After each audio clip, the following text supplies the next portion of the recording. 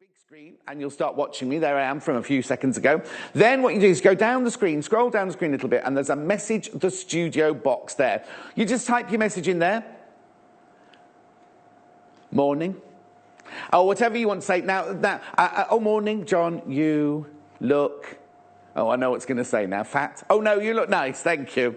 And you press send your message, and it comes straight through to producer Hannah in the gallery. Now, that message is for if you want to get a message to the gallery, if you want to ask Sammy or one of the, Sammy and Joe today, if you want to ask them a question, anything that you want an instant response from, or, oh, how did you do that? Can you let us know how to do it? I'll tell you how to get in touch if you've got other issues that you want to ask about. But first of all, if you scroll down the screen there, you see that's all the fabric. That's yesterday's fabric, obviously, because we only just started today's show. In a minute, all of that will disappear, and everything that we show you from today's shows will be listed underneath that screen there. So you can just click on it and pop it in your basket. Also, when the sale or the auction is live, what you can do is while you're watching on the web, you can go up, keep going up, keep going up, keep going. Oh, there, press add to your basket, right? Add to your basket.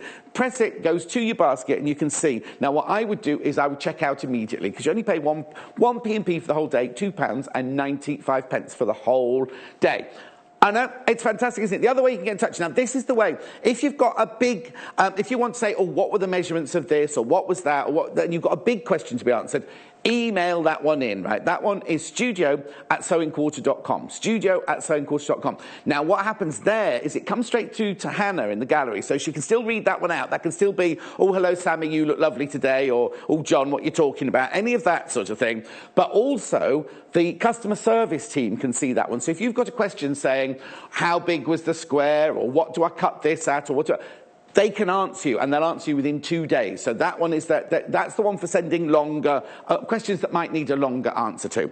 Now, we're starting off, oh, look, with this beautiful, beautiful, beautiful, well, it's kind of, is it a necklace? Is it an adornment? It's like something that somebody would wear to the Oscars, you know, a big, big statement piece. It's lovely. We're just going to show you, Sammy's here to show you the techniques of how to make that. I've also got a lovely book. Look at this, a really lovely book. It's very, very popular, this one. The Encyclopedia of Embroidery Techniques, because we're going to be doing a bit of embroidery. There we are. Oh, it's £12.95. I'll go through it properly in a minute, but it's got everything you need to know about embroidery. That's £12.95. Also featuring in this show are these lovely fabrics. They're the linear fabrics. And what they are, they've got a print on them that make them look like a linen, but they're not a linen. They're a really good quality cotton, and the print on them makes them look like a linen. I've got 4 colours available for you today. Starting at the top here, we've got the duck egg there, which is more like a teal than a duck egg, because duck egg blue to me is like a bluey grey. That's definitely got a green to it. £4.95 for half a metre. Remember, we do sell our fabrics in half-metre increments. So, oh, there it is. Have a look at that, right? Look at that. That's a close-up of the fabric there. It's lovely, isn't it? Because you can there see that's a pattern on the fabric. We've then also, so that one's the duck egg.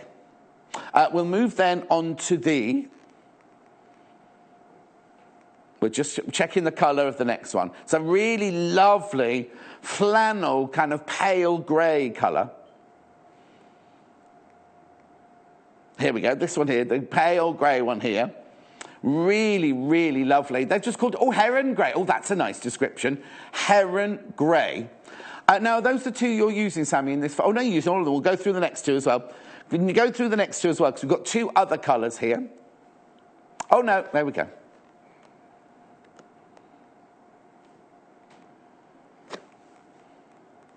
Okay, moving on to the other 2 colours. That's lovely, isn't it? Now, you've seen that one before. That's the tea rose. That's like a Victorian tea rose. Now, I would have said, to be honest, a pale terracotta. That's more of a pale terracotta, that one. And then last but not least, I've got this lovely one here. Now, I've got to check. I've got no televisions working in the studio, so I can't see where you are at the moment. Oh, there it goes, back. Just wait to see the colour of this one. There you go, mustard. I thought it was mustard, that one. £4.95 for half a metre. Now, I just want to explain to you, when you buy, because we sell the fabric off the roll, only when you buy fabric off the roll like this, it comes in a gorgeous box, right? Now, what you don't want when you bought a piece of fabric is to be just shoved into a carrier bag, do you? So only when you buy fabric that's cut off the roll, comes in this lovely box, tissue wrapped with a little sticker on it and everything. And that's exactly, I mean, it's lovely, isn't it? The way it arrives is just beautiful. Anyway, let's get on. Sammy Claridge is here, dying to get on with her project. So, here we go. Good morning, good morning, good morning. Another kiss, kiss, kiss, kiss. Mwah, mwah. Right. Now, this is lovely. It's very unusual, isn't it? Thank you. Yes, a friend of mine has a nickel allergy.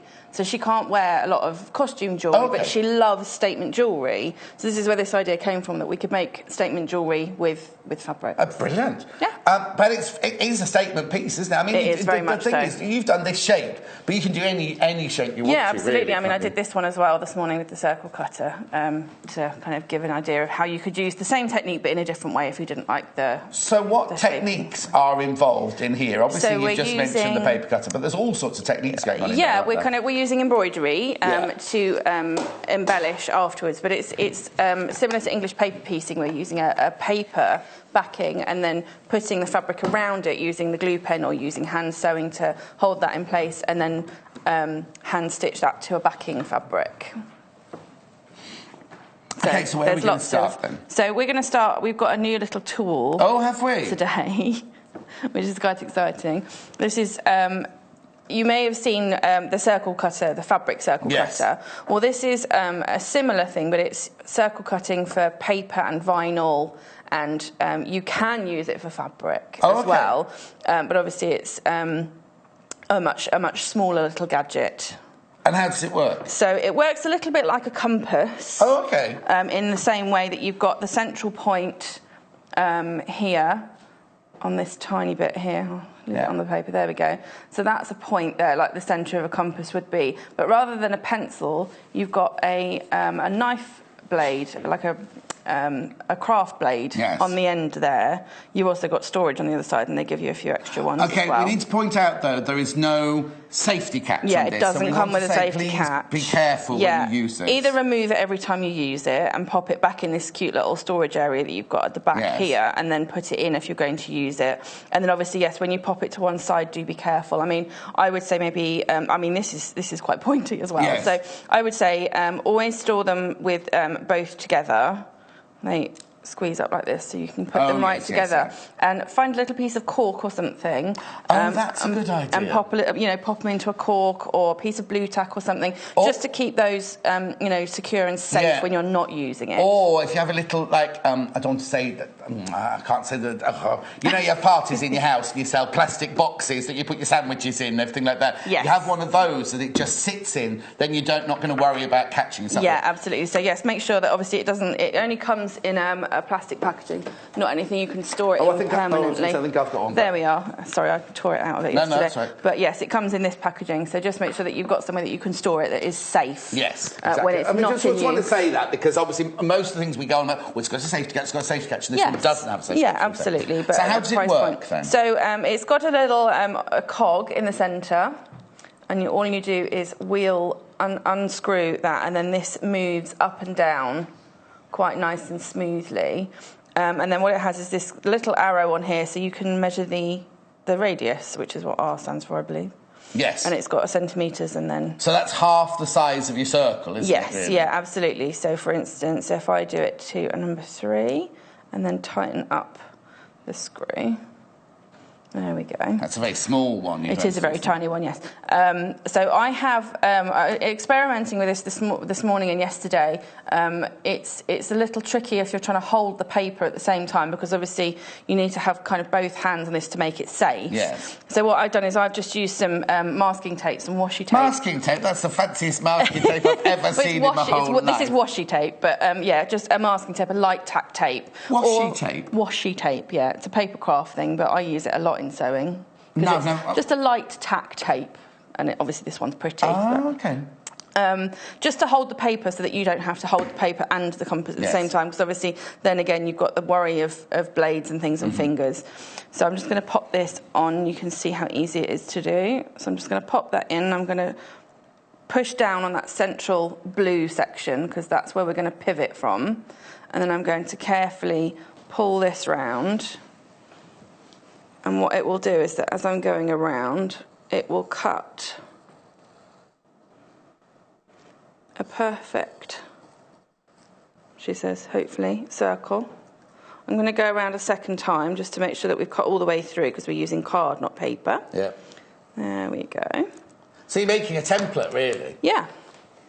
But obviously it's a perfect circle. So you just said you can use it with this, with vinyl. It says on the thing leather as well, doesn't it? Yes, leather and vinyl. And you can, if your fabric is sturdy enough. I suppose you could use it for the odd fabric as well, like you just said. Yeah, well, I did have a go with some fabric this morning. Yes. And obviously I just used the linear because that's what I had. I would say that if you did want to use it, to iron and interfacing on the back, because what happened, that was obviously when I was using this, it was moving around, even though I taped it. Your washi taped it. Yes. Obviously when you're turning it, it's going to pull and manoeuvre, so you want to make sure that you tape it down or interfacing so it's a little bit stiffer. If you're doing applique and you put your bondino on the back as well. Yeah, that will help. Yes, again, because you've got your paper on the back already, so that kind of holds it in place. Fantastic. So it does work. So how much are they? £3.95? Yeah. Just looked up. Sorry, amazing. Timmins compass cutter, £3. Add it to your basket. Add it to your basket. I mean, you could barely get a good, drawing compass for that price, would you? So I'm just going to close that bucket. Have you finished with that for the time being? I have for the moment, although we may have a go again later. No. I was thinking about putting it in the little back in the drawer. I'm just going to pop it over here, so it's really far out enough of away the way. from both. Yes, I'm not going to poke my hand with it. So I've done a few circles already. This is what I was practicing with this morning. I've done quite a few. I got a bit overexcited and cut quite a few. Perfect. Just move that out of the way.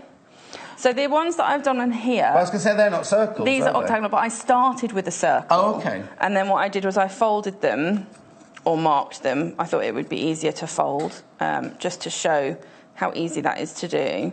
So you can see there, I've just folded it into in half, and then in half again, and then obviously unfolded it and folded it in half. So I've got kind of 8 So if you wanted to sections. Make a 6, it could only work on an even number, couldn't it? Yes. So but if you again, wanted easily... 4, 6, 8...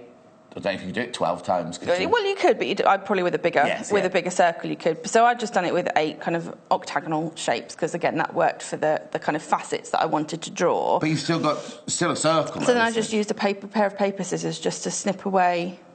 Oh, to cut between the points? Yeah, let me show you. Yes. So I would have just cut across from each edge of each fold to the edge of each fold, which then would give me an octagon. Same if you wanted to do a star shape or something like that. Obviously, that'd be a bit more tricky with kind of the paper piecing technique, but there's no reason why, if you wanted to, like you're saying, using bondino or bonder web or something. Yes. Obviously, we folded them over to create that smoother. There's no reason why you couldn't do any shape you like with these. Yes. And, to create your gem shapes, heart shapes or whatever. And for you to have a raw octagon edge. Because it's like a gem shape. Yes. Yeah. So that, obviously, and then you would just cut those extra little bits away, and that would create your tiny little gem. Oh. So they're the facets. They're the facets. So, yes, you'd end up with something that looked a little bit like this. Obviously, I've got my glue pen on there still. There we go. So that's what they end up looking like. Are they the ones you actually did there? Or that's smaller than? Yes. Yeah, that's the one I actually did. That's fantastic. Okay. And then I did a few different sizes, larger and smaller. Yeah. And again, with this one, obviously, I did a larger one in the centre and then 2 slightly smaller ones. And again, I kept them the round shape with these, kind of so more like the top of a diamond, which has been kind of from above or whatever. What's that called? The top table. Top table.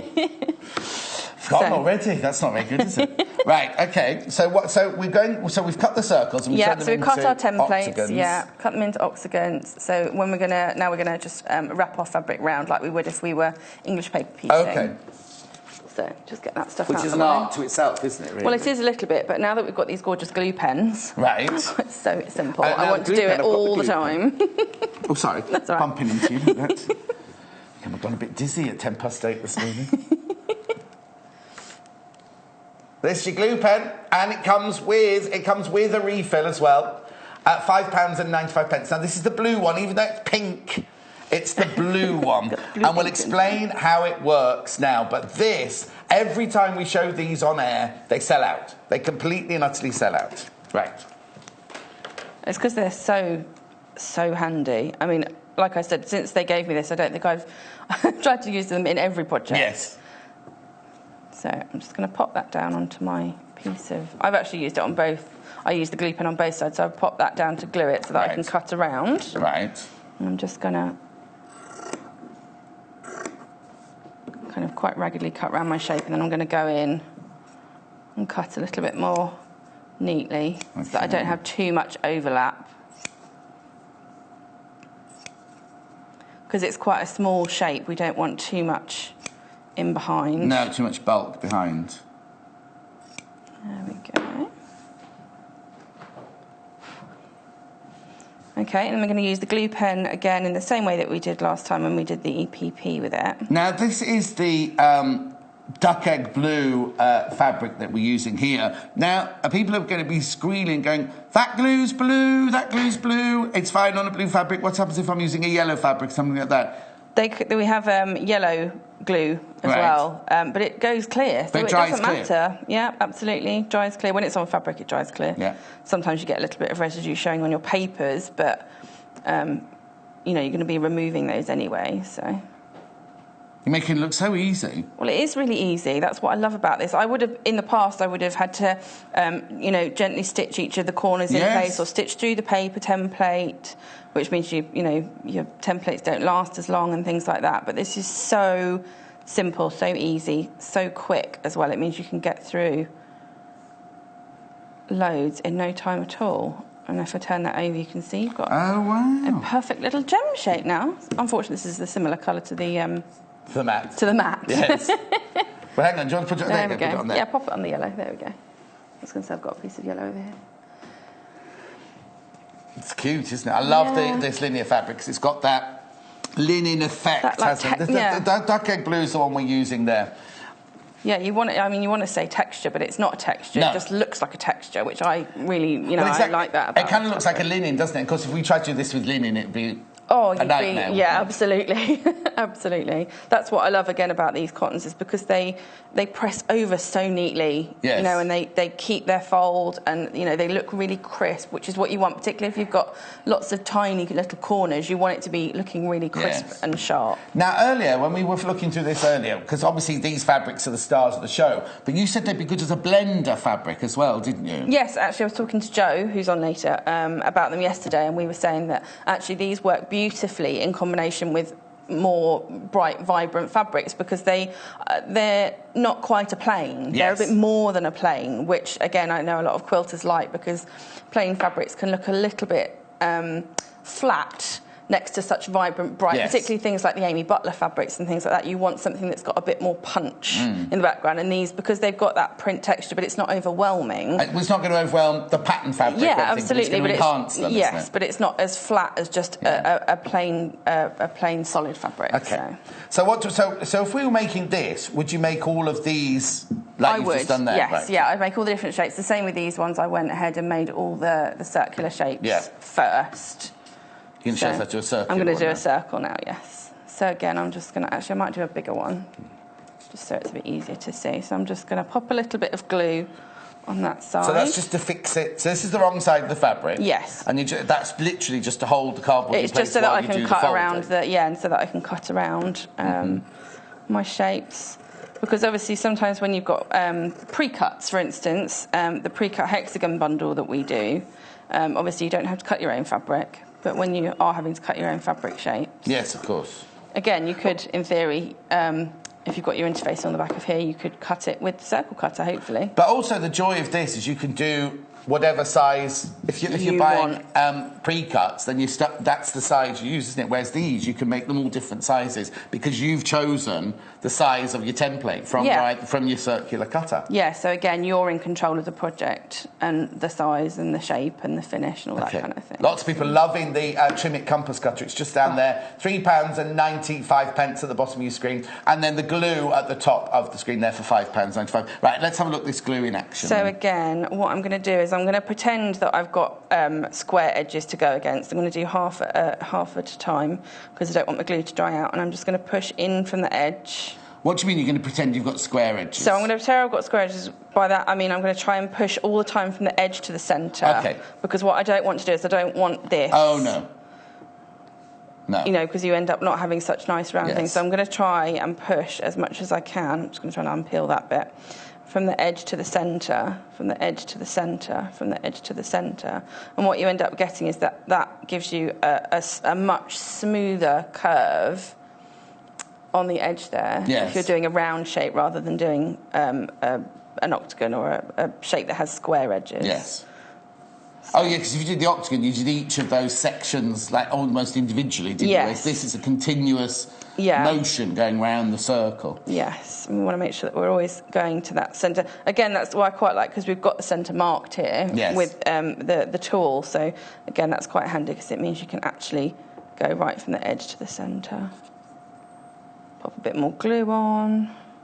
Glue, £5 and £5.95 for the soluble glue stick and the blue refill as well. But don't worry about the blue; it does dry clear. Yeah, absolutely. There we go. So I'm almost round now. You can see it's creating kind of almost like if you were to wrap a round present, like they show you. Never buy a round present because it's difficult to wrap. You should ask our friend Jane Means. She's wicked at wrapping presents, round, unusual shaped presents. Now, you can, if you didn't use the glue, I tell you, because when we made our Suffolk puffs at the weekend, what you'd do is you'd run a gathering stick through and have to pull it up and then... Yeah. Yes, or yo-yos, I think they call them in the States, don't they? But also, when you do it with the gathering, you don't get such a... No, you do get that kind of little pocket again because the glue holds it down so tightly against that paper template. You do get that really gorgeous, clean. If I pop that onto the yellow, you can see how circular that is. Really clean line around the edge. How gorgeously round that now is. Makes me very, very pleased. Makes you happy. It does. That's nice. Doesn't take a lot, to be honest. Right, so what's next then? So the next thing I did was, again, for this I cut a paper template for the backing piece. Right. But when I took it out, I ripped it. So I just, I'd cut all my shapes and I placed them out on a piece of paper and then drew around the piece of paper to make sure I had the right size for the shaping that I wanted for the breast. Well, also, you want to cut the piece of paper because something, you see, that might look big to you on the table, but when you actually get it up on your body, or if for somebody very petite, you might want to make it slimmer or longer, so you can use the paper pattern. Because I've got quite a wide chest, sometimes I find that necklaces that are a little bit wider sit better on me, whereas someone, like you say, who's more petite, something slimmer and longer would be more appropriate. So. Okay. So you're doing this shape for the one. So yes, I've done this shape because I wanted to show the circles particularly. Okay. And then we're going to do the facets, and I'm going to sew some facets on this one. Okay. So I just cut myself a paper template. All I did was fold a piece of card in half and kind of wing it, if you like, and just do a shape that I knew that I had worked before. Yeah, it is really. And then obviously that just means that you get it even both sides if you've cut it all at once. Got bits of fabric from my other one on here. And what I would probably do is I would cut 2 of these, and then we would put the other one on the back side. Once it's... Like we've done with this one. Yes. So I've cut exactly the same twice, and then sandwich those together and stitch them all the way around the edge, inserting the ties on the back. So I'm just going to, again, use my glue pen in the same way that I did before. Oh, okay. And again, use it almost like a giant piece of English paper piecing. Yes. So again, the fabric there that Sammy's using is the mustard linear texture fabric by Macawa. In the mustard, £4.95 for half a metre. And the glue stick, the glue gun, no, hang on, glue stick, £5.95. But you get the refill with that as well. And we do sell, if you've already bought the pen, we do normally sell the refills as well. They sell out so quickly, we just wait for the next batch to come in, but they'll be in very, very soon. So again, I just popped the glue on one side, turned it over, and I'm just cutting out roughly. Move that out of the way. Right, Hannah's worried that you're making a tropical banana. Well, it is going to look a little bit like a banana. Well, no, once it's done, it's not, is it? It's just, I thought the yellow showed off. I think she's hungry. Well, yeah, I'm not surprised. She needs to stop eating the sweets. They're going to make her hungry. I've moved them. I've hidden them. Have you? Good We've job. got a big bowl of sweets that's meant to be for guests when they come to visit. And Hannah it's like a great big goldfish bowl like this, right? And it's full of sweets. And Hannah just sits at her desk like this. She's on Slimming World, but she just sits there eating sweets. I've hidden them. It's very helpful for all of us that you've hidden them, to be honest. I'll tell you where they are. No, don't tell me, please. Right, what are you doing now? So I'm just cutting, again, I don't want too much fabric to be at the corners, so I'm just, because I imagine I'm going to be folding these in. Yes. So I've just cut away some of the excess at the corners. Oh, okay. A bit like I would if I was, sewing 2 layers together. Yes. I was going to just cut away the excess so that when we fold them in, there's not too much bulk. That's like the lollipop pattern yesterday that Joe did, and it had the 2 notches like that so there wasn't bulk around the bottom. Because that's miserable. And then I'm just going to cut some slots in this because again we're dealing with a little bit of a large piece of fabric, and we don't, whereas we can get away with the little creases in here and the excess fabric, we don't really want that to be in here. And also, I suppose, if you've got a fray fabric, a fabric that likes to fray, not a fray fabric. Like a linen, for instance. Like a linen. The glue gun will, I keep calling it glue gun, sorry, the glue stick will stop it fraying while you're working on it, won't it? Yeah, well, it'll hold all those threads in place, and you can see from when I had little bits of fabric on here from the other day, it holds them quite well. Now Sammy's using her favourite scissors there, the gold coloured plated scissors. Rose gold coloured, yeah, I love them. So, again, I'm going to work from the middle to the edge, like I would if I was doing any shape of this kind. The little ones are gold-plated. These are gold-coloured. Embellished Rose, gold-coloured, 21 centimetre. Premium dressmaker shears. Not only are they sharp and lovely, they look gorgeous, don't they? And you love rose gold, don't you? Yeah, I do. I have rose gold laptop and phone. Yes. Have you got rose gold taps in your bathroom? No, I Swans? don't. No, my bathroom's very silver, actually. Oh. But I'm a mixed metal kind of guy. You can see I wear mostly silver jewellery, not rose gold at all. But so you're just using the glue pen to go round. Now it's making, again, a very, very sharp edge because you're able to push right against that board. Yeah, that cardboard. This is just... you probably saw when I had the pink one out, this is old file dividers, which I find is like the perfect weight of cardboard for doing kind of crafts and stuff, because it's kind of stiff enough that it holds its shape if you're doing something larger, but it's not so thick that you can't cut through it and that you can't manoeuvre it out when you're taking it out. Yes. Plus, it's a nice way to use old stationery rather than having to keep buying more paper. No, you've got recycling. Upcycling, isn't it called? Upcycling, yes. Repurposing, they call it now, don't they? What? Repurposing. Oh, repurposing. Fancy word for what we used to call recycling. Yeah. There we are. Okay. So you can, with these slits, I haven't cut them right down to the corner because otherwise you get little fluffy bits coming up. All you want to do is, again, we've actually cut this kind of slightly on the bias this time. You just want to get that really gorgeous curve running through. I know we haven't started the embroidery yet. Lots of people asking about the embroidery book. Sammy is going to be doing some embroidery stitches in a minute. I'll just show you this very quickly. The Encyclopedia of Embroidery Techniques. Very, very useful if you're going to take up embroidery, because it gives you making a start, all the things you need, and then we go on to lots of tips. I'll just move it across for you. All the tips that you need for embroidery, and then here are the techniques. You see, very, very simple instructions, surface embroidery, and then down there all the different styles and everything, all the different work that you're going to need to do there, the crewel work and everything like that. Now, if you like Hannah, she didn't even know these stitches existed. Look at that one. Look at that fascinating one there. They're just incredible, like a rope stitch and everything. Fantastic. The whole book. Look, you can create fabulous pictures, all from embroidery. Hannah's going to take this up, apparently. Anyway, the whole book then, £12.95, the Encyclopedia of Embroidery Techniques. We will get, it's by Pauline Brown, we will get to some embroidery in a second, but we just need to get on with the making. Lots of you have seen it, want to have a look at it. Yes. I must admit, they showed me that book the other day and said, oh, you know, can you have it on the show? I was like, absolutely. I went and bought one. Oh, wow.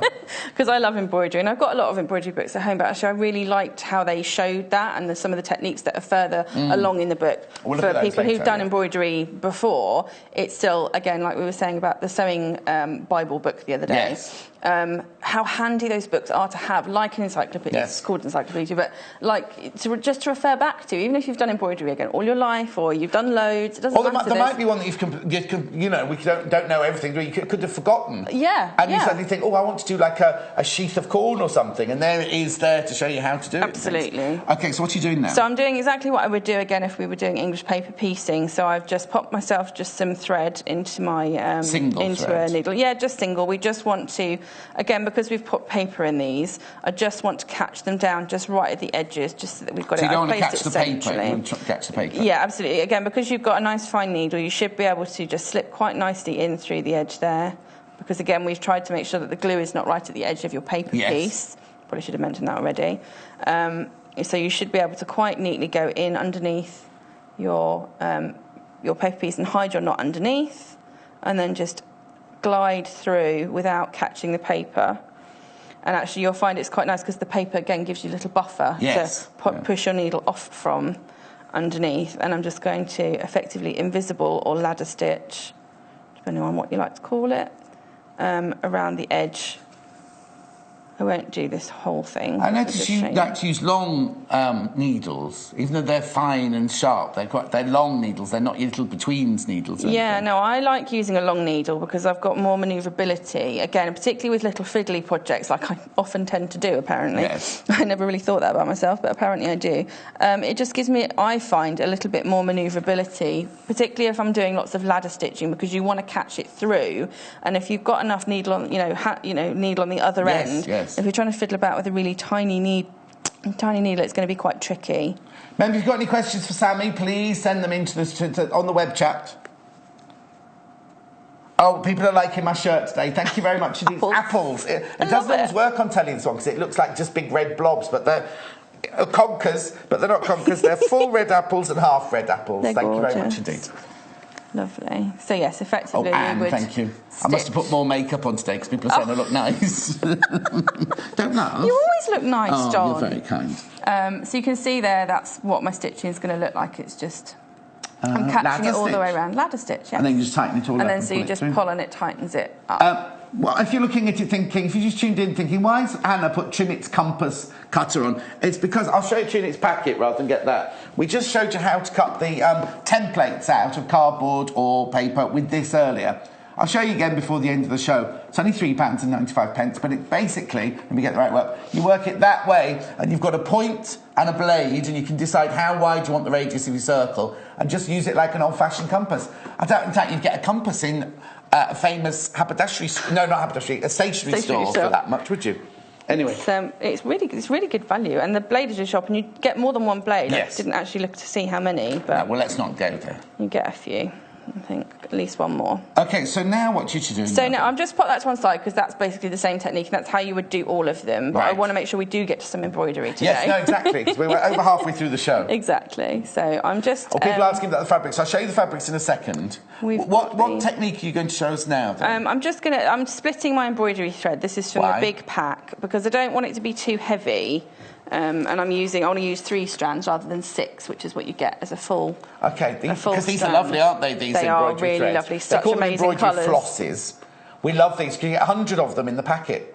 I know. Look at the colours. Now they're not 100 different colours. Look, you can see you get repeats of the same colours, but you want that.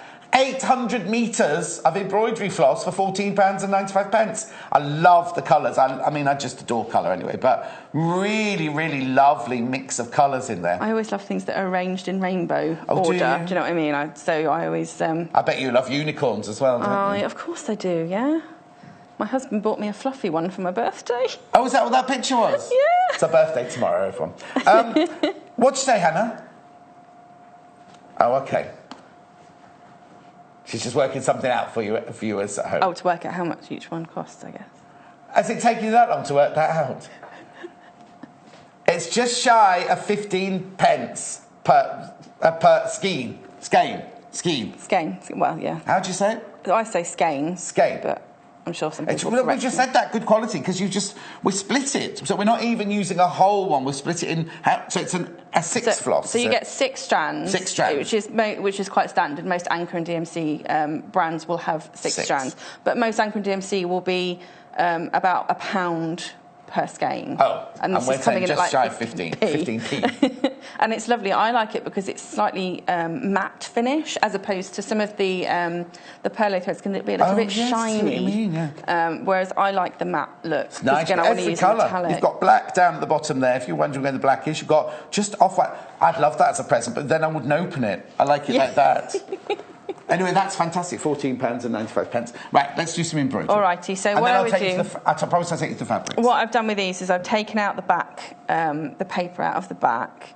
And then how do you do that then? Do you want me to show, yeah, sorry, show you on this one? No, that's fine. That's fine. I've just taken my thread off here, haven't I? So all I would do is that I would give this a really good iron. Yes. Once I'd stitched all my pieces on. Yes. And then with this piece, I would peel this. You don't have to do the away. whole thing, just I didn't have to get that. Yeah, so you just basically, with this, you peel the outside away, and obviously ironing gives you that fold over. Yeah, of course. I use the paper to cut a piece of interfacing.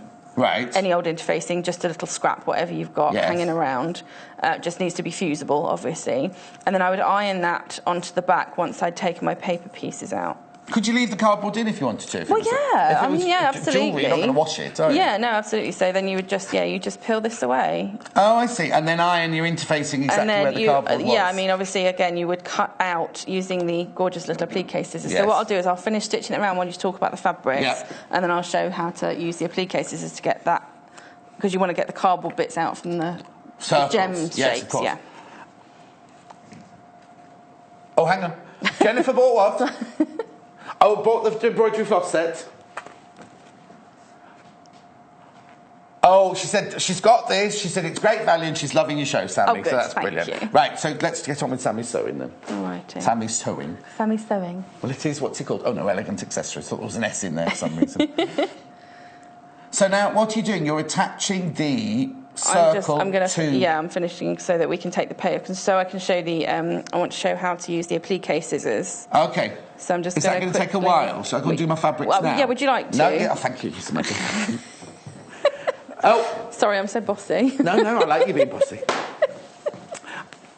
Fabrics. People loving this because it's not actually linen fabric, but it's a linear fabric, what they call a linear fabric, which has got a print on the top of it. We're starting with the duck egg. Now, I'm going to be a little bit controversial here because I'm actually going to tell you what colours I really think they are, because they've called that duck egg, but I would not call that duck egg, I would call that teal. What, you agree, Sammy? Yeah, I would call it teal. It's definitely a rich teal. It is the linear texture fabric. It's £4.95 for half a metre. Remember, we sell our fabrics that we cut off the roll in half-metre increments. So you can have, the minimum you can have is half a metre for £4.95. Then you can have as much as you like, up to how much we've got in stock. £4.95 for half a metre. If you buy on the web, remember that half a metre, it says quantity. Quantity of one is half a metre. So if you're buying 1 metre, you need to buy 2 quantities. It's just simple like that. So that's the duck egg. Moving now on to the heron, I think we called this. Heron, which I think is a really lovely name for it. It's like a very, very pale flannel grey, old-fashioned school uniform flannel grey. Really, really lovely colour there. Again, £4.95 for half a metre. The heron grey, which is the most popular so far. Oh, this is the most popular so far. This is the most popular. I can see why. Tis lovely. Then let's move on to, now, one that I would call it, not mild, gentle, pale terracotta. Pale terracotta. But it's called, yes, we put this one on once before, it's got tea rose. It's tea rose. Now, I would call, yes, tea rose is more pinky in this. This has got more terracotta orange in. But if you order it, you need to order the tea rose. £4.95 for half a metre. I'm just being honest with you because I don't want you to get home thinking, oh, I've ordered tea rose and it arrives and it's a terracotta colour. That's all. And then last but not least, we've got mustard. Mustard, this one is called. We like this one because it's a slightly more bold, this one. And that's the one that Sam is using to make the base of her necklace that she's doing for you there. Graphics are coming in. There they are. That is the mustard. Oh, sorry, I'll get out of the way of that. It's because we've moved everything around and I'm bumping into everything. £4.95 for half a metre. Give us a call, 0800 112 44 33. Or of course you can go to sewingquarter.com and put them in your basket there. But do check out. Lot of you asking about the book, the Encyclopedia of Embroidery. Oh, well, I need to put it on the table if I'm going to go. I'll take it over there in a second because I can't flick through the pages. Come over with me. There's the book. There's the book. Come over with me. You on the ironing book? On the ironing. No, I'm done. Right, let's go through this book. Do you want it on overhead or do you want it on number 2? Right, let me just put it in the middle. Yeah, that's fine. Carry on. We'll just have a look at the book because people want to see more of the techniques that are in the book here. So this is the front of the book, obviously. The Encyclopedia of Embroidery. Techniques book by Pauline Brown, £12.95. Right, so I got two. It's got all what you need to have, needles and things. And then we get on to the techniques. And this is where we were earlier. So look at all the different... now, it's like you said, Sammy, earlier. Maybe you used to do a lot of embroidery and you've just... if you've forgotten how to do just a simple ball shape or the satin stitch there. Look at that lovely... Now, wouldn't that have looked lovely on that fabric we had just there? You know the feather fans fabric we had just today? That is almost exactly the shape, isn't it? Isn't it? But then look at this. I know. There's such... Oh, there's a fan. There's a feather fan there. It's because they've done drawings and shown you the example. I think that's why I ended up buying it. Because I was like, that's great because it shows you how it actually looks and it gives you a very easy representation of how it does it with, forwards, in, behind and over the top and... It's really good explanations. I like the intricacy of it is beautiful, isn't it? So, look, that's unusual, isn't it? What's that called? I haven't got my glasses on again. It's like that's almost like a lace making technique, isn't it? I would say. An insertion stitch, that one. Nice. That's nice. And then all the trellis, crewel work. Not cruel as in you, thing is really lovely if you've got a lace trim and you want to add it to something, or you've done like a little crochet trim and you want to add it to an existing t-shirt or top or something. Those techniques are really useful for that. Laid work. I'm hoping they'll let me use this book as an example to show some more embroidery techniques. Oh, now needlepoint, I could go on for hours, look with this. Yeah, keep going. So eyelets, it's got everything in it. Square stitches, counted thread embroidery. I mean, it's got everything. Look at this. It's just got everything you could need to. Metal thread embroidery. I've got to get on because we've only got 14 minutes left and we haven't got half a necklace. Oh! Sorry. So this is what I want to show later on. This is using dissolvable embroidery backer. So it's like a fabric. Yeah. And then you embroider onto it either by machine or by hand. Machine's better because you can get lots more stitches. And then you drop it into water and the backing just drops. No. It disappears and dissolves away. Yes, it's on its way. Are we allowed water on the set? On its way. Health and safety with Jay and everything. That's all right. I'm sure we'll be fine. Applique. I know how to do applique. That's I'll move on from that one. Yes. I know about exactly applique. What we're doing now. So I don't need to look at that. Machine applique, shadow applique, quilting. It's got everything. Yeah, but quilting embroidery. So there's more... Oh, are they underpants? No. They look like my front size, don't they? No? What's it? Renaissance cutwork, sorry. That's what I meant. Renaissance cutwork. That's what I meant, not underpants. There's a lot of that in the shops at the minute. And a lot of this kind of, Oh, now this. Embroidery. I've got from my nan that she gave it to my mum, and then my mum gave it to me, like table linen with all this work going on. Embroidery on glow, Oh, lovely. Okay, that's... Oh, sorry. Don't worry. Oh! Landscapes. This is kind of, again, machine embroidery techniques. Oh, Hannah will love that. That's embroidered, Hannah. Yeah. She's just asking if it's embroidered. Yeah. It's Sophie has combined applique and free motion embroidery on that one. I love it. Oh, Hannah. Oh, where's Hannah's favourite animals? Let's have a look. She likes the what? There's no fish. She likes fish. Oh, no. Oh, we'll have one of those. We could do Hannah, couldn't we? We could. Oh, no. Ribbon embroidery. Aren't we doing something like this later? A bit. Anyway, all that, you get all of that for £12.95. I've spent way too long looking at the book and not enough time talking to That's right. The Sammy. embroidery I'm doing is very straightforward today. I'll show you again before we finish. So I just want to show the applique scissors quickly. Yes. These are brilliant. Yeah, they are really handy. So these are the duck-billed applique scissors. We sell these. They're amazing. You see, they call them duck. But it's more like, what's those fish that put all the pelicans put all their fish in the... I would say they're more like pelicans. So, close up on this, So in order to get the paper out from behind, like you would, again, if you were English paper piecing, this is what these give you a hand with. They also really helpful if you're doing reverse applique. Yes. So what they do is that this bill section here, because it's got a really gorgeous wedge on the blade, you can see that there. It's not only duck-billed, it's also wedged because it's narrower and then wider. What that does is that lifts the fabric away whilst you're cutting so that you don't cut the underlayer and you can get really close to the edge that you stitched. And then what that duck-bill does is it lifts it up so that you're not fiddling. If you're using normal scissors in there, you're going to be worried about cutting underneath. And you can't get very close to the edge because you're worried about poking it through, and this doesn't do that, so you can get around there beautifully and speedily. And just get it out of the way. And also they're a lovely angle, aren't they? They are, again, because you can hold them up and cut. You can see how flat I was doing that. You'd be...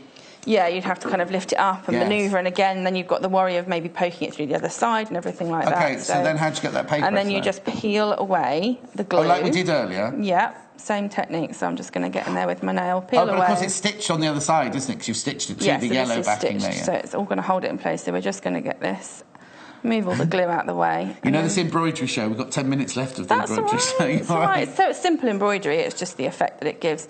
And then you can just remove your shape. And then it gives it nice. So that's basically your applique in the same way. Brilliant. Okay. Let's do some embroidery. So then what I've chosen to do is I did a lighter and a darker. That's the lighter one there. Yeah. So I did, on this one I did lighter and darker. So I did lighter, and then I embroidered on the other side I did darker. And so did you take kind of three-dimensional those stitches out of the booklet, that book there, or did you? These are just straight stitches. Okay. But again, it's the kind of embroidering over, and then obviously I did little catch stitches on this one. I don't think you can see it very well, which is a shame. But yeah, we've used the gold thread. Oh yes, to make effectively what looks like little claws holding the jaws. Oh, like gems this. in place. I think you can see it better on this one. There we go. So it looks like little claws holding the gems in place, which is what I love about this thread. It's so sparkly. Got that thread in both silver and gold. Oh, it's got a big label on it, sorry. Silver and gold. There's the gold one in your main graphic there. I'll turn it around that way.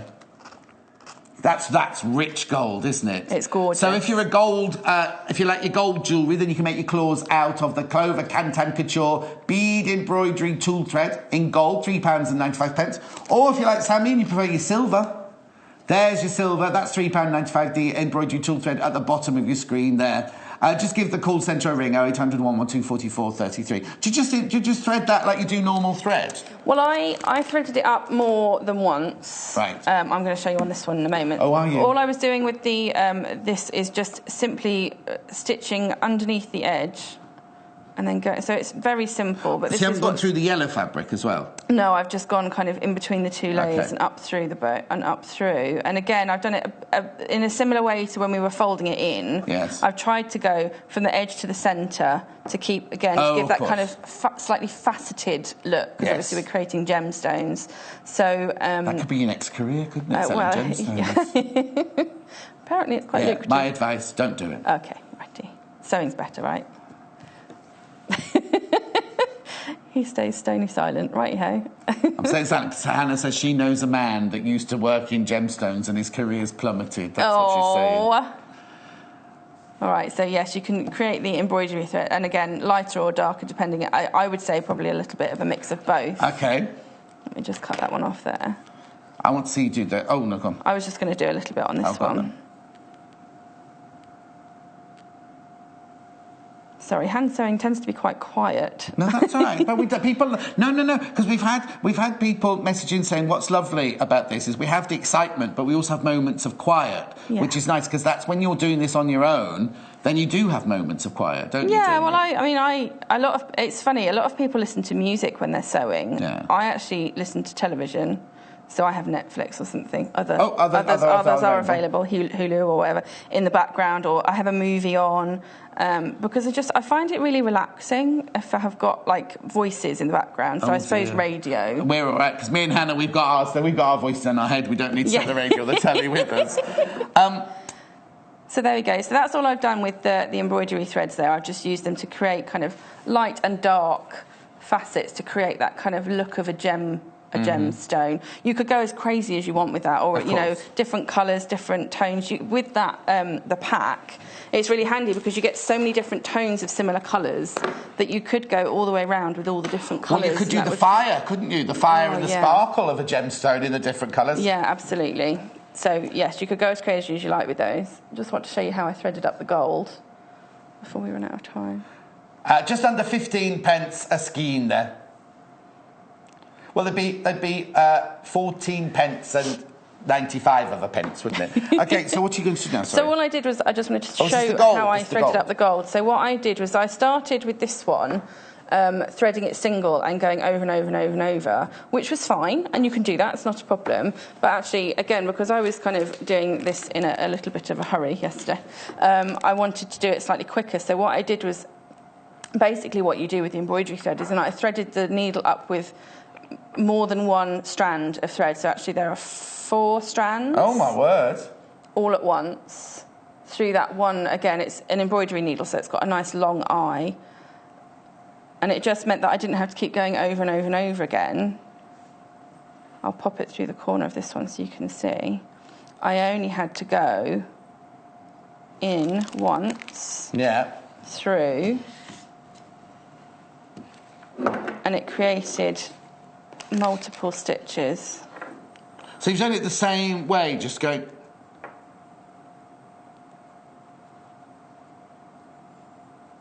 That's why you have to be careful, so when you've got so many threads... Just yeah, make sure that's fine. This is good stuff. It's, good quality metallic thread. So it's, but you can see there, it's done a little claw by doing one stitch. Because you've used multiple threads. You could do like little dots on it as well, like fool's gold. Like, that would be lovely. Lapis lazuli with the little dots of gold. Yeah. But yeah, we're lucky with this thread because it's a good quality one.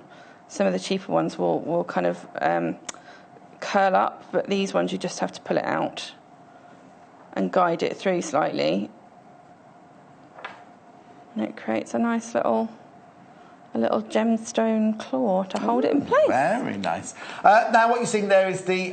what you've got on screen there is at the bottom you've got the gold thread that Sammy's using, and on the main screen you've got this amazing pack here of 800 metres of embroidery floss in all different colours for £14.95. And a lot of you are asking about the book, and I'm not surprised. There's so much going on in this book. It's got Sammy saw this the other day, and she's already bought it. She's already bought it, and she's already got embroidery books, and she knows how to do embroidery. I do. The Encyclopedia of Embroidery, it's not just for beginners. It's fantastic for beginners, but if you just want, there might be techniques in there that you've never heard of, you've never done, even if you've done embroidery classes. Yeah.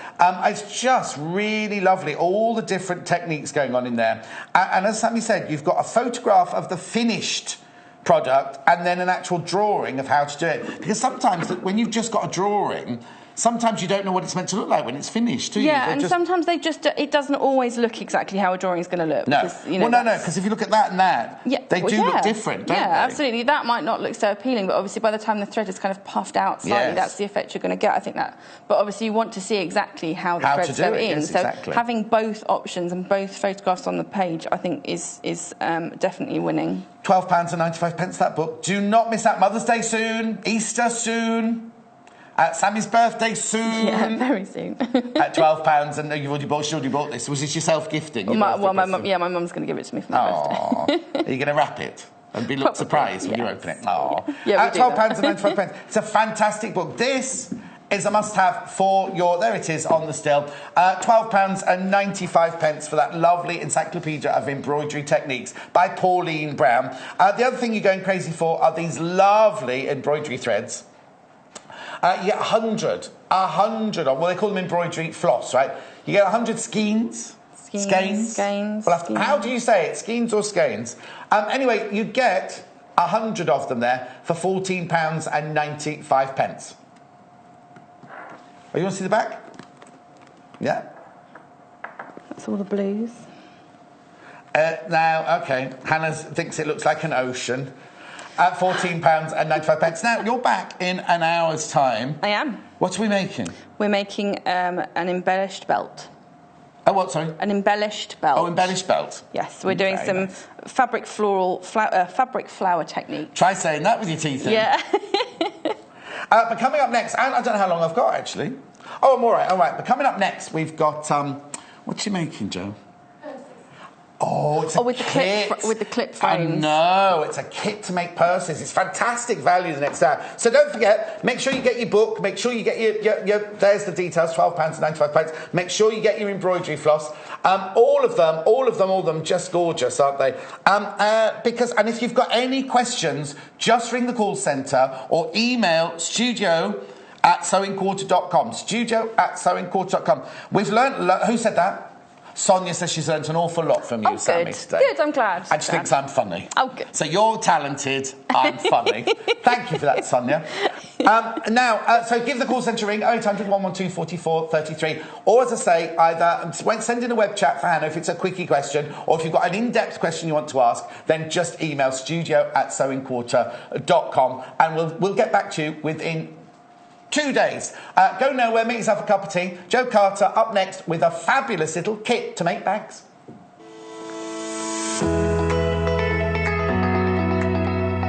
My name's Jo. I'm predominantly a soft toy designer, but I also do some quilting and smaller scale sewing projects. I began sewing with my mum when I was really small, so it's something that's always been around at home. But then I worked for 10 years as a soft toy designer.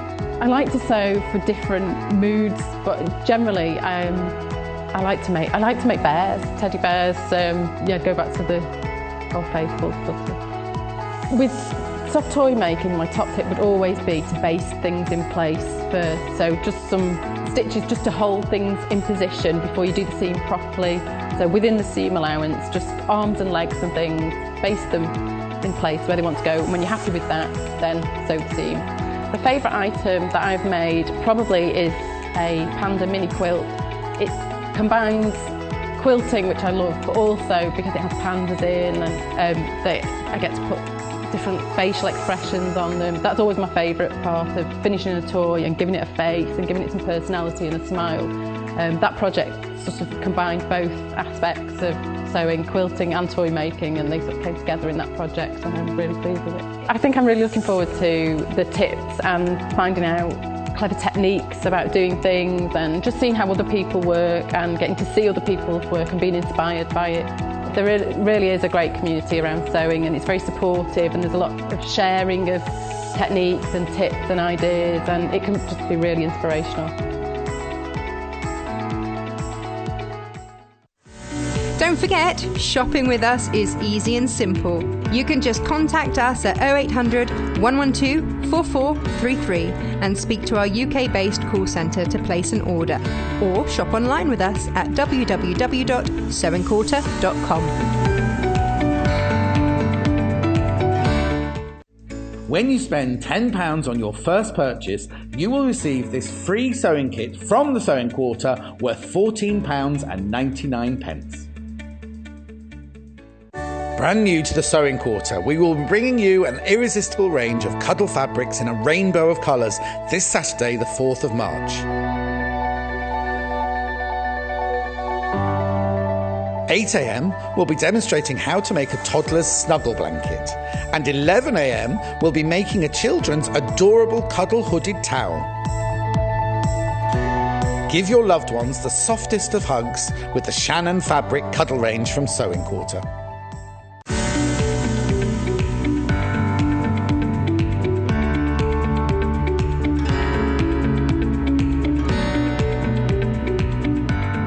Cuddle fabric in that advert just then that I did the voiceover for. I think was it on at the weekend? I think it's on a Saturday. Yesterday it was on the table. Ooh, that's all I'm saying. Anyway, look at these. Look at these. You could make any one of these. I've got a kit for you now. you're going to be able to, all 5 of these clasps come in the kit form. So you could have this one, which would be like a lovely evening or makeup bag, couldn't it? Then you've got this one here, which is like a little change purse, isn't it? Now Hannah calls hers her car parking purse. Then you need this is what I need, for your glasses. Or, when Mandy Shaw was on the other day, she had one of these, she kept her pens in it.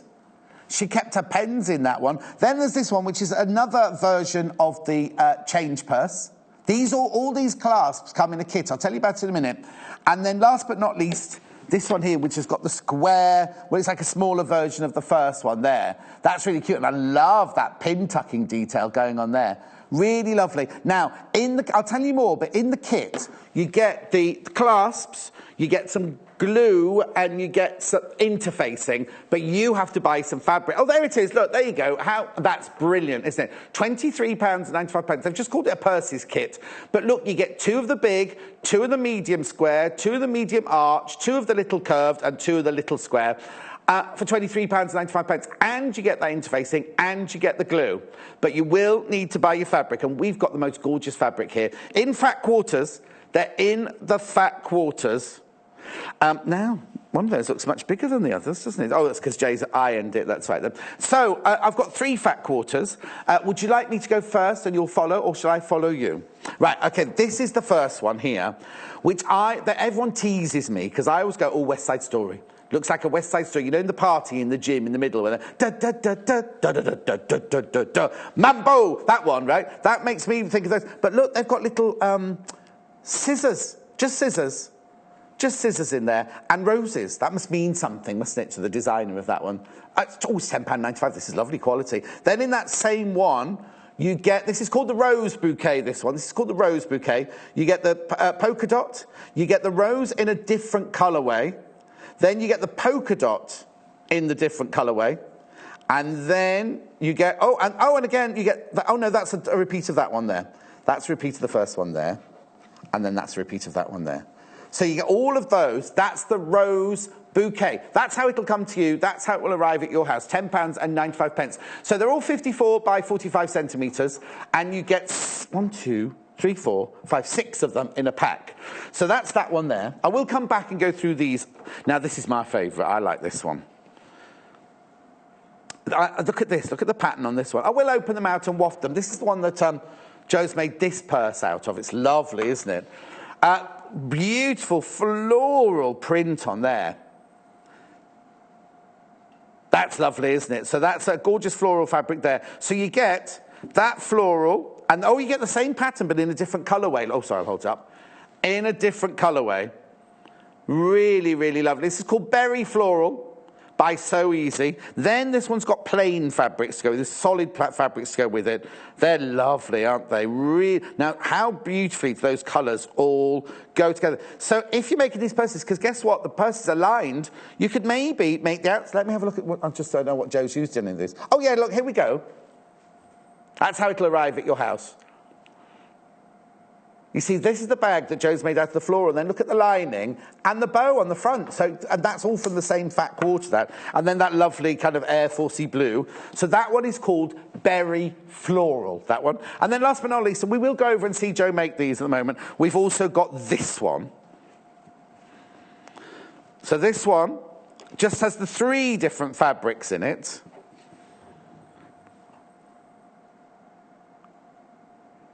That one will be called Rose and Spot, is it? Or something like that, I don't know.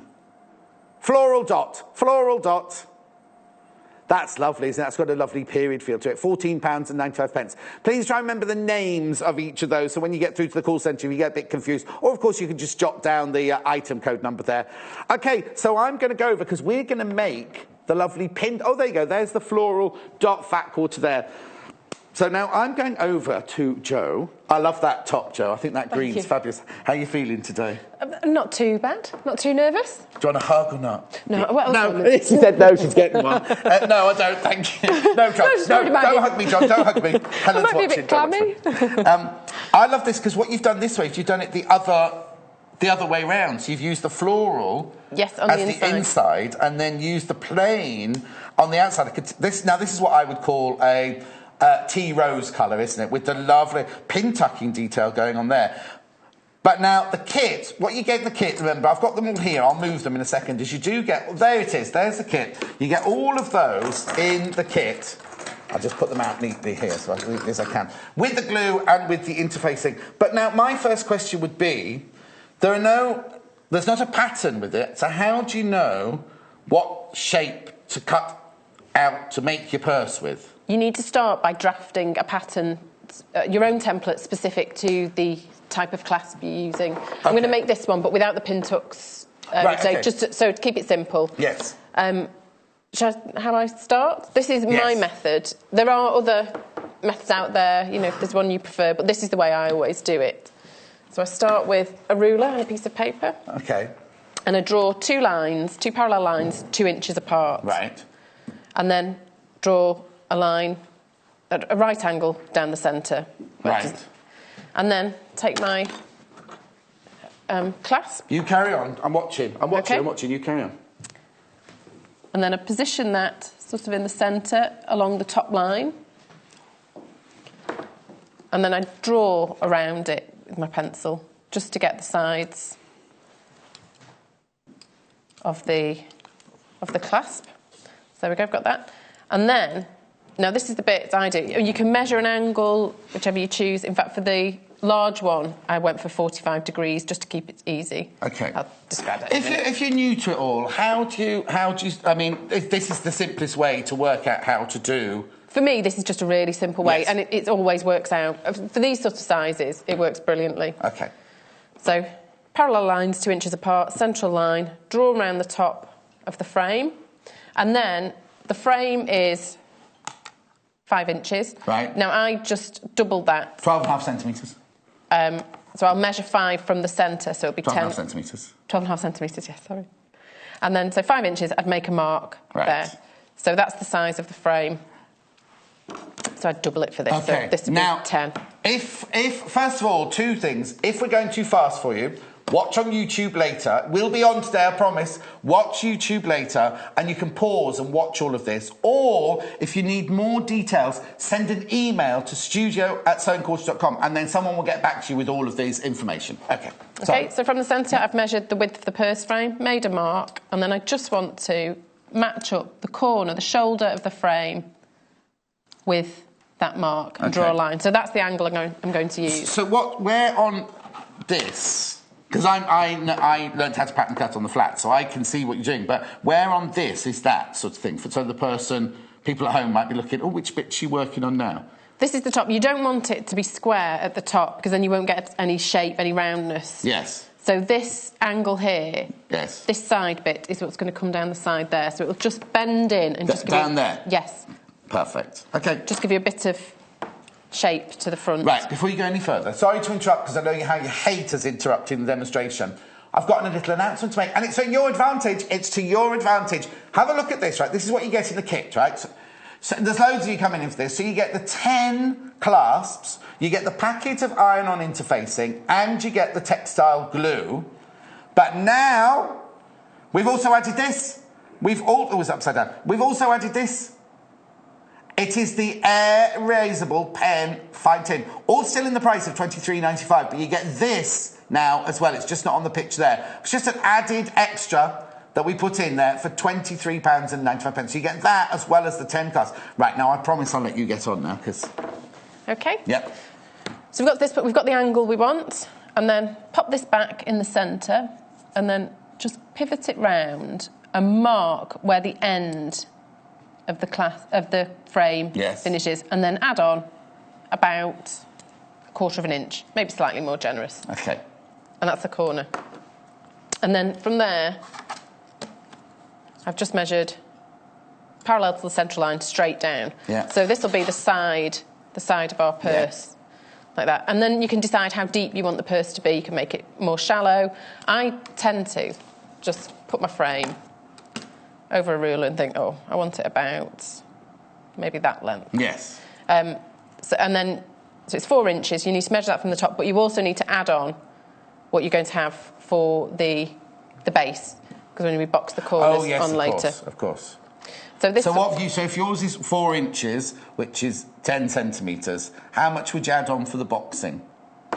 For the boxing, it depends how much you want to do. This is 1 inch, so I'd add on an extra inch, but you need to add seam allowance because this will be your seam allowance will be here. This will be in the frame. Yes. That will be glued to the top of the frame, and you need to add your seam allowance. So for this one, I've gone for 5.5 inches from the top to the bottom. And that's that what will give you the bottom for the boxing. So yes. I mean, what you could do if you didn't want boxing, you could just carry it on. If you don't want it to stand up like this, like one of your other purses, you could... Oh, no, they're all boxed. They're all boxed to different degrees. But yes, you could have it flat. So this is the pattern piece I made earlier. So that's my extra bit for allowance for boxing. Okay. But there will be seam allowances as well. OK, so let's get rid of my pattern drafting bits. I'll show the other ones are very similar. That's the glasses case one, so it's the 2 inch line. That's more understandable. I can understand them now. Yes, exactly. This one is the curved purse. I decided instead of coming straight down, the little coin purse. That one, I think it might be actually that one. You see the outline of the. No. Instead of coming straight down at this point, like I did with these, I continued the curve around. But this is just a freehand curve I drew and then carried it on. But it's worth having a go, making one, and you can just make one in some scrap fabric and just try it out. I was going to say, if you're not sure, just try it in a little bit of scrap fabric, and then you can see if it's the right depth or the right shape, whatever. And this one, instead of measuring the size of the frame again, I just used these lines with this to get the 45-degree angle because it just wouldn't fit on a piece of. No, of course. Just to make that one easier to fit on the paper. There we go. OK, now, you see there's 1, 2, 3, 4, 5 bags there, 5 purses there. That's half of your kit because you get 10 of the clasps. And you get... Now, there's enough interfacing to make 10 purses as well. No, there's probably enough interfacing to make 6 or 7. Oh, OK, then. So you make 6 or 7 out of that, so you might need to get a bit more interfacing. And then the glue, I suppose, goes on forever, doesn't it? Well, no, it doesn't go on forever. That's me just being theatrical. There's a lot of glue in there, isn't there? There is. It also depends on how much you use. Yes. I'll get to the glue later, but you need to get... It helps if you get just the right amount. OK, and don't forget, added to that picture, that's not in the picture, is the air erasable pen as well, which is all included in the kit for £23.95. Right. So you wouldn't have to just use that pen for this kit. Do you know what I mean? You could use that for lots of things in your sewing room. Your sewing machine, no, your sewing room. Right. So for these purses, I used my template that I drafted and cut out 2 front pieces. Yeah.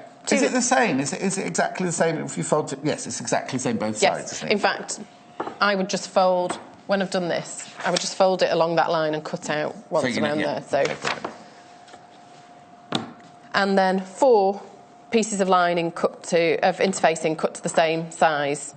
Now, the advice on there is to trim down by 1 centimetre for your seam allowance so that you remove some bulk. Whereas with this, actually, I like the structure, so I've kept the interfacing fits exactly on there. So if you were making something else, if you're making clothing, bulk, yes, you'd cut your interfacing to the actual size, but this one you've cut your interfacing plus the seam allowance, so you've got the bulk in the seams as well. Yes. Yes.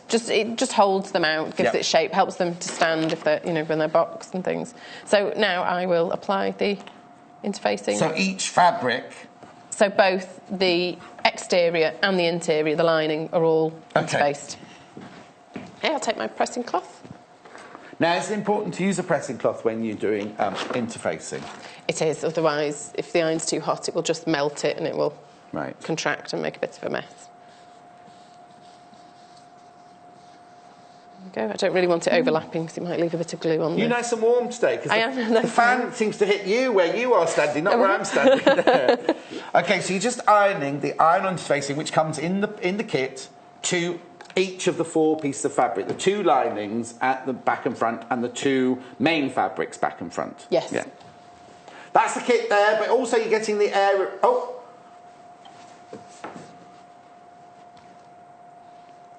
OK, have we? I'll wait then, There's another picture to show you, apparently. We'll carry on ironing. Remember the fat quarter bundles that we're using. The rose bouquet Is the one that you're using, isn't it? The rose bouquet is this one that we're using at the moment. I've also got the other two. I'll show you them both in a second. That's clever. How did you do that? Right, okay, there's the kit now with the pen added. That's lovely. Bex upstairs who's just done that for us. That's very clever, isn't it? You get £23.95. You get all of that. So you get 10 clasps. You get the iron-on interfacing, which is 1 metre by 1 metre. You get the glue, and you get the air erasable pen. But you could use that air erasable pen for so many things, couldn't you? £23.95. Lots of you loving this kit. Now, can I just give you, not a word of warning, so don't add any undue pressure. If you put them in your basket, check out. That way, you're guaranteed you've got it. If you check out, you're guaranteed to receive it. So many people coming in for this. With interfacing, you don't want to move the iron around too much in case you twist. So you don't iron, distort, you press. Plonk. Would that be the technical term? Plonk, yes. That's a very thick pressing cloth. It is. I've just boosted the heat on the iron. Because mine's like a piece of lawn, really, not a towel. Is that Jay? Jay's in charge of health and safety, you see. Let's have a look. Is it working? Yeah. I think that's okay. I don't think it will peel off. Okay. Sorry, can I just grab these? Thank you. While you're doing those two, because you're just ironing two things, aren't you? Do you mind if I go and look at the fabric again? Because, because you're not going to miss anything. You're not going to miss anything. I'm just going to take you through the fabrics again because you're loving these different fat quarters. The one that Joe is using here, is, I'll show you that one in the front there. Now this one is, now you get 2 of one of the colours and then 1 of the other red, you see, the rose and scissor pattern there. £10.95, there's £10.95. You get 6 fat quarters. You get 1 pink dot. You get 1 pink flower. Remember, they've got little scissors in there. That's oh, do you know what? You could make a little scissor case for your scissors, couldn't you, in travelling? Then you get 2 of the purple dot. And you get 2 of the purple flower. That's £10.95, that fat quarter. Then we'll move on to this one, which is my favourite. Actually, I'm going to open this one out. Look.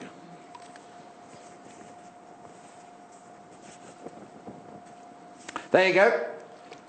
That's a fat quarter. That's a fat quarter for those of you who don't know the size of a fat quarter. But there you go. Isn't that print lovely?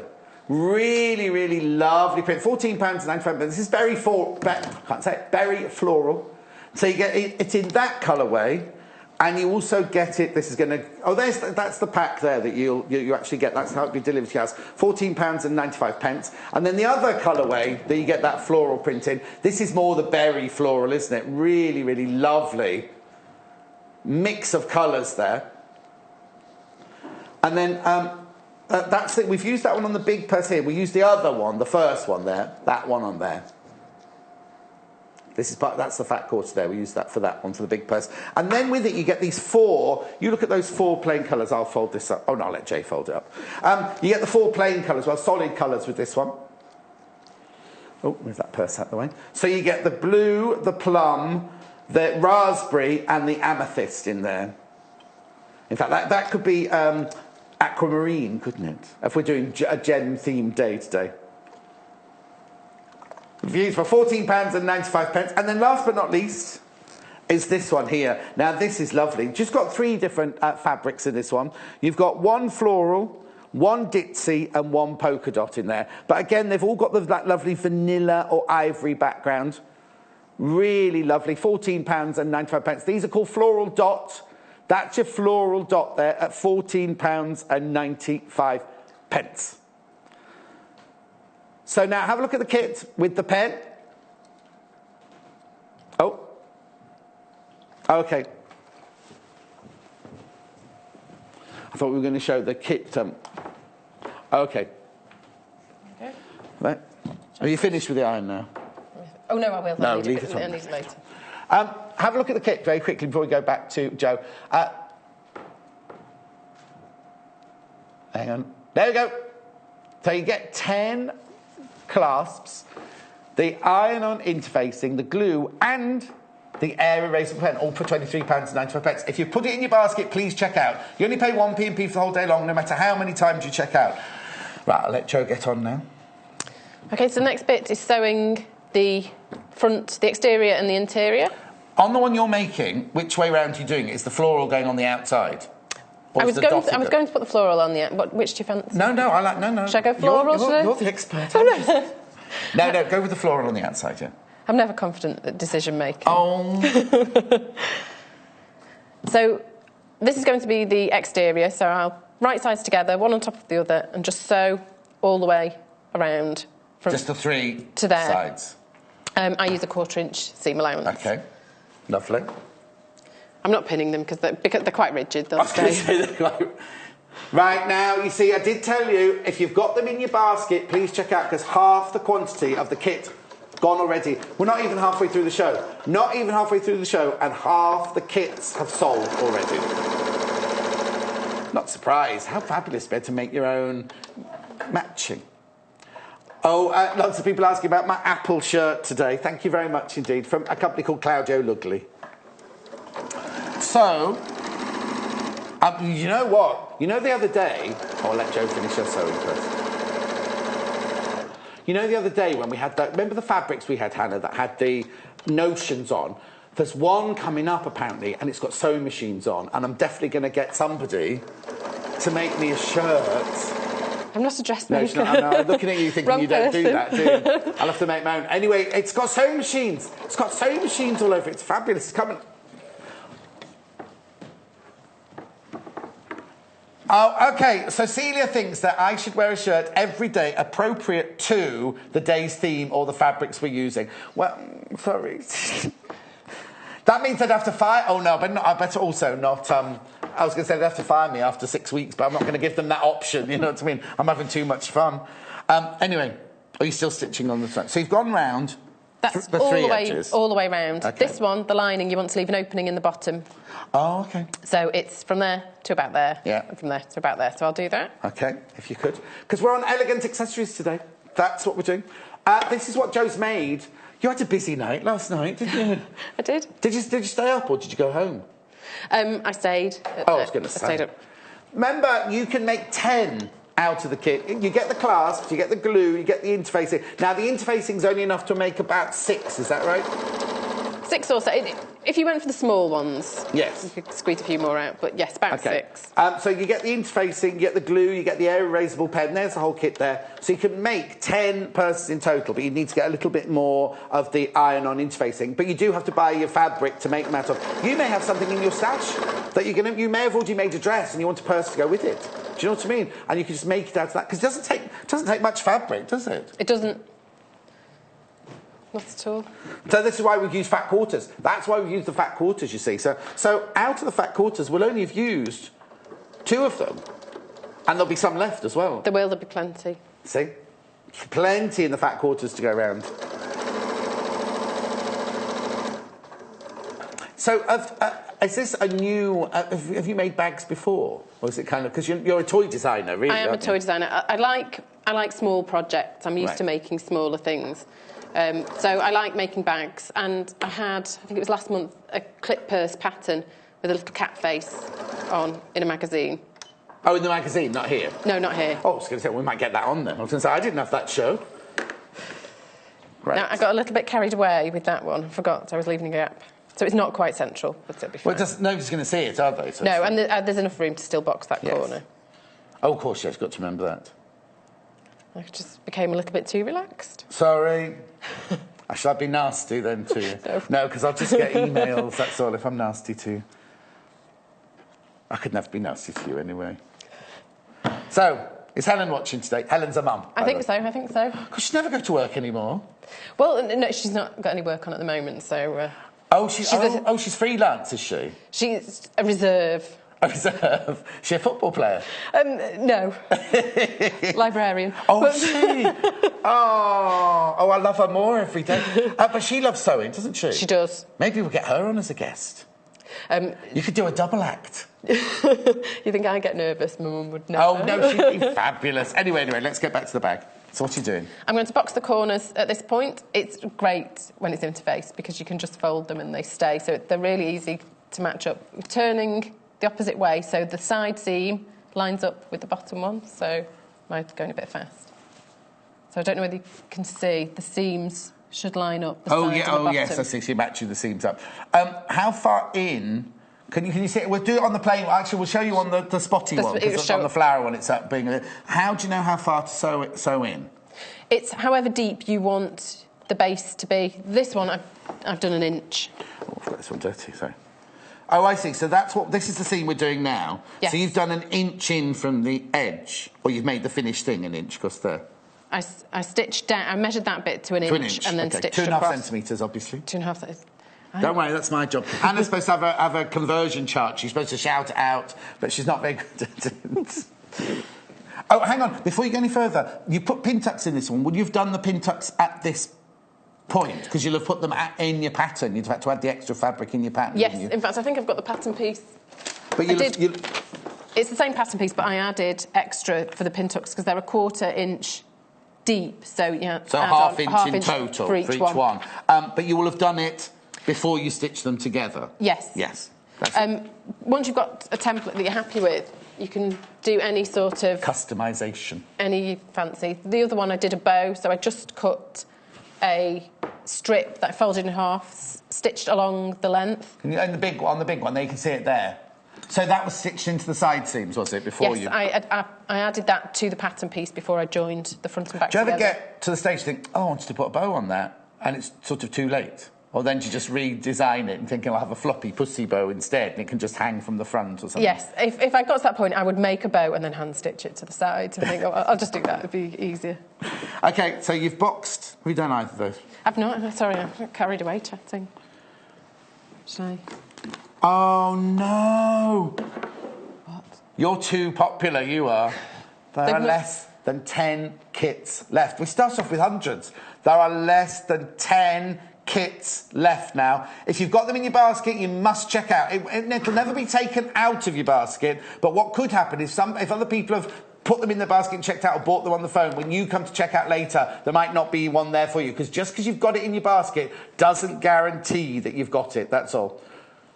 I'm not adding any undue pressure. I promise. I just don't want you to get to check out in an hour's time and then to say, oh, sorry, sold out. So the thing is, you can check out as many times as you want. You don't pay a P&P for each time you check out. It all gets consolidated at midnight. You just pay the one P&P. So if you know that you want it, check out now so you can... But there's only 10 left. Oh, there's less. Oh, Carol, thank you. Got your messages. So I want 1 inch in, so I line up the seam, the corner. Yeah. Is that visible? No, you're fine.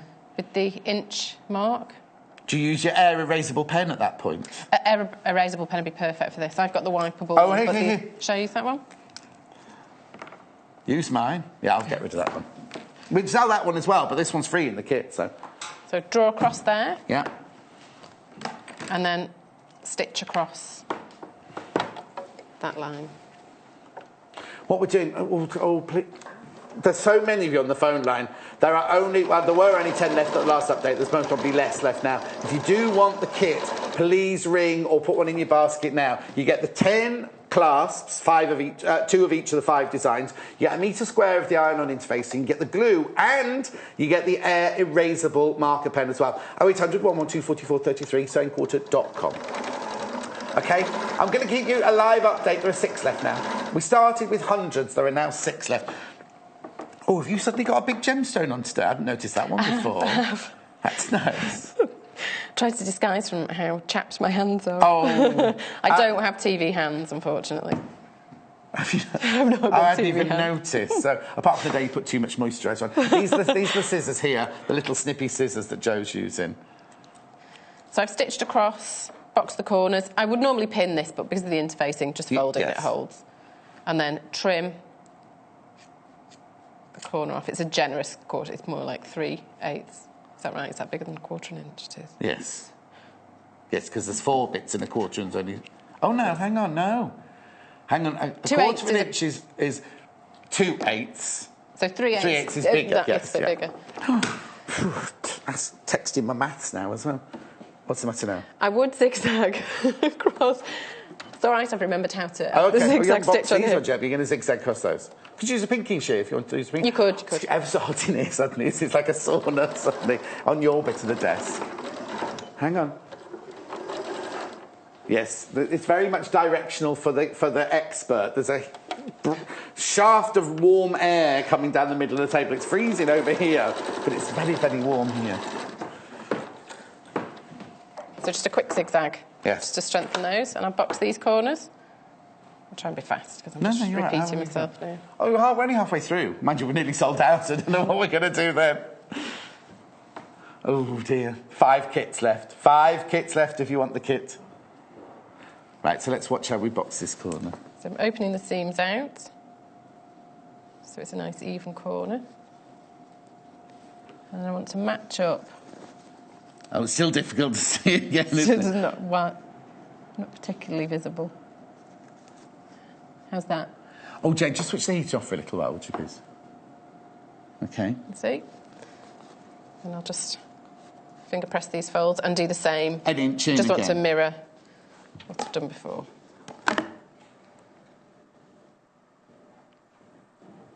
It's fascinating to watch, isn't it? I love watching experts who are experts in their field, good at their job. I love watching. So that's the air erasable pen you get free in the kit. Oh, now, there are too many of you on the phone lines now for the amount of kits that we've got. Please, please, please, just... And if you've got it in your basket, please check out, please check out, please check out. I don't want anyone to come to check out later and find that they've all sold out. Because you're only confirmed it when you check out, which is why we have this facility where you can check out as many times as you want during the day and you only get charged for 1 P&P. Because otherwise, if it's like a popular item like this and more people come in and buy it, then there's no guarantee if you've just got them sitting in your basket that you're going to get it at the end of the day. So I'm just doing the other corner. A tip, if you want to do straight stitch, make sure you've reset the machine. Oh, okay, just do a zigzag stitch. I'd start with you zigzag. are comfortable today, aren't you? I know, I'm just... It must be the heat, yeah. So I'm switched off now. We're going to freeze you to concentrate now. Just line those up and do the same. Again. With having the interface again, it's all, the purse has already got its shape. You can see it starting to... yes. Develop. Anne, thank you, I love you. See, when I told you earlier, Anne went and checked hers out specially. Thank you, Anne, for letting me know. That means that's yours safe now, Anne, you see. You've got yours is safe now. Oh, Sonia, she's already bought one of the air erasable pens. Oh, she said, I didn't believe you, John Scott. I didn't believe that it would vanish, but it did. Thank you, Sonia. Right, for time, and I'll get on to the next bit. I won't zigzag those. Okay. But then... Exactly, you can't remember how to put the zigzag on the machine.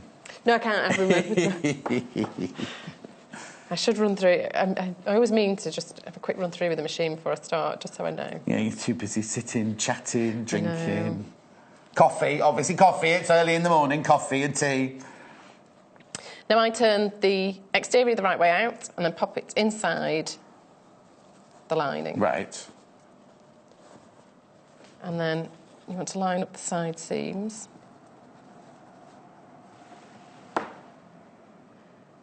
Now I go round. I do one half and then do the other half. I don't go round all in one go, just because I think as long as I don't sew quite up to this line, it just gives it that little bit more freedom when we turn. Okay. Emma's saying she's loving your inspirational ideas. What do you need? Pins. Are there any pins around? Oh, pins. There'll be one out here. I must not put pins on my there's usually one on here, isn't there? Oh. Should I just go for it Just without go pins? for it. Just go for it. It's Jay's fault if it goes wrong. Poor old Jay's not very well and we're picking on him. He's a young, strapping lad, but he's never well. Here he is. Sorry, Jay. Thank you. You've got what, Jay? He says he's just a drama queen, it's fine. A drama queen in the making, that's what he is. Oh, he's just had a diva strop and stormed out the studio now. So what you're going round the whole of the top now? Yes. So it's seamed. There are no raw edges at the top.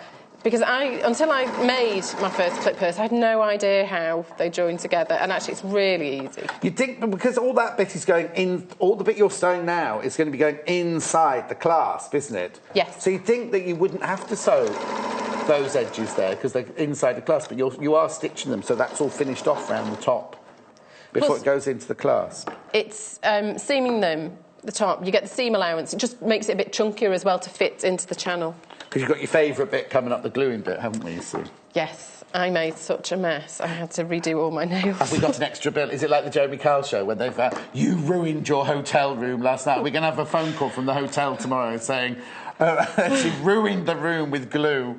Possibly. That's very rock and roll, isn't it? Rather than throwing your telly out the window, you put glue everywhere. Do you want to know the truth? I used the teaspoon. There's a little bit of I know. I cleaned it off though. Oh. Have you not watched Hotel Babylon? I'm too. I'll tell you about that later. I'm far too relaxed. I'm giving away all mine. Yeah, I did clean away. I did clean off the teaspoon before I put it back. But it's a handy glue spreader. It can be quite helpful. A teaspoon is a handy glue spreader. The end of a teaspoon does work really well. Okay, well, there's a little tip. If you've got an old teaspoon, don't use your mum's best one. Maybe a plastic one from a cafe would be a takeaway place. Would be good.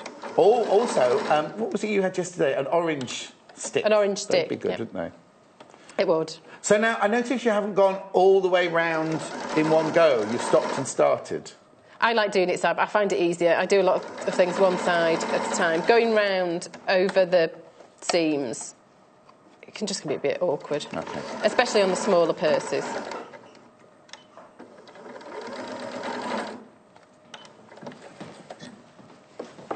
There we go. So I've stitched around there. I don't go quite up to the seam just because it does allow a bit of freedom when you turn. Okay.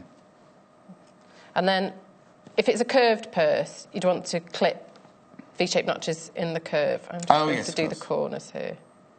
Is that just to get rid of the... Oh, so it turns nicely and you get rid of the bit of the bulk. That's right. These are nice for clipping. Lovely little Fisker scissors there. They're the soft grip. They've got a safety catch on them and everything, and they're incredibly, incredibly sharp. They are the Fisker's Easy Action Soft Grip Scissors, £13.95. Pop one in your basket. Left lots of time for your gluing, so you can show us how to do it. Well... Do you want me to go and get a teaspoon out of the kitchen? No, I might try it without the teaspoon. Okay. Although... Maybe have a teaspoon standing by and a wet cloth, Jay. I confess, it's the stress of being on live TV. I just... But you were doing it in your hotel room. Well, I saved the gluing. I thought I'd do them all in one go. So they were done, but they just needed gluing. So now I've clipped all the corners, all stitched together, so I'll turn it the right way out. I love these fabrics together. They look so lovely, don't they? Because you wouldn't automatically think of putting a rose pattern with a polka dot pattern, would you? But it's really lovely. I love a line, a really bright line. Yes, as well. Exactly. This is the fat quarter that Joe's using. It's this one. This is what it'll look like when it'll arrive at your house. It's a fat quarter bundle.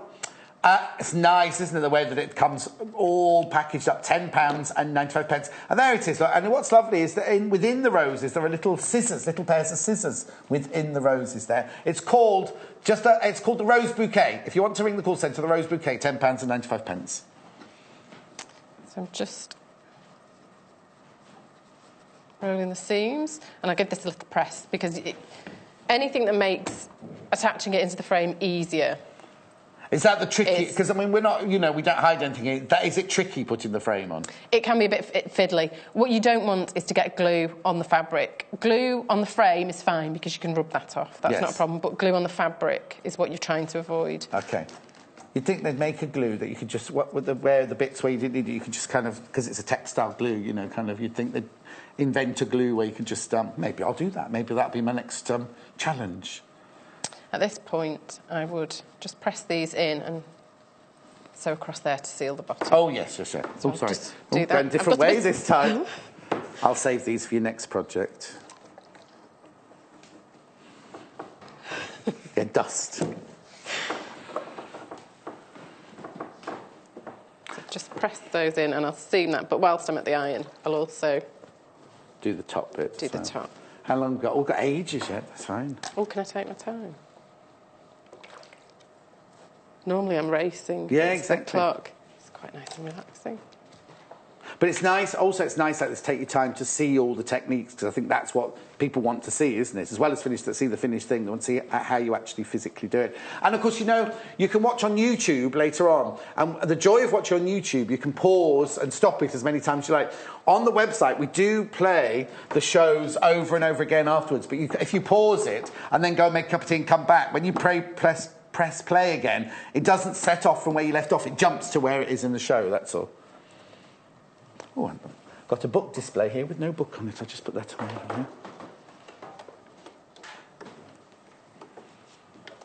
here. Which one? Oh, opened out? Or in the... Yeah, I just watch Joe stitching that. So you're just going all the way around, top stitching all the way around. Oh, no, that's the bottom. I'm just closing the bottom. Bag, I would use a coordinating thread, but whilst I'm here, I just do it quickly with white. But nobody's going to see it. Nobody will see, no. I mean, you can close this by hand if you wanted a neater job, but nobody sees the bottom of the purse. So there we have the purse, all done, apart from... the clasp. Before you put the clasp on, somebody just wants to have a look. Is it this one they want to see? The berry one, the berry fat quarter. This is really lovely because what you get is you get this rose print fat quarter in like the plums, and you also get it in the reds and yellows.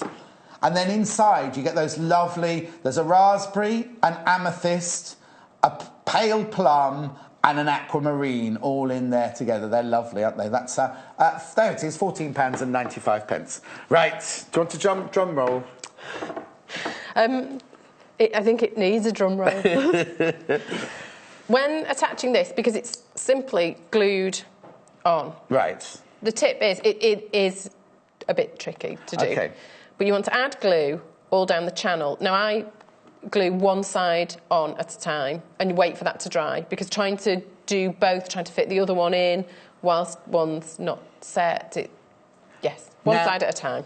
Is the glue one, like, not that I don't make things at home and I don't have all those special glues and everything, but there are glues where you put the glue in and you wait for it to go tacky before you put the thing in, or is this one you put the glue on and you've got to put it in straight away? It would be good to wait till it's just gone a bit tacky, but you can do it straight away. Okay. I'm a bit impatient, I like to, but this is my tube of glue. Right. Well, there are 3 kits remaining, that's it. I'm ready. Should I do it on that cloth instead of... Oh, no. Do endangering... Do it on the mat, it's fine, because we won't see it if we do it on the cloth. You've used a lot of that glue. I have used a lot of this glue. I might... You can have enough. Yeah. So you literally just... Is it white, the glue? I can't see. It is, but it dries clear. So you want to add the glue. You want enough... It's a fine balance. Enough so that it sticks well and holds it in place, but you don't want so much that it squeezes out when you... Yes. So.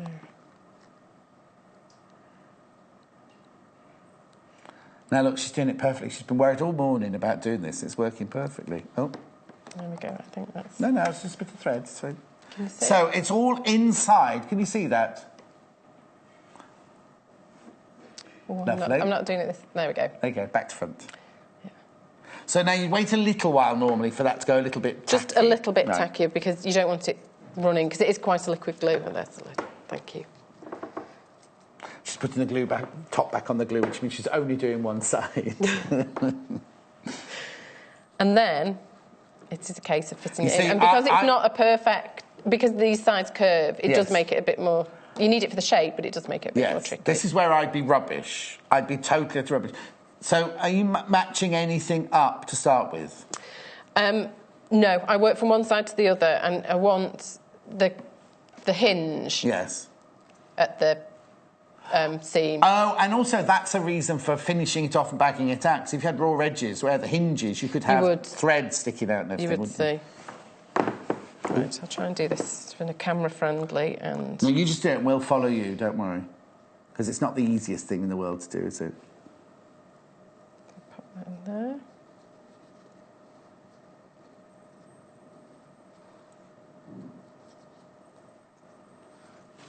It looks like it's gone smoothly, but it'll all pop out in a minute. No. Just...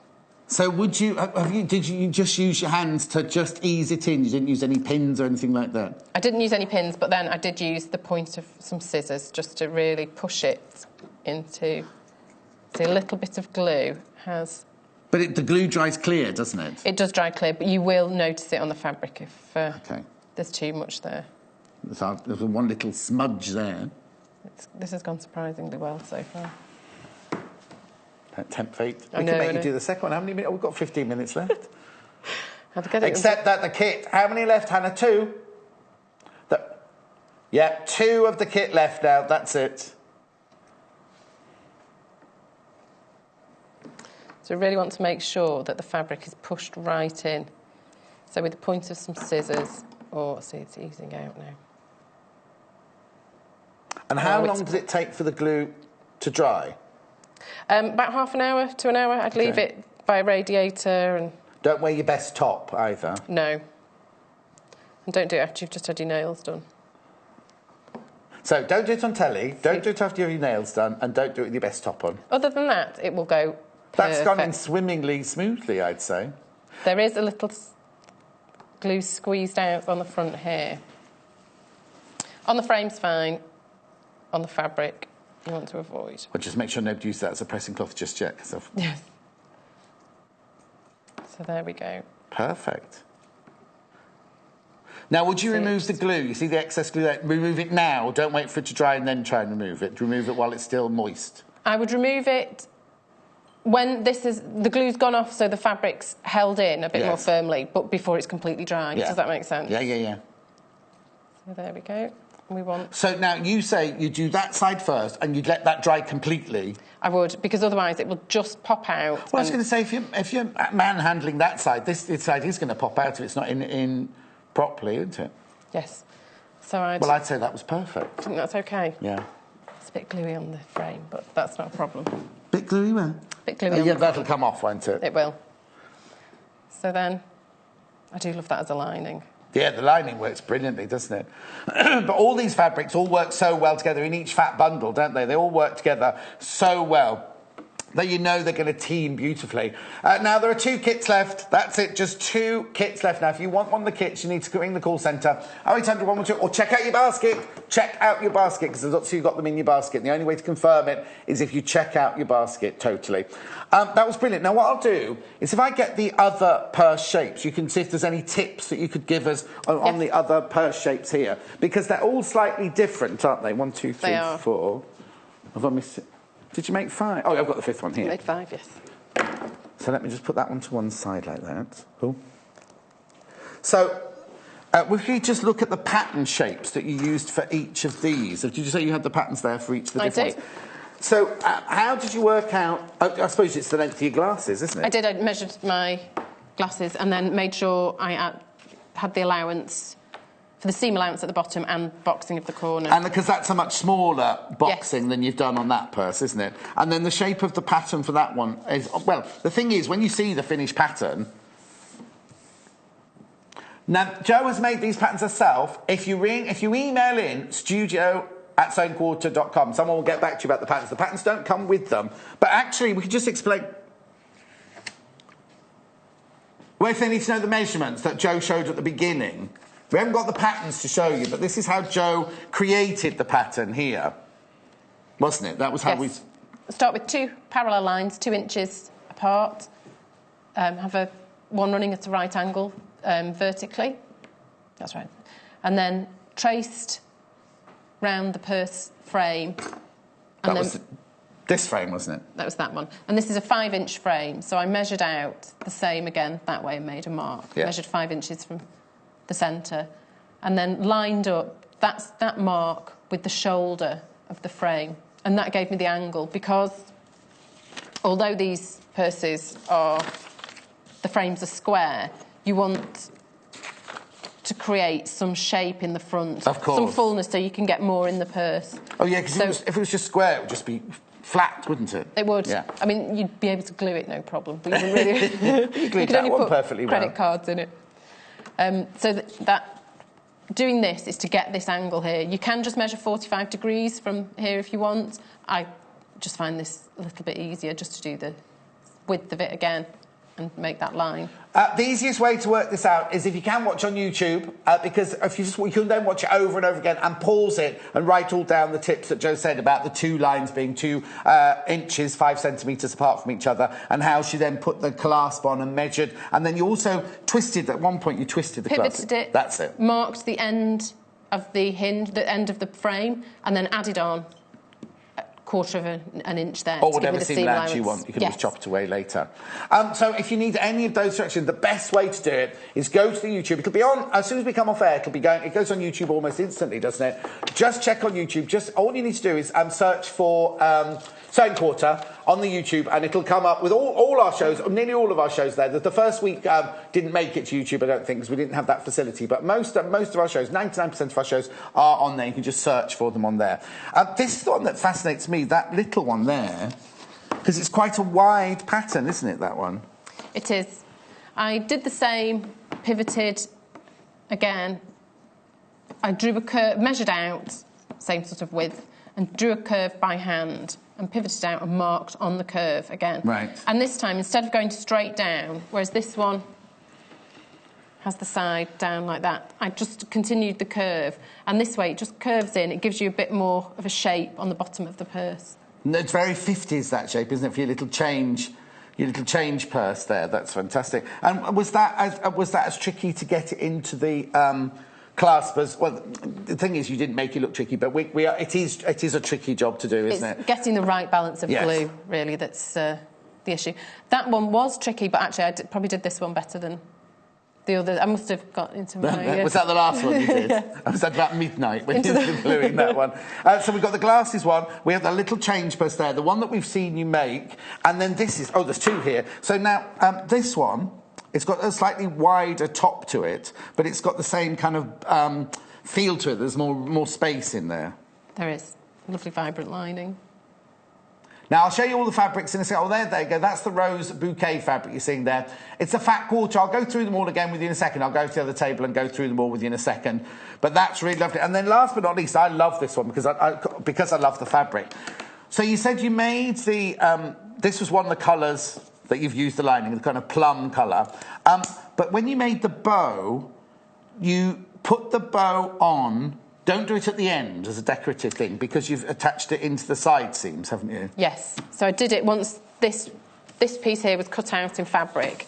Then I added, and I always based things on, I added my bow on at this point before sewing the back around the side. So you'd put the iron-on interfacing on first. Iron-on interfacing on, yes. And then you'd make the bow and attach it at that stage before you did anything else. Yes. And that's just a tube. I doubled that, added the seam allowance, seamed down, let's say it was this, folded it over, seamed down one side, turned it the right way out, and then... I made a little tube. I made a little tube and threaded that on at that point. And then it was the same width. Yes. Added it onto there.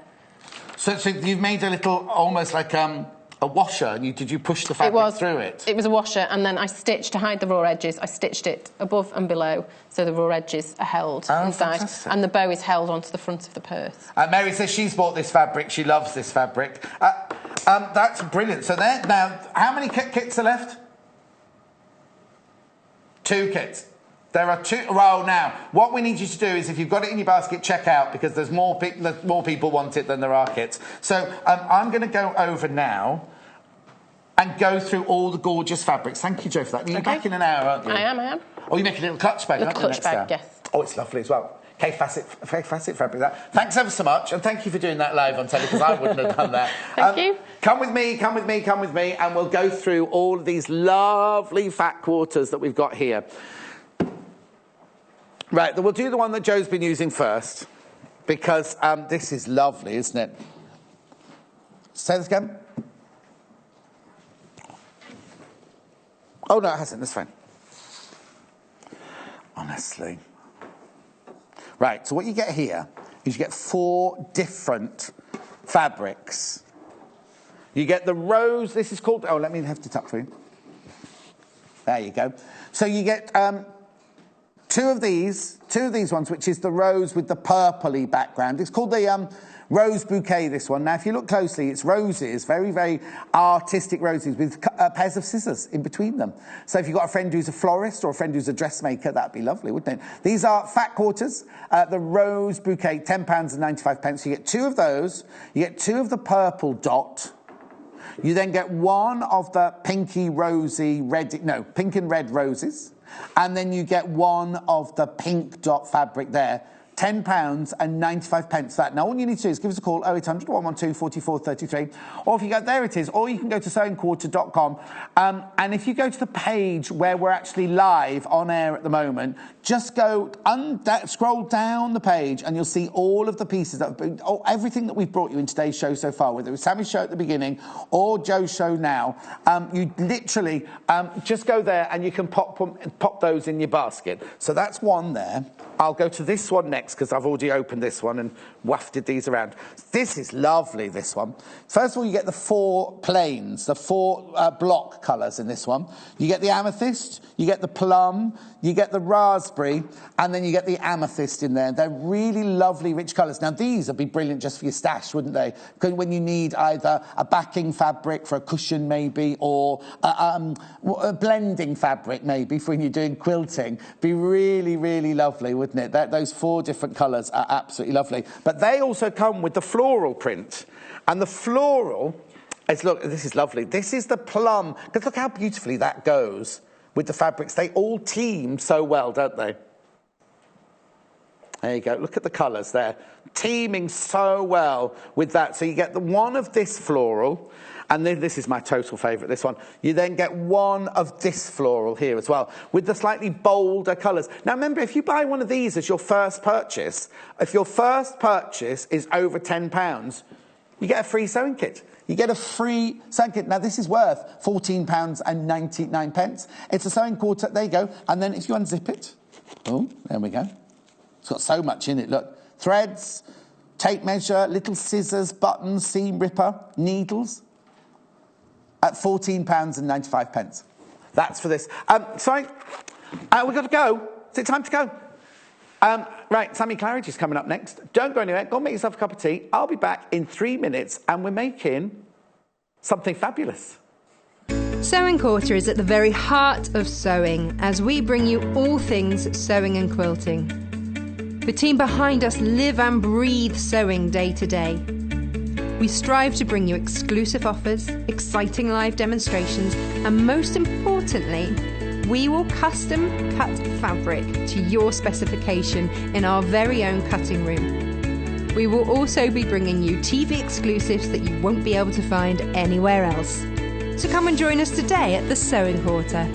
Welcome to the Sewing Quarter!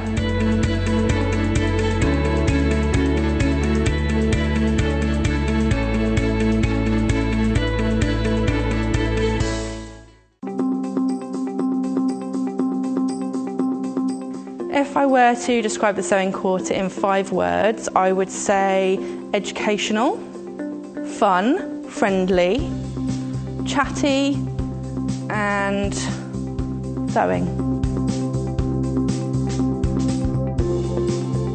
The thing I'm most excited about the Sewing Quarter is getting to pass on my expertise to a whole new group of people, a whole new generation maybe, or people that have given up sewing for a little while and they want to get back into it. I think that's the thing I'm most excited about, is passing on those skills.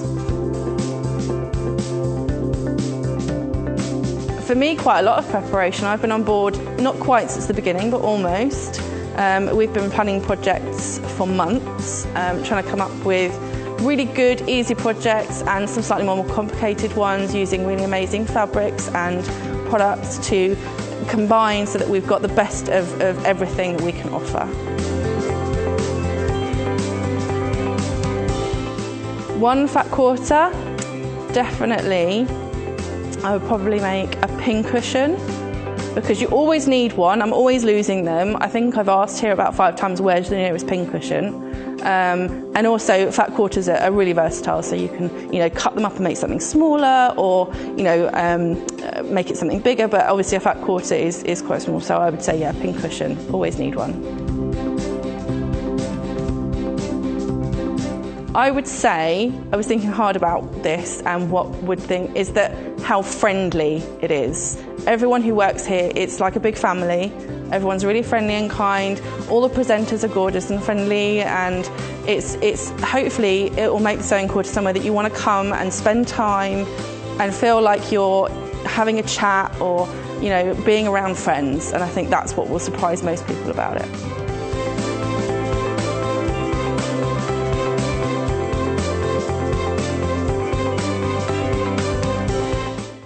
Brand new to the Sewing Quarter, we will be bringing you an irresistible range of cuddle fabrics in a rainbow of colours this Saturday, the 4th of March.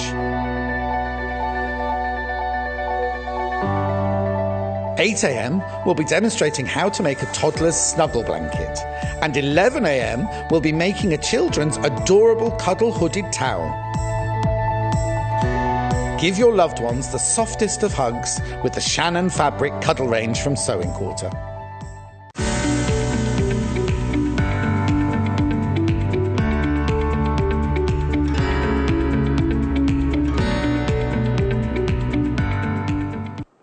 Apparently he used to be in the army, did you know? Started off making dresses for his wife. It's fascinating, this book, you know. Look, make it, own it, love it. Oh, I know somebody else who's got a catchphrase, a bit like that. Can't think who it is now. Make it, own it, love it. It's the gentleman, isn't it, from Sewing Bee? Matt Chappell. This is his book. Oh, now, it doesn't look like a royal... Somebody said he looks like one of the royal family. Make it, own it, love it. What a gorgeous book. Now, in it, I'll show it to you in a second. It's got... now, you see, the first page I've gone to is zips. I can't put a zip in. I'm rubbish at putting zips in. Darts. It's got all the basic... It's slimming trouser legs. It's got all the basic useful stitches. What I will do is I'll go through it in a second with you. What we're going to do, there's the book, £19.95. What we're making now is we're making kind of fabric flowers, aren't we? Beautiful fabric flowers. Now, what Sammy's doing is she's embellishing a belt. Of course, we'll go through all the different things you could embellish. Again, we're using this lovely, lovely fabric here. Now, this is Linear by Macawa, and what it is, it's a plain cotton, but it has a print on it which makes it look like a linen effect fabric. Now, we had the same fabric in the 8 o'clock hour, and I have to tell you, stocks really got... not dented, that's not the right word I'm looking for, but you know what I mean, you took a dent into our stock by the amount you bought. This one here, now I have to be honest with you now, they call this one duck egg blue. It's more of a teal green. I'm only telling you to be honest so that when you get it home, you don't go, oh, John said that was duck egg blue and that's more of a tealy green. It's fabulous, it's beautiful, but it's definitely a teal green. They call it, but you need to ask for duck egg. 0800 112 4433 is the phone number, or of course you can go onto the web, sewingquarter.com. Then we've got next to it, now I would call this, it's called Heron Grey. I've never seen a heron close to, so I don't know how true it is. But if you think of lovely flannel, you know, that you made school trousers out of in my day, it's that really lovely, soft dove. I'd call that one dove grey almost, wouldn't you? Really lovely. And again, it's got that texturing going on there. At £4.95, excuse me, for half a metre. Really lovely. I remember when we cut fabric off the roll, like these four here, they do come in a really lovely box with tissue paper and everything. Then we move on to this one, which is called Tea Rose. Now, it's more of a pale terracotta. Half a metre for £4.95. But again, in fact, this is one of the ones that Sammy's using in this hour to make her flowers with now. £4.95 for half a metre. And then last but not least, we've got mustard. This one here is called Mustard, and it's a really lovely, deep, vibrant colour. 0800 112 4433, give us a call. That's the mustard there, £4.95. Excuse me, for half a metre. So, at the moment, you saw Sammy using the teal and the mustard earlier. Oh, there we go. This is what we're using it for now, to make that lovely embellished belt there. Oh, hang on, I'll just get my... Glasses? No. Someone's taken away my wooden plinth, that's all. Oh, that's... Anyway, Jay... Oh, it's over there. It's over there. Let's get on with the flowers for now, then. Shall we? They look gorgeous. Thank you. But they look very complicated. They are not complicated at all. Okay. There is a technique for... Well, I've got kind of 3 to 4 different kinds here, and we'll see how many we get through. But the main ones I'm going to show you are this one, which is very similar to one that Jenny Taylor did the other day, but it's using the fabric circles the other way round. Right. So that's that one. And then this one here, which is the a traditional ribbon rose style, but done with fabric, so you get this kind of almost like shabby. They're my rose. favourites. Yeah, they're my favourites too. So much so that this is what my wedding bouquet was actually made out of. We got a picture of your wedding. We have, well, a picture of my bouquet. Oh, where are you? I'm not in the pictures. That's a hot. It's your day. It's your day. You're meant to be in the picture. So that was, hang on. Stay on that picture. Stay on that picture. So the one on the left is your posy. Yes. Yeah. And did you have a purple and cream wedding then? Yes, my dress was aubergine purple with beaded applique down the front. We got no picture of it. I'll get one. Jennifer Taylor, all she tells us about is her wedding dress. In fact, she brought it in. She brought it in because she made her I might bring mine in, actually. Hang on, go back. It's the really cake. Obviously, heavy. the cake looks delicious. Now, is that an edible cake? Yeah. It was white chocolate. Are they... So that's white you chocolate can't eat the flowers. No, the flowers, again, were ribbon roses. Chocolate-coated finger biscuits down the side? Oh, no, they're just chocolate curls, so they were just white chocolate and curls. What was I know we're going to go on with the flowers, I promise, in a minute. What was inside? Just white chocolate sponge and then white chocolate icing. Oh, you can tell we don't eat in the morning, so when we get to about 10 o'clock, we're all like... dribbling for cake, yeah. Right, we want to make the flowers. Now, before we do make the flowers, do you watch that pottery throwdown? Yes. Yeah. They had to make, I don't think it was this week, I think it was last week, they had to make clay flowers. I won't tell you what happened, right?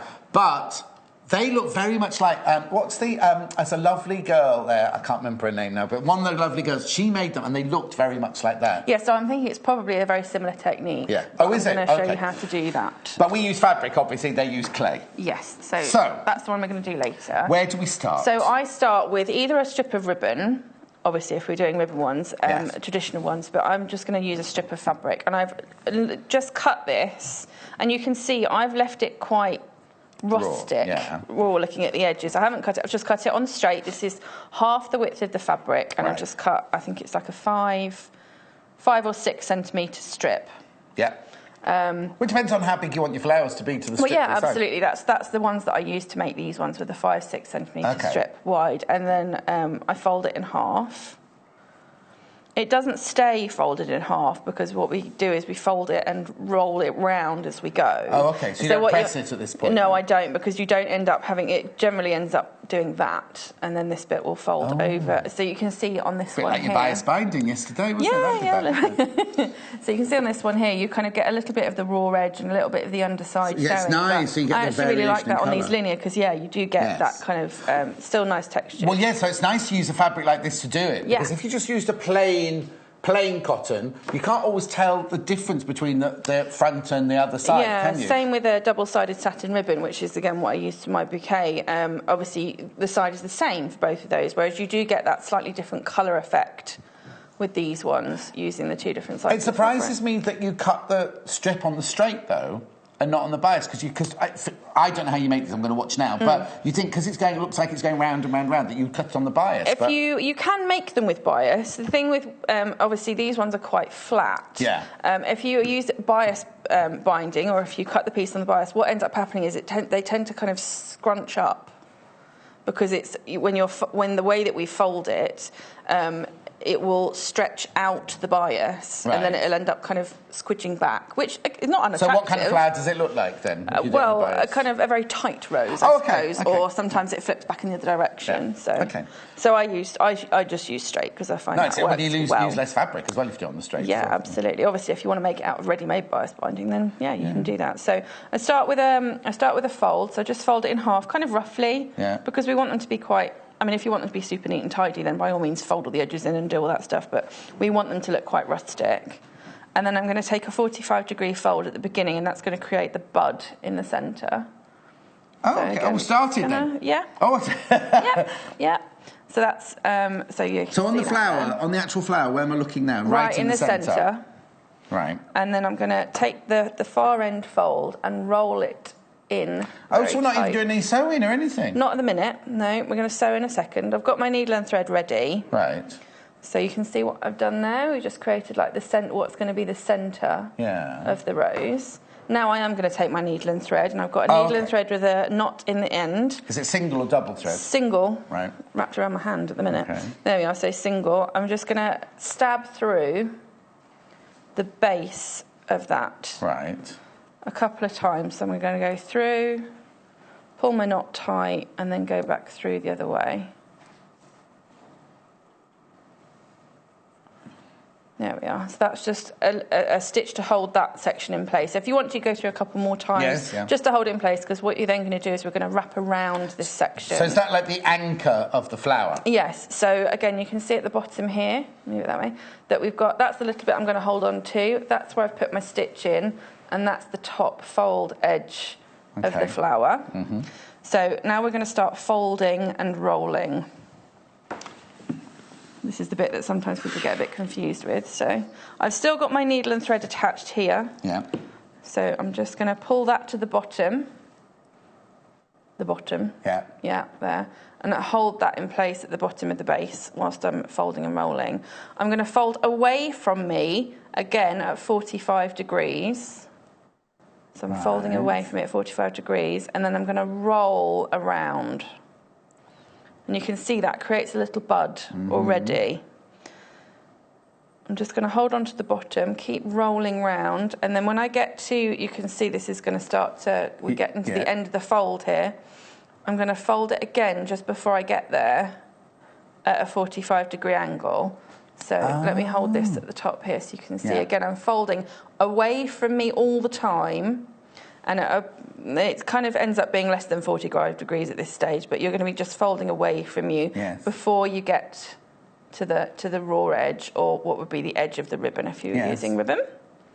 And then again, I'm going to twist the base and fold away. So you don't twist all the way around, you just do a little twist before you fold. Yeah, kind of half the way around. Yeah. Let me hold it that way so you can see that it's starting to create that spiral effect. And we're going to fold that away again. I'm almost all the way around to the beginning, and now, because I'm getting quite a handful here, you can see it's getting quite... Yeah, they said you were a handful before you started. Yes, I am. I'm just going to pop a stitch through, hopefully to catch most of those pieces in place at the base. Sorry, Mr. Cameraman, this is a very fiddly tutorial today. Just going to do that again, pop through the base, stitch, put my thread out of the way, and then I should be able to let go. Oh, yeah. And it's held in place just at the base. Okay? And so how do you just keep going until... We just keep going, so we keep folding and rolling. This stage, you can kind of start to see it's creating, again, going outwards in that spiral. Pulling my thread to the bottom, folding and rolling. Doesn't matter. But it doesn't matter because you stitch at the bottom. If you drop that back and you've stitched it, doesn't matter. Just go back to where you were. Fold and roll. Fold and roll. I'm going to pop another stitch in now because I've kind of got a whole nother layer around. You can see at the bottom here that's a bit loose, so I'm going to pop my needle and thread. Normally I'd have a pin cushion right underneath me doing this, but there we go. Do you want a pin cushion? No, it's all right. You sure? Yeah. There we go. So again, I'm just going to pop. So I'm just stitching through. Again, stitching through that stem every time, making sure I grab the bottom of the petals that we're creating, stabbing through. Kind of almost like a cross action. So down and then through. Yeah. Again, that's not, it doesn't have to be that way, just however you can grab those petals with your stitches. As you're saying, this is a fantastic fabric to use because not only have you got the texture linear on the right side of the fabric, but the wrong side of the fabric is tonally lovely, and you get a different kind of texture on the back as well. So you're getting the raw edges, you're getting the pink from the tea rose from the front and the paler pink on the back of the fabric coming through, kind of like a variegated almost like rose. Salmon-y kind of colour on the back. You're saying like kind of, it is quite, I think it looks quite pink on screen, but it is a lot softer in real life. Much more kind of, salmon-y, terracotta-y, that kind of slight tone of orange. Hannah's saying in her imaginary wedding, she's going to make the bouquets for all her flower girls. Yeah. Like this, when they're really, really little, so they haven't got to carry real flowers and things like that. But when they have a basket with petals in, Hannah, to throw on the aisle... Oh, no, that's too messy for her wedding. Right, yeah. For her imaginary wedding. Her imaginary wedding. There we go. Yeah. So at this stage... There won't be many people there, she said. To stitch around, and I'm kind of stop stitching through the stem now because I'm getting my petals further away. I quite like that you're creating a stem as well to the flower as well. So if you wanted to make an installation, like a vase of flowers, you've got the start of a stem. Well, for instance, the ones again that I used on my wedding cake, we used crystal pins like they use in proper floristry in the centre of all the flowers, and then use those to pin them in through and down the stem into the cake, so that then we could take them out quickly, so that we could eat the cake. Did you make your wedding dress as well? I did. Well, my mum and I made it together, yeah. And did you make his wedding suit? No, he bought that. Although we made all the buttonholes and everything to go with it. And we did make their waistcoats because we couldn't find ones in the right colour. Because obviously we had dark, like blacks and purples and things for the wedding. Was it a bit of a goth wedding?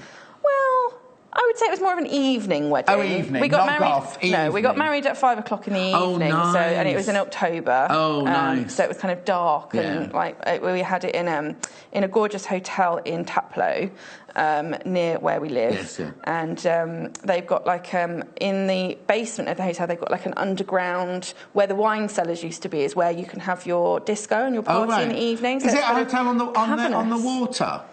Is it on the river? It's not on the river, actually, no. Oh, no, I was thinking, what's that hotel near? Oakley Court is the one. Taplow House Hotel is where we got married. Okay. It's lovely round there, though. It is really beautiful, really beautiful. It's a gorgeous house.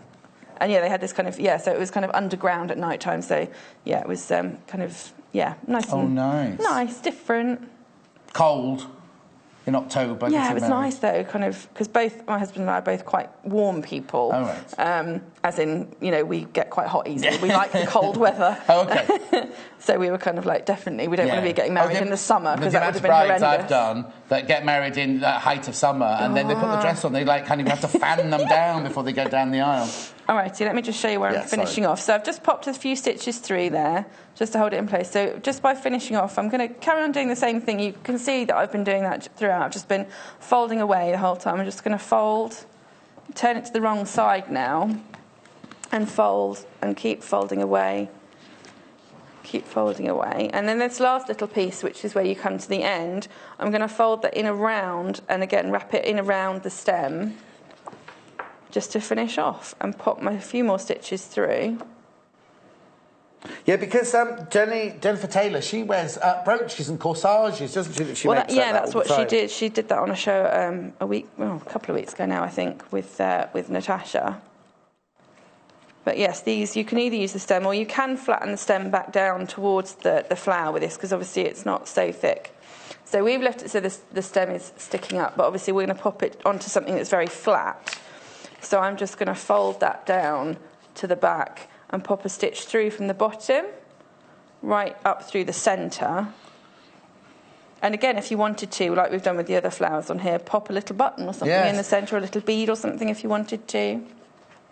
I'm just referring to this encyclopedia of embroidery that we had from our last show together. I love this bit, we look to see if there are any flowers. Now, there's an awful lot of embroidered flowers in here. There's one where they use fabric and ribbon technique to make the irises. Remember I pointed that out earlier? That's slightly gorgeous. Different technique, but if you wanted to make a different flower to the roses, isn't that lovely? Now, that's more of a collage rather than a flower that you're making to make into a corsage. I don't think you'd use those ones as a corsage, but a lovely way But you could certainly, we've done it with this. I've mixed lots of different techniques. So I've used the yo-yos, I've used the, the folded flower and these little half circle flowers. Yes. No reason why you couldn't use some ribbon embroidery in between. Obviously I've used the little yo-yos in between, but use the ribbon embroidery. Some lovely embroidery. I'll show it to you later, yeah. But you could embroider onto. Again, I've just cut leaves on the bias and then frayed out the edges again because I want it to be kind of shabby. But if you wanted, shabby chic, yes, of course. If you wanted to embroider onto the leaves, give them a little bit, a veining onto the leaves, that would be nice. Or you could do the ivy. You could embroider ivy or anything onto the main. Yeah, or you could do it. You ignore the leaves completely and do all your embroidery on the edges of those. I'll find it here. So I've turned that over and you can see how I've got to. Some of these strands are kind of sticking out a little bit too much on this. So I'm just going to go in and trim a few of those away. So it's a little bit shabby. But that's what we want, not too shabby. Just seeing if there's any leaves. We want shabby though, not hairy, don't we? Our leaf stitch. Here we go. I've got a leaf stitch 50. I love how you're looking it up in the index and everything. Well, rather than flick through the book. There we go. No, so that's what you end up with. No, that's a different one. I'm just a friend. Oh, did you just flatten it? Yes, I just showed. I just folded the end over and then Sorry, I was stitched through the stem. That's all right. I showed them. Yeah, that's fine. That's more important, isn't it? I'll show you later. Leaves. So, and then I would just would tacking stitch this onto the belt wherever I wanted to. So obviously I've got a group on this side of these kind of flowers. So again, you can leave your thread in if you want to. I was running out, so I just cut it away. But you could just stitch that through. And this, the belt that I've created, which we'll show in a bit, is I've left the top layer loose, so you can just catch your needle through and then just catch it up through the top of the bottom of the flower, just to hold it in place. Or you could pop a little bit of glue in place as well if you wanted to. If you're using an existing belt, you know, use a little bit of fabric glue. Exactly. Why You not? don't have to do a belt, though, because you could do all sorts of things. Well, absolutely, yeah. You could use the leaves from, like, this, almost like the lily of the valley or the strawberry leaves within here. Yeah. To create, you know, kind of different effects within. So you've got, like, almost 3D. So you've got the flat embroidery and then you've got the flowers. I love the kind of the idea of having, like, the trailing, like, moving down the edges of the belt right round to the back. Really lovely. So the corsage, the buttonholes at your wedding, were they all fabric buttonholes? Ribbon roses as well, yeah.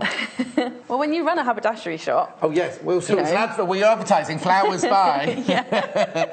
So we've done that lovely rose there. Yes. What else have we got? So the next one I'm going to show is this one, which is made with circles of fabric. So in the same way that we cut the circles on the previous show with the gorgeous circle cutter. Have you got it there? Have I? Oh, there. Oh, there it is. Yeah, I put it out the side. Look, organised and everything. This is a circle cutter we had from the 8 o'clock show this morning. It works like a compass. What you do is it's not for necessarily cutting fabric, is it? It's for cutting cardboard, vinyl, leather. But we were just saying if you'd had interfacing or bondo web or something on the back of your fabric, you could maybe use it for that. But please be aware that there's no safety catch. And so the point and the blade are exposed on this. Have a lovely safe place to keep it. Yes, make sure you've got a safe place or like a cork to pop on the end of it or something. But yeah, the blade is sharp enough to cut fabric. It's just obviously fabric moves about. Of course, yeah. So you, obviously if the interfacing would help. But it comes with extra blades. We used it earlier for templates, the 8 o'clock, but in that little back bit there are spare blades, you see. So either when you store your, when you put it away at the end of the day, you could put the existing blade in there. I don't want to break my nail off. But that little bit flips upwards. I have seen it open, and there's a blade in there. Okay. I just don't want to break my nails. No, don't ruin your nails. Well, for your birthday they're already tomorrow. ruined. I'm going to go and have them done. As a treat. So yes, I use this to cut a paper template. So that's how it works, and the blade cuts. £3.95. Fantastic. Round. It's really good. I love it. I'm maybe stealing this one. Right, put it away somewhere safe. Pop it somewhere safe. Pop it in there. And I used that as a paper template and drew round it to draw some nice fabric circles. Right. As many as I felt like. I was just in the mood, so I just sat and cut a few. The fabric we're using there is the tea rose in the linear fabric. Graphics will come in for you in a second. We've got it in the 4 colourways, but this is the tea rose one, which is more, I'd say, more like a terracotta on the main. I suppose maybe that's why they called it tea rose, because it is that slightly kind of browner tone of pink, as opposed to just rose on its own, I suppose. OK, so what did you... there's the fabric there. £4.95 for half a metre. So you've cut out... Is this are we doing this one now? Yes, we're doing this one now. So I've started this one off. I'm just going to show you how to do it. So I've taken a circle, just a plain circle of fabric, and then I'm folding that in half. You can iron them if you want to, but I just kind of finger press the fold. Oh, OK. I was going to get ready then, because we had a viewer messaging saying I'm not as helpful as Natasha with the iron. Oh, you are. So I was going to help press then, but you don't want it. So and then we place them... I've started this one just so you can see. I'm going to place it You can either, one of them I did, this one, I just did them edge to edge. So where I started, I finished one. But with this one, I'm just going to slightly overlap each. Oh, petal. so this is a few, each of those is a circle. Oh, each of those is a circle. And obviously I thought you were doing it like a Suffolk puff. Oh, okay. That's what you were doing, but not. Yeah, well, you can use these to do Suffolk puff, which is what that's what they are, isn't it? Yo-yos. I call them yo-yos. Oh, you call them yo-yo? Yeah, I don't know why. I probably should call them a Suffolk puff. It's more English, isn't it? Yo-yos is, I think, is an American term. Oh, okay. So I'm placing it over so it looks a little bit like a fortune cookie, I suppose. Oh, now don't talk to Hannah about fortune cookies. She opened hers on Chinese New Year's Day, and everybody else's had lovely things in, and hers had nothing in it. So she thinks that's her year. Oh, bless her. Not true at all. So I've overlapped there, and you can see what I've done is I've taken about 5 or 6 mil in from the edge, just a running stitch. Oh, so you've not attached it, you're just carrying on the running stitch. I'm just carrying on the running stitch all the way around, and I'm not stitching, I'm not over stitching or anything, because what I'm doing is we're going to gather them up with this thread is going to gather it up. So is that thread a double or a single thread? This is a single thread. Yeah. I would say maybe if you can use something slightly thicker, only because obviously you're going to be gathering them up, and you don't want it to break halfway. Oh, I've just ripped my own nails there. God, because I mentioned it. I'm going to go all the way to the end on that one, just so you can see what we're doing. So I've just run a gathering stitch like that all the way through the next one. Slide that off onto the thread.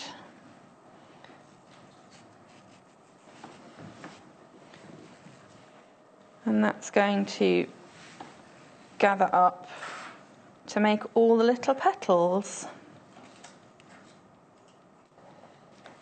And I'm going to join this to the last one, because this is the last petal I want to do on this one. There we go, and by gathering it up, that creates a little flower. Oh, I love that one. So more like an open daisy? I don't know what, I'm very bad with names of flowers. Dahlia. I think that looks like a dahlia. Dahlia, righty-ho.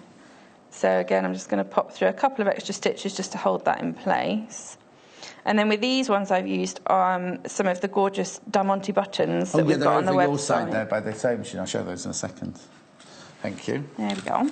Oh, that's like a hologram one, that one. Yeah, I love those So ones. which one? Well, you can use So I've used the glass, these are actually plastic, but they look like glass Diamantes. Yeah, I've got two. So I'm showing you that one first.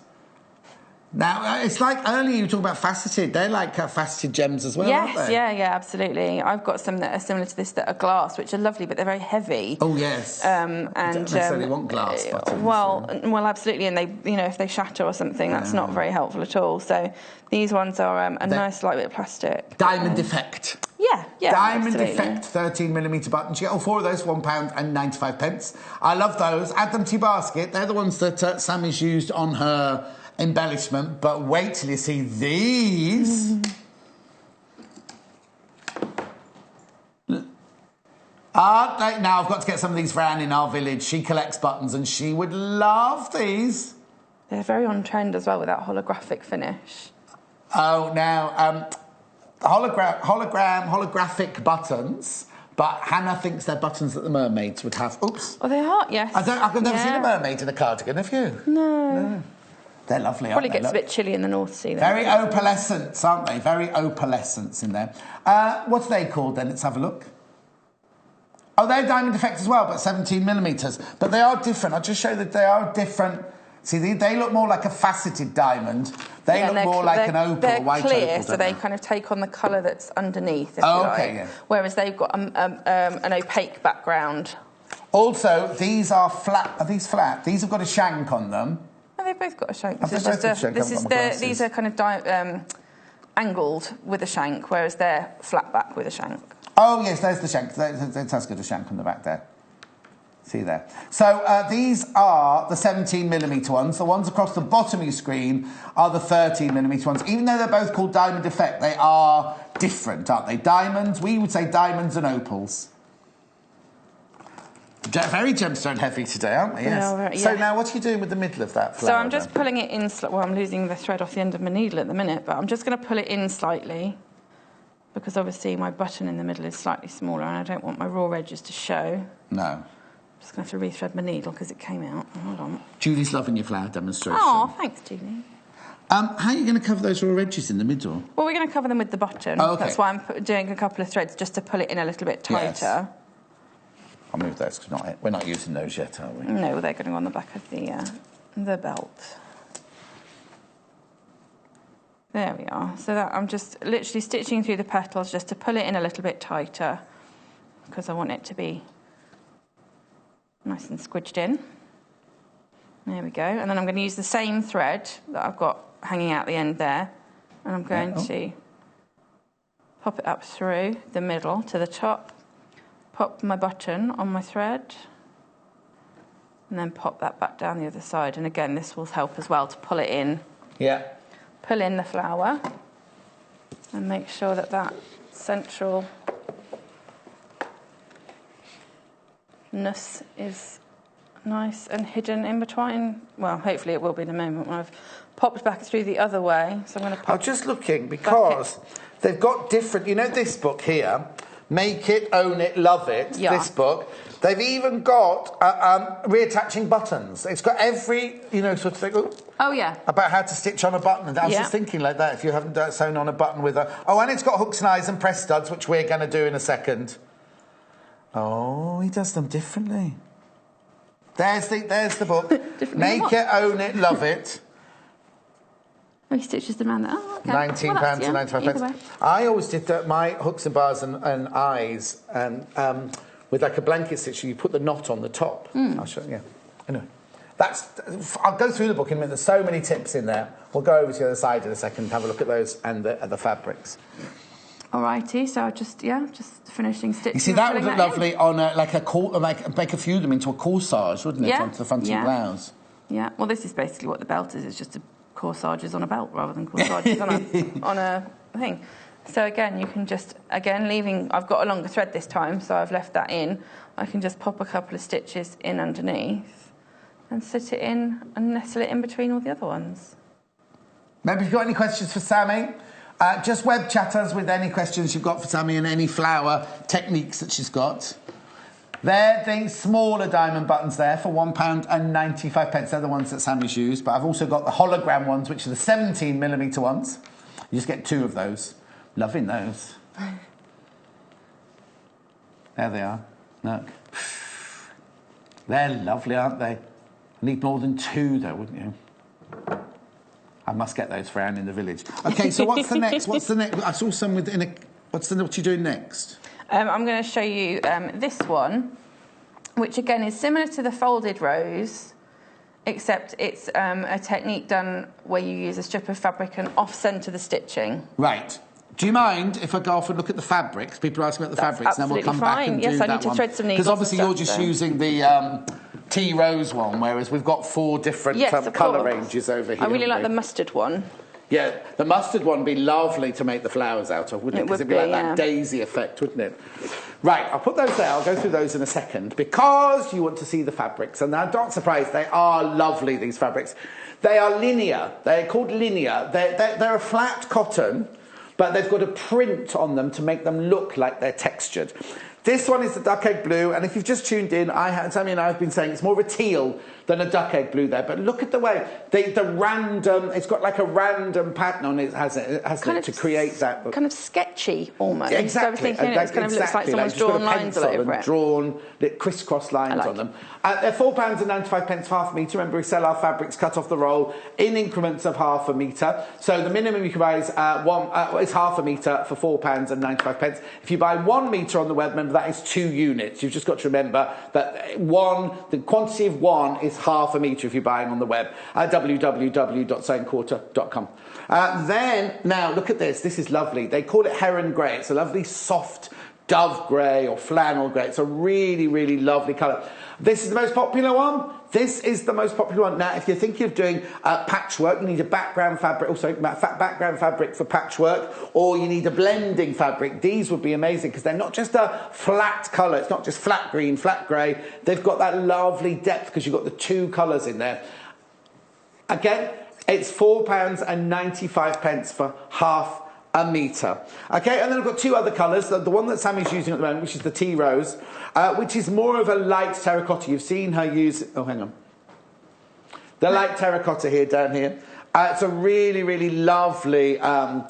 like a light terracotta colour. It's got a browny tinge to it. I don't want to make that because it sounds unattractive when you say it's got a brown tinge. Like a vintage tinge. There we go. Vintage feel to it. But it is a lovely terracotta colour. It's the one. There it is. That you've been seeing since the beginning.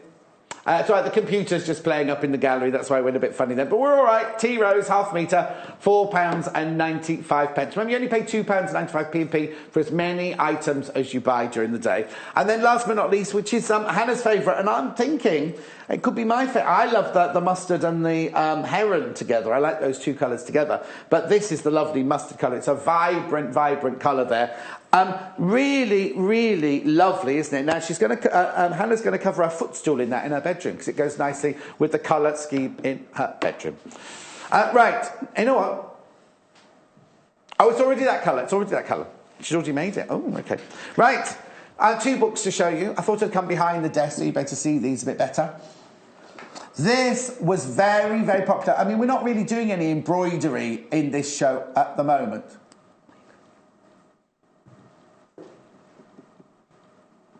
So it's the embroidery book. People just wanted to see it again. It's the Encyclopedia of Embroidery Techniques by Pauline Brown.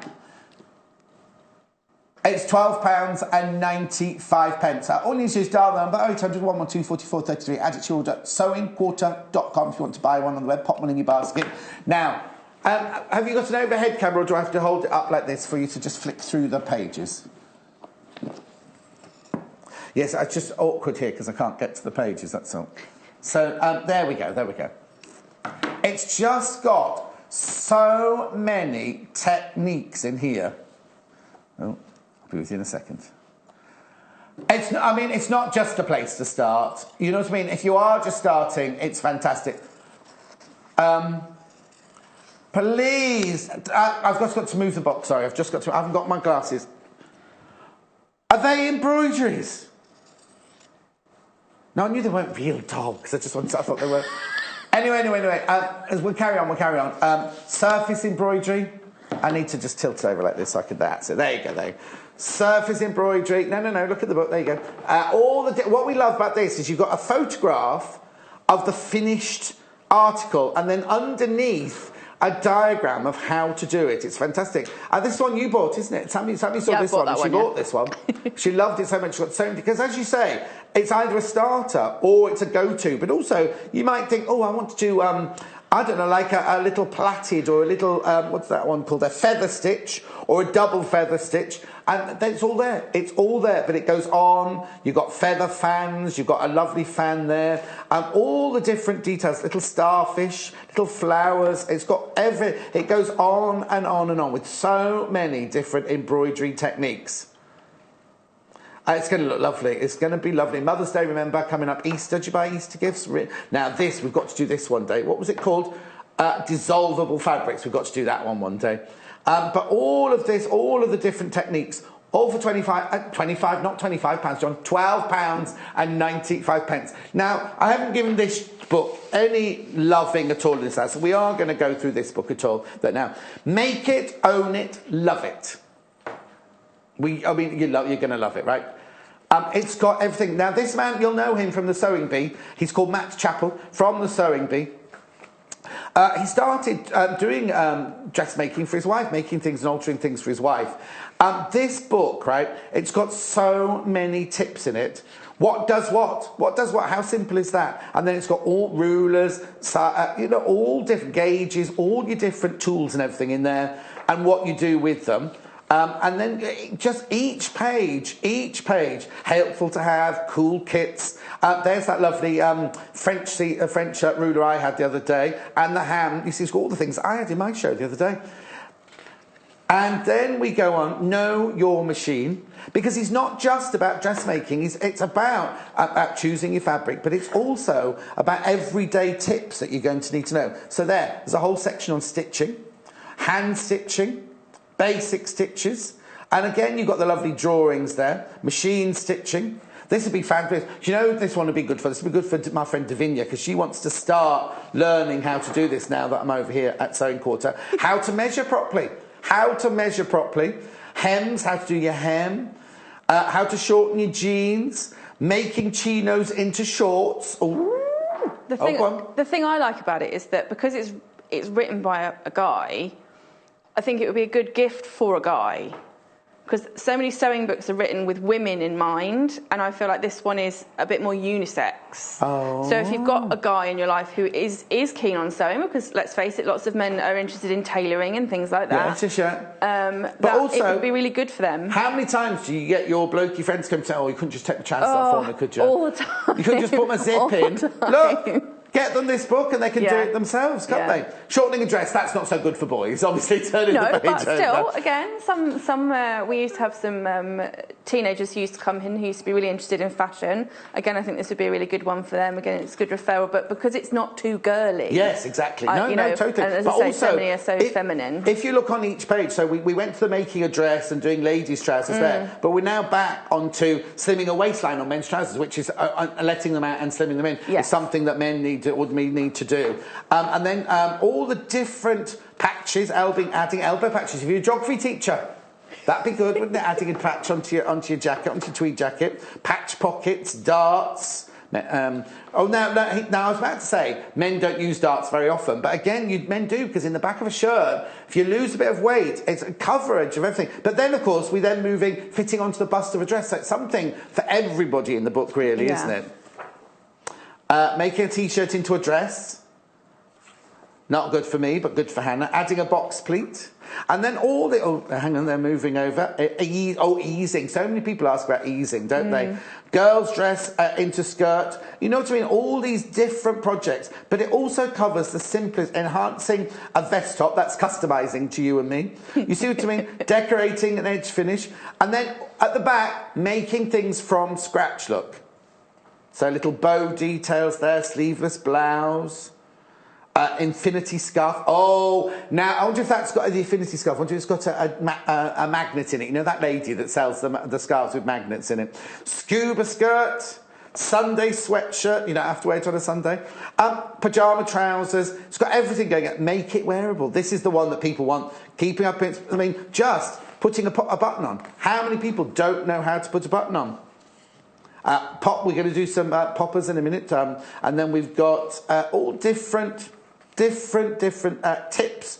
Make it live longer. I think it means your clothes, Hannah, not me. Maintaining because how to even look after. You see, I used to do a whole feature on this morning. Once a month, we would do a maintain, like simple things like what coat hangers you use and how you look after your clothes properly and things like that.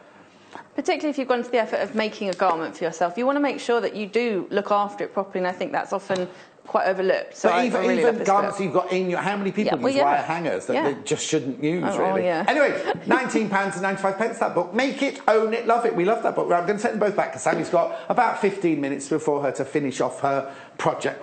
We've got a message for you, though, before we go any further. Oh, OK. Oh, it's from your dad. OK. Hi, Dad. What's up? OK. What does he want to know? When I'm coming home. He wants one of those circle things. Can you take one of those circle things? Oh, you want that circle cutter? Yes, I'll get you one, Dad. No worries. Now you see. He wants one for his garage so he can cut paper patterns for his woodwork. Yes, Dad, I'll bring you one home, I promise. What does he make, then?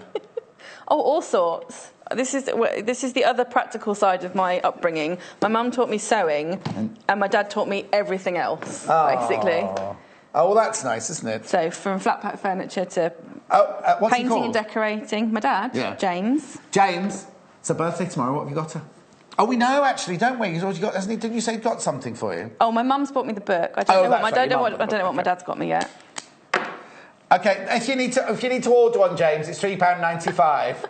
Because it's her birthday. Oh, no, it's the other way round. It's you're buying it for him, not the other way. Anyway, it's £3.95. That's right. We always buy my dad a little something at this time of year, because it's my husband and I's birthday on the same day. Yeah. On the 3rd. Same year? No, 5 years apart. He's 5 years older than me. Right. And it's my mum's birthday the next day. Oh. And it used to be my grandpa's birthday the day before. So it used to be like all our birthdays on the same day, apart from my poor dad, who's not till October. So we always buy him a little something, and he gets a little cake when we get, like, our big cake. He gets a little But then cake. in October, does he get you all something for his birthday? Well, no, because he's just on his own, but... Tough. he Anyway, gets to join in she'll with bring us. one back with you. Yes, I will. Thank you for messaging in. Is that easy? Is that easy? I love that he always watches. He's so cute. Is he Sorry, going I'm to just take up like... sewing?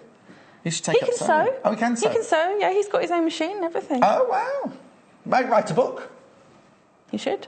So he what are writes we books on making other things. So this is, I'm making this this kind of circular flower, this one here, which is again made from a strip of fabric. But rather than having to do all the folding, you stitch around almost in like a circular piece and then pull it up. Okay. I'll show you. It's probably easier to show you. Easier to show than sew. Yeah, well, yeah, definitely, because it just sounds like I'm talking gibberish, doesn't it? Yeah. So I've used a double thread here because, again, if you want to use a slightly thicker thread, because we're going to be pulling it up along the thread, and we don't want the thread to break halfway through because that's horrid when that happens. Yes. So I've started in a very similar way to the previous one, but I haven't folded my fabric in half. It's just a straight fabric strip, and I have folded the front piece over by 45 degrees. Right. And then I've stitched a quick running stitch along the bottom edge, and then I'm going to fold this forward so it kind of creates a triangle, and then again I'm going to stitch along this edge, but only catching those two edges in place. We made something that shape in your show yesterday, didn't we? A little bit like the bias binding. Oh, yes, that was yeah, it, yes. Similar way. So, and then I'm just going to straight stitch across there, and then I'm going to carry on all the way round, stitching and rolling, and stitching and rolling. So I'm going to do a little bit. Do it, because I'm lost. And then show you. So, pick it up, pop a stitch in, roll the edge to the edge. It is a little bit fiddly, but once you get past the first bit, it gets a lot easier. Yeah. So I'm sewing the raw edges together, but I'm sewing them together, I'm not quite sure what the word is, kind of askew, I suppose. It's not a very technical word. I'm sure there's a much more technical word than that, but yeah, kind of askew by about 4 or 5 centimetres. So it's just a big running gathering stitch that you're It is, in, yeah? yes. And what happens is that then creates folds in the fabric, which then kind of creates the look of the petals. Okay. I'm not seeing it yet. No, that's fine. You probably won't see it until we pull it up. Okay. But you can see from here, it's actually kind of starting to so it's like you're easing, go round in a circle. Easing a sleeve into an armhole. A little bit, yeah, absolutely. So yeah, we're kind of. It's a bit odd. It looks very odd. In fact, I'm pretty sure, and I might see if the buying team can get them. I think there's like a little plastic gadget you can get now that does like. Folds the fabric in place for you, so that you just have to stitch around the edge to do this. But I've never used one. But you do it. Oh, thanks. So you can see all I'm doing is matching my raw edges up, and by doing that 45-degree fold at the beginning, that's what pulls pulls one side askew, which is again not a technical term, so that one side is straighter and one side is almost curving around. Just going to keep going, and I'm going to pull it up in a moment so you can see what's going to happen. Okay. I'm not going to go all the way to the end. Why not? Well, I will in a minute. I just want to show you what it looks like. Okay. The fabric that Sammy's using here is the Linear Texture Fabric by Macawa. Tea Rose. It's the tea rose colour. So it looks a bit of a hot mess right now. It does look a bit of a hot mess. Yes. What I'm going to do is I'm going to pull that through, get that out of the way. There we go. And I'm going to slightly unfold it and gather. Let's pull it. So what you can see, still looks like a hot mess, sorry about that. So it does take a little bit of fiddling, but what you can see what has happened is that those edges have created kind of almost like a fossil. Yes. You know how you kind of get that slightly rounded, you do need to fiddle with it a little bit, there we go. And also the texture, well, it's not a texture, the texture print on the fabric is giving it another depth, isn't it? Because you've got the lines going all over the place as well. So you can keep fiddling with it, but basically we're just going to go around in a nice big spiral. And obviously we're going to pop a button in the middle, and it kind of creates that what it is to show you on this one. It creates that kind of spiral technique look. So the bit you've got there is just one row of stitching. Is the middle. Yes. And you just keep going, so you can go as big as you want round. Yeah, depending on how long your piece of fabric is. So I'll stitch a little bit more, and then we'll... So you're not made it difficult by pulling it to... No, it doesn't matter. If you pull it up, you can kind of tell where you're going, because the next bit that you're working onto is going to be flat again, so that's fine. And you're still the right amount off because of the fold at the beginning. Of course. So I'll do a bit more.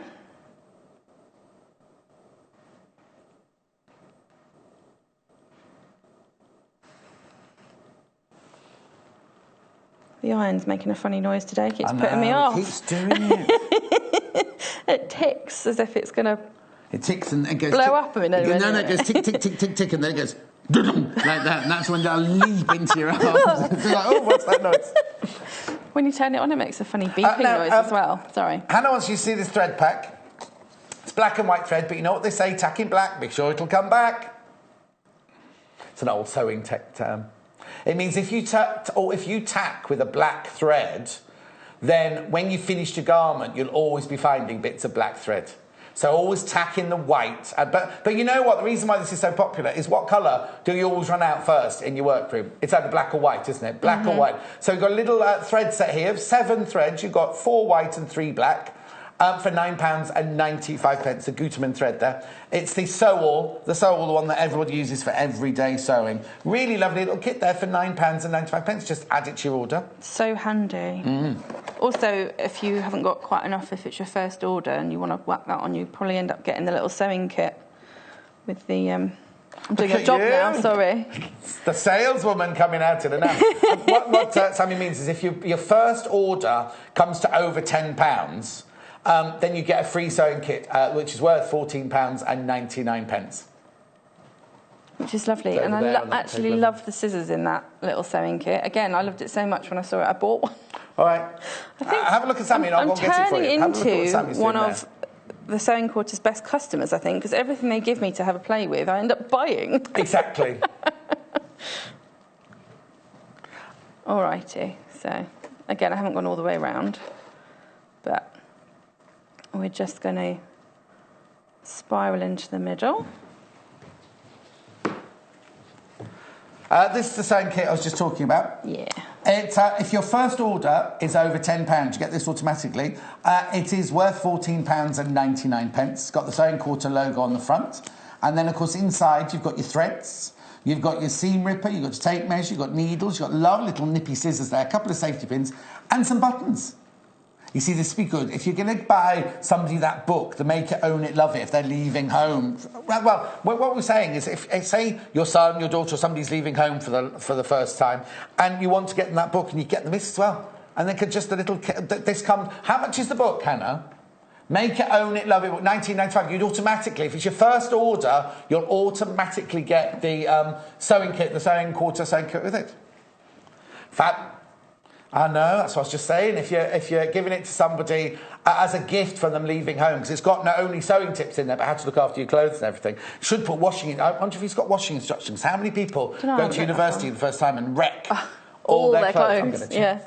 I know my nephew went to San Diego University, and then we saw him last summer, and he literally, in his first wash, shrank everything because he had no idea about what temperatures to put his washing machine on or anything like that. Washing clothes, it is in here. It is, excellent. Why should have written this book, really? 168. Right at the back. 168. Oh, and maintain your clothes. Wash your clothes only when they're dirty. This might sound obvious. Invest in a lint roller. Know your reds from your blues. Turn your denim inside out. All these little tips, you see. Clothes zips, one-touch fastening and clasp. He uses a what's it name? A trade name there. So it's just one-touch fastening. Oh, yes. Reduce the tumble-dried crease. Hook and loop tape. Fold or hang. Don't hang about with stains, a pressing matter, and read the washing labels twice. See, all those things that you just take for granted. But if you're leaving home for the first time, you'd have no idea about that, would you? And a great, very practical for boys, because let's face it, women and mums often teach their girls how to do it, but quite often the boys get forgotten. You've gone to sexist. Well, no, because my mum, I had to look after my brother and sister. I'm just saying all the that laundry often and everything. happens. Yes, I knew everything.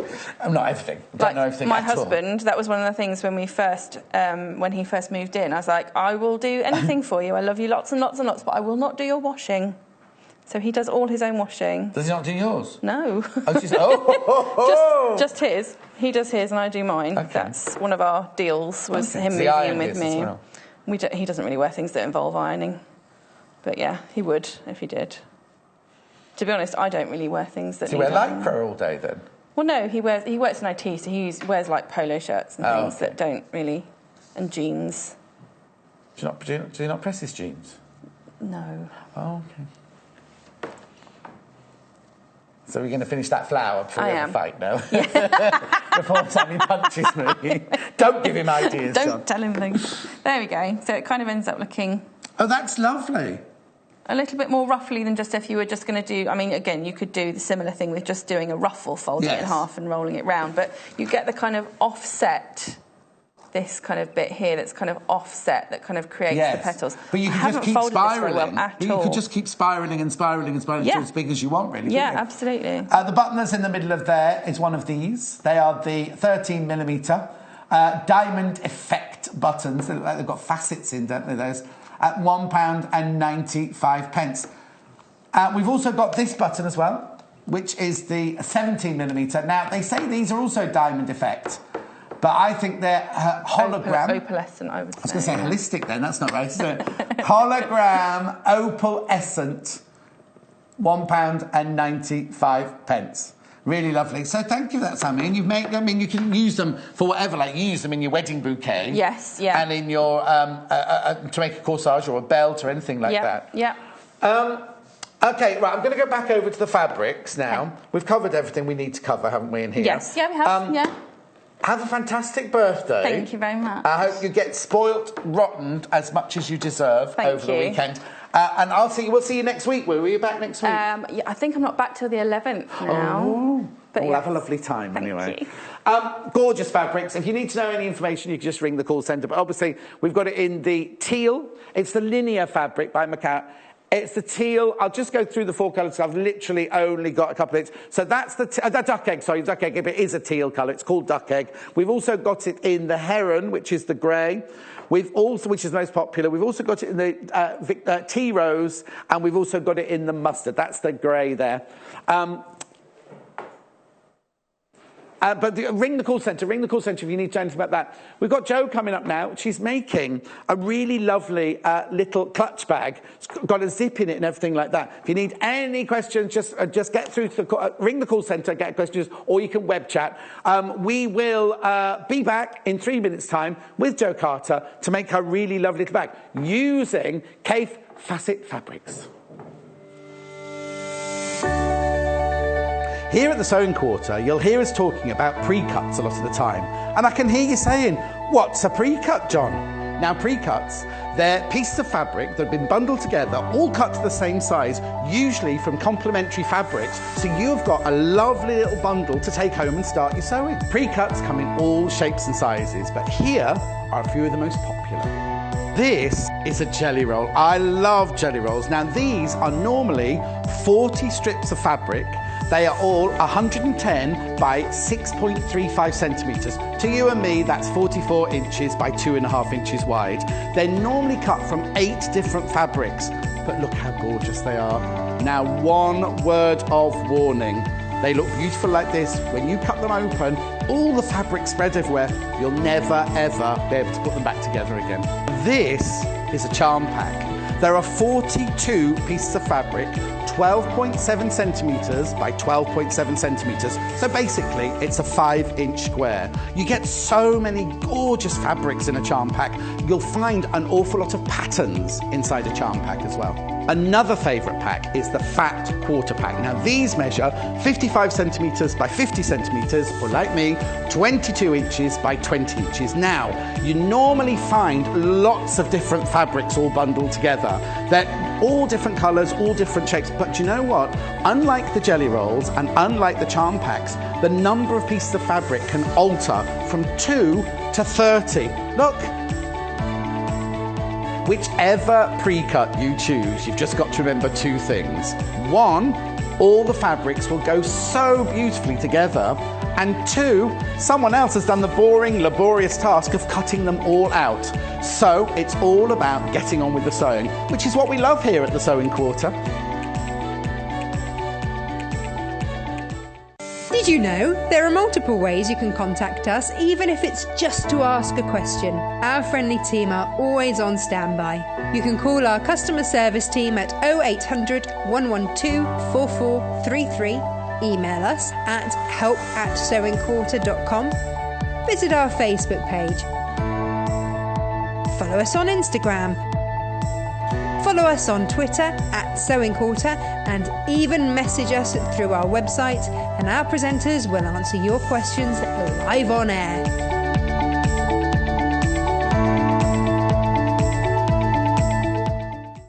Brand new to the Sewing Quarter, we will be bringing you an irresistible range of cuddle fabrics in a rainbow of colours this Saturday, the 4th of March. 8 a.m, we'll be demonstrating how to make a toddler's snuggle blanket. And 11 a.m, we'll be making a children's adorable cuddle hooded towel. Give your loved ones the softest of hugs with the Shannon Fabric Cuddle Range from Sewing Quarter.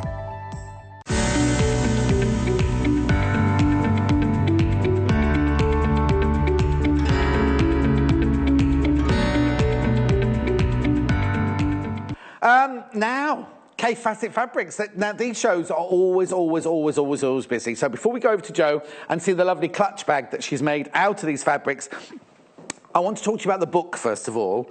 This is we had this on the Kaffe Fassett show the other day. It is so limited, I can't tell you. I will go through it all properly with you later, if it lasts, but it's the most exquisite book with all fabulous photographs and all about, I mean, it's got the technique. I mean, look, I mean, it's a beautiful coffee table book, but it's got all different designs and lovely tips in it and everything like that. It is Kaffe Fassett's Bold Blooms, and it's £17.95. But when I say it's limited, it's really limited. So if you want that, I'd pop one in your basket and check out as soon as you can, or ring the call centre as soon as you can. Now, I need you to listen carefully in this fabric. I'm not being patronised, I'm not being rude or anything, but I've got 6 fat quarters, right, to bring you, Kaffe Fassett fat quarters. They've named 3 of them red and 3 of them blue, right? But they've obviously all got different, the code that comes up. They've got different codes. So I'm just going to go through them now before we go and see Jo. And what you need to do is don't ring the call centre, or like the red one. You need to take a note of the code. So let's put the first one in. So this is the first one, isn't it? Let me move these to one side. 1, 2, 3. 1, 2, 3. So this is the first one, isn't it?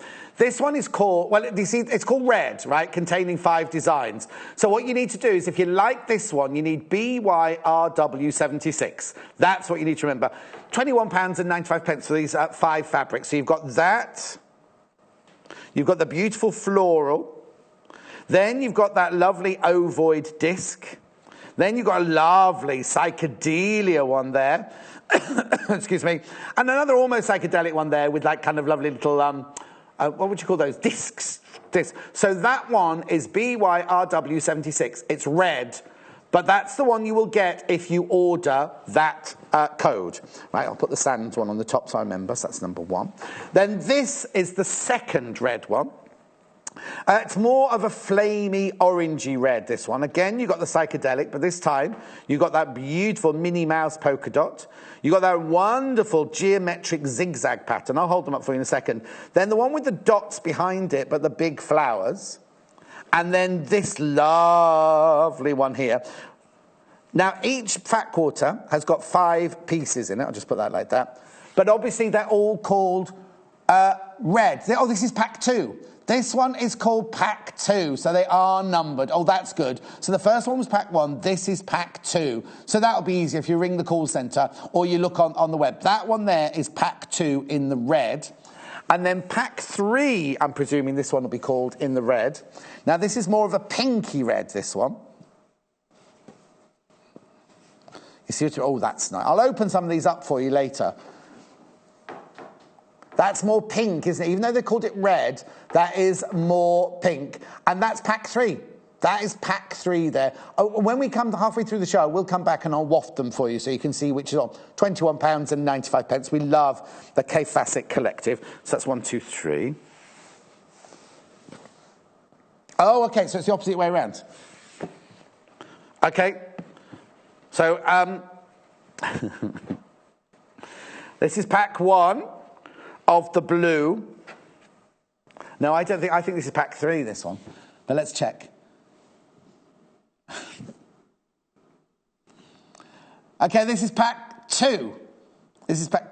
Oh, no, I didn't think as we went through this in the break. That's not pack 2. Right, so which one? Well, just look at the fabrics first of all, and Hannah will sort out which pack it is. You've got the ovoid. You've got that lovely one. Oh, which is the one that Joe's used there for the handbag. This is pack 1. This is pack 1. Then you've got the lovely psychedelic one there. You've got the lovely polka dot.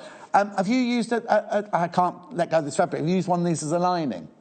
No, but I'm going to what I'm making now. And then you've got the floral one there. So that's pack 1 of blue. That's pack 1 of blue. Let's get these in the right order. So then this one, Hannah will have to check. This one, I don't think Hannah realises I'm on live television here sometimes. This is pack 2. I just want to get it right for you so you know exactly what's right at home. That's pack 2. Right? The thing is that all these 3 are all called blue, you see. So there's pack 1, pack 2 and pack 3. That one is pack 2. All you need to say is blue pack 2 when you ring through to the call centre. Or look at the page underneath on live TV down there. These are all in order now, so we won't make this mistake again in half an hour. And then this is pack 3. Now, for some reason in pack 3, one of the fabrics is repeated. Is that right? Oh, no, it isn't. No, it isn't. I take that back. It's more of a purpley one, this one. But those 2 are very similar, aren't they, the 2 at the end there? £21.95. That is pack 3. We've got them in order. When I come back and waft them... Yes, there we go. That's all right, that's right. Hannah's going to apologise. You don't have to apologise to me, Hannah. Need the bag. What's the matter with you? Nothing. Picking on me. This is cute, isn't it? Kaffe Fassett fabrics. Gorgeous, aren't they? Beautiful, beautiful colours. I'd love... Red pack 2, I think I would go for. Red pack 2, is that your favourite? Yeah. That's Joe's pick, red pack 2, red pack 2. So we're going to make this. We're going to make this lovely little...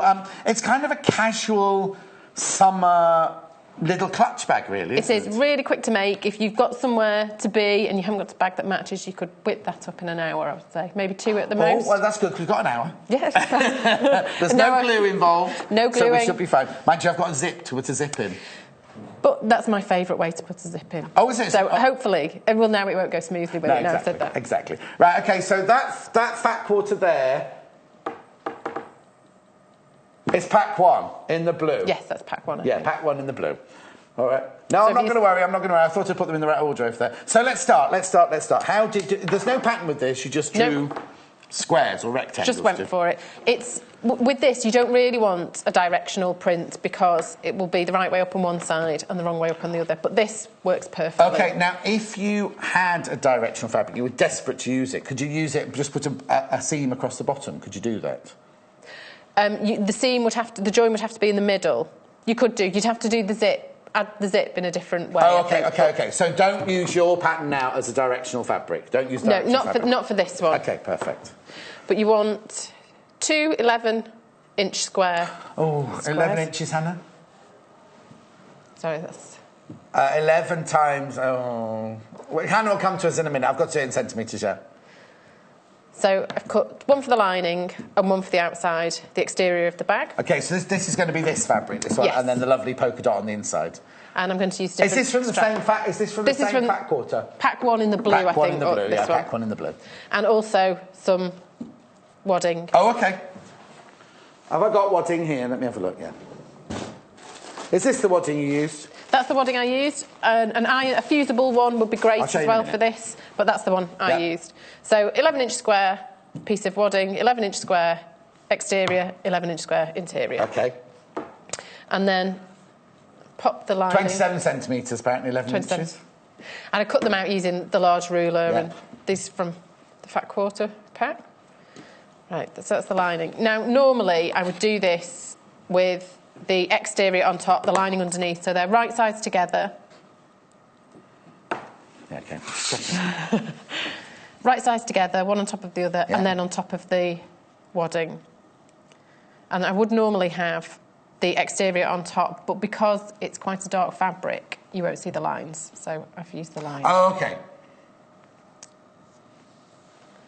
So sure they're even. And then with my ruler and an erasable, water erasable pen, I found the centre line, so that's 5.5 inches from either side. Which is half of 14 centimetres, or thereabouts. So drawn that line, and then found the centre that way. Right. And then with my ruler again, because you've got the handy 1/4-inch guide, put it along the line and then drawn 1/4 inch that side of the centre line, and then whisk it round, and 1/4 inch the other side. So there's centrally, running horizontally, there is a 1/2 inch. Just going to show that to them. So it looks like a long... I call see that. this... Oh, there you go. You call it? The letterbox. Oh, isn't that funny? I was just going to say it looks like a bit like a letterbox, doesn't it? So you've got that central line there is your halfway point between the two fabrics. Yes. And then the length of your zip goes in there, and you just put 1/4 inch either side of that line. Yes.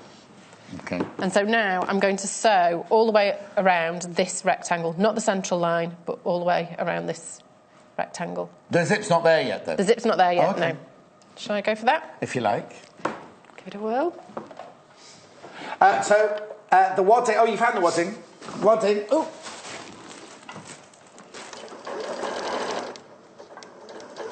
Premium polyester craft wadding, soft and washable there. £2.95 added to your order. Because remember, you only pay 1p for the whole day, remember, no matter how many pieces you buy. The Kaffe Fassett we're using is the blue pack 1, is the one we're using here. Blue pack 1. This is fascinating, this. So you're literally just sewing all the way around the outside, on the line that you've drawn around there. And obviously the length of that letterbox is the length of your zip, is it? It is. Yeah. So this, 20 centimetres or 8 inches. Oh! I thought 8 inches was 21 centimetres. Oh, I'm sure that's what it said on the label. Okay. On the label. I thought you were being clever. No. Well, I did some reading. Oh, no, you're right, No, you're totally right. 8 inches is 20 centimetres, you're right. There we go. So I've sewn all the way around, following those lines. Okay. And then I'll just remove these threads. Then you want to cut along the central line. Oh. Any tips on this? I'd make a small incision to start with, and then... And are you going through all the layers? All the layers, all 3. And you want to stop 1/4 inch or so from the end. So don't go right the way to your stitching? Not right the way to the end, and then you want to snip into the corner like that, taking care to avoid the stitches. Like that. Got that on. So I'll do the other side. Yeah. I've never seen a zip put in this way before. It's quite common in bag making, especially with sort of internal pockets and things. I do like doing it like this. You do like doing zips like this? Yeah. There we go. We never got to, because the course I did was all about period clothing. We never did zips. You never got to, no. No, so I know, you know when you don't do something, you're just terrified, doesn't it? Right, what are you doing? And now I'm pulling the lining fabric through the hole we've just made. Right. So that it matches on the back. And I'll give this a press. So you've formed like a letterbox opening in the fabric, and that's what we're going to put the zip in. Oh, now that's like when you do tailoring, the pocket with a flap in it. You start like that, don't you? Yes, when it doesn't have the little... Yes. Sorry, what are you looking for? Grab a tissue. Oh, sorry, not the iron. No, well, I am going for the iron, but as always... Does it only happen in the studio? It only happens in the studio. I don't know what it is. It's a thing now. It is. Right, so I don't want the iron too hot. Right, so. Yeah, so just roll these seams between my fingers just to get into the end. This is where fusible would be good because it's made to be pressed and it would stick nicely, but as long as you don't have it on too hot, you won't. Yes. It will flatten the wadding, but it won't do any damage. Yeah, you just have to be gentle with it, really, don't you? This is fantastic, though. If you're going somewhere and you've got an outfit, and you suddenly realise, oh, I've got a thing, and you've got a day, and you've got time to do it, you could run it up during the day, ready for when you go out in the evening or the next day or something like that. You could, and I have done that. I've run up a bag in an afternoon. Yeah. Well, sometimes just nothing looks quite right, so... I thought you'd be really organised, have your outfits ready weeks in advance. Oh, no. I'm painfully disorganised. Oh, are you? Yeah. So you're just pressing it on both sides, creating that little pillar box. Not pillar box, letterbox. Pillar box is something completely different, isn't it? Remember the fabric Joe's using here is the Kaffe Fassett Collective Classic Fat Bundle. This is blue pack 1. Blue pack 1, because there are 3 blue and 3 red. I'll go through all of them with you in a second. £21.95. There we go. That should make it a bit neater on this side, although it doesn't really matter.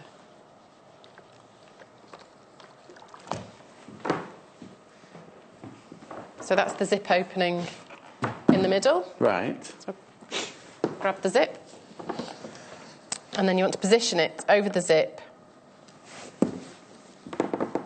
and pin it in place. Because this is what the finished effect we're looking for here, isn't it? Oh, I can see it straight away. So grab the pins. The zip is available here. I'll put the graphics in for you in a second.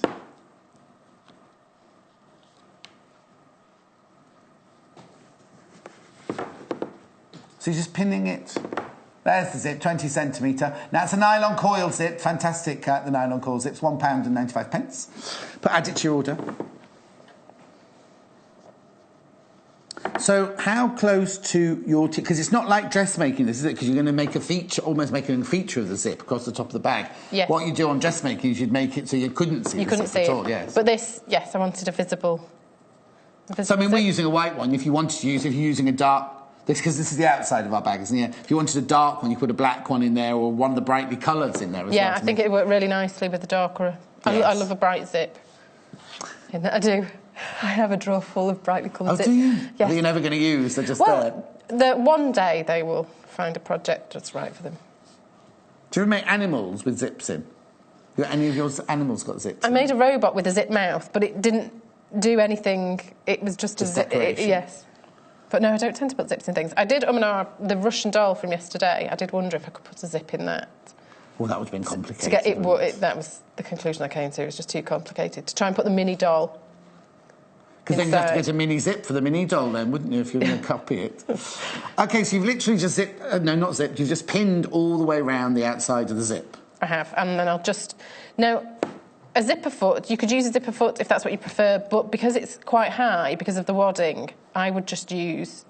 A walking foot would be good as well to keep the layers nice and neat, but I'm just going to use the standard foot. But a zipper foot, I always think of a zipper foot is when you want your stitching to be so close to the teeth. Yes. But this, it doesn't matter so much. It doesn't matter. You're making a feat... Because you could almost do your top stitching again in a contrast colour, couldn't you? Because you're actually making a feature of the zip being at the top of the bag. Yes, and a bright lining's nice because you just get a glimpse of it around the sides. Oh, yes. Just check that it's full Yes, zip, but I'll do that. OK, now, have you got any tips about when you get to the end with the... What do you call that bit of the zip there? Well, sometimes, I've not done it today, but just catch these ends together, because there's a tendency for them to do that when you get to them. So actually, just a couple of tacking stitches just to hold the two together works really well. Brilliant. But, you need to move the zipper out of the way when you start. The fabric Jo's using here, I'll let you watch her do this. I won't disturb. Oh, actually, don't sew yet. Don't sew yet. That's the fabric we're using, the fat quarter that Jo's using for this bag. It's called Blue Pack 1, that one. Blue Pack 1. OK. I'm going to make life easier. I'm going to put a little pin through there. I need to remember it's there. I was going to say it's on the underside, so remember it's there. So we'll just watch you do that then. And then I will go through all the other fabrics. A lot of you are asking about the different blues and different reds. I will go through them in a second.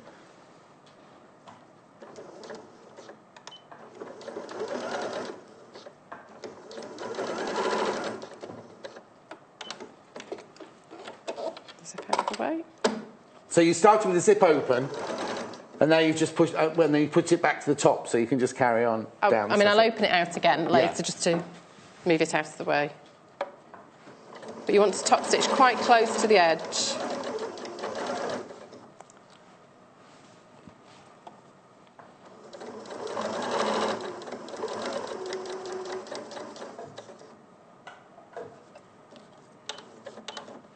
Okay, turn the corner. So leaving the needle down.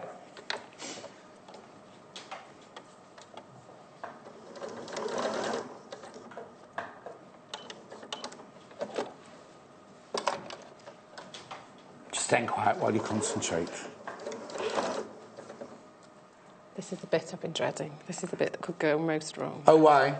Well, it just could go wrong. I do have a habit, I've just done it now, of catching my fingers on pins. Oh no, you're bleeding. Not yet, no, I managed to. Don't forget there's a pin on the underside as well. Right, yes, I popped it on, didn't I? Hannah's not liking the fact saying not yet. Well, about bleeding? Yes. No, it's just a surface wound, I got away with that one.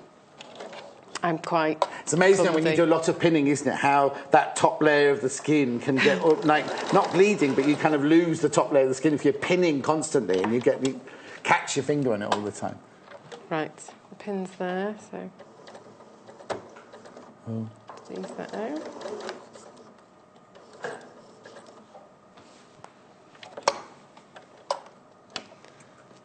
I'm going to cheat and take that stitch because I won't want too far.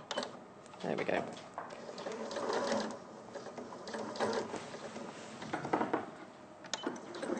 Oh, so you're just finishing off there? Yes. Down the side. There we go. Now I would normally get the needle and thread these threads in between, but I'll just trim them. Do what? The loose threads, something like this, I tend to thread them into a needle and just pull them through to the other side. Oh, in between, rather than cutting them off? Just to make sure. That added security. That works out. For live TV, I'm quite pleased with that. Now, what's the next stage? Because I might be leaving you for a second. The next stage is just... making the bag up. Folding. Right, don't do it. Have a 5-minute rest. Well, it's not even 5 minutes. Well, we've got to make the strap as well. We've got loads of time. Lots of people asking about that. There's a bit of confusion about which pack is which, so we're just going to take you through. Is that all right? No problems. We're going to start with the blue, pack number 1, which is what Jo's been using. There it is. That's the one that Jo's been using there. Now, if I just open them out for you, you can see the fabric. So there's the one on the top of the pile there is the blue ovoid fabric. There you go. Then you've got the one there that Jo made the original bag out of yesterday. This is the one she's making the bag out of today. This is the lining that she's putting in today's bag. And then that lovely, I love this floral, that beautiful, beautiful, beautiful. It's Kaffe Fassett, remember? Classic Collective. The fabric itself, first of all, you've got a Kaffe Fassett collective, from the collective design range by Kaffe Fassett, but also the quality of this cotton is amazing, isn't it? It's really, really beautiful. Now, you know Kaffe Fassett's been around for years. I met him when he was on This Morning, came on This Morning once. He is fascinating. He used to design for Missoni. He's designed for nearly every fashion house, but he's known for his tapestries. And what's the word? No, that's the wrong word. He basically works with other people to create fabulous collections. So this Collaborate, that's the word I'm looking for. So this is blue pack 1. That's blue pack 1. Now, let's put in the still of blue pack 2, because it's very confusing, I know.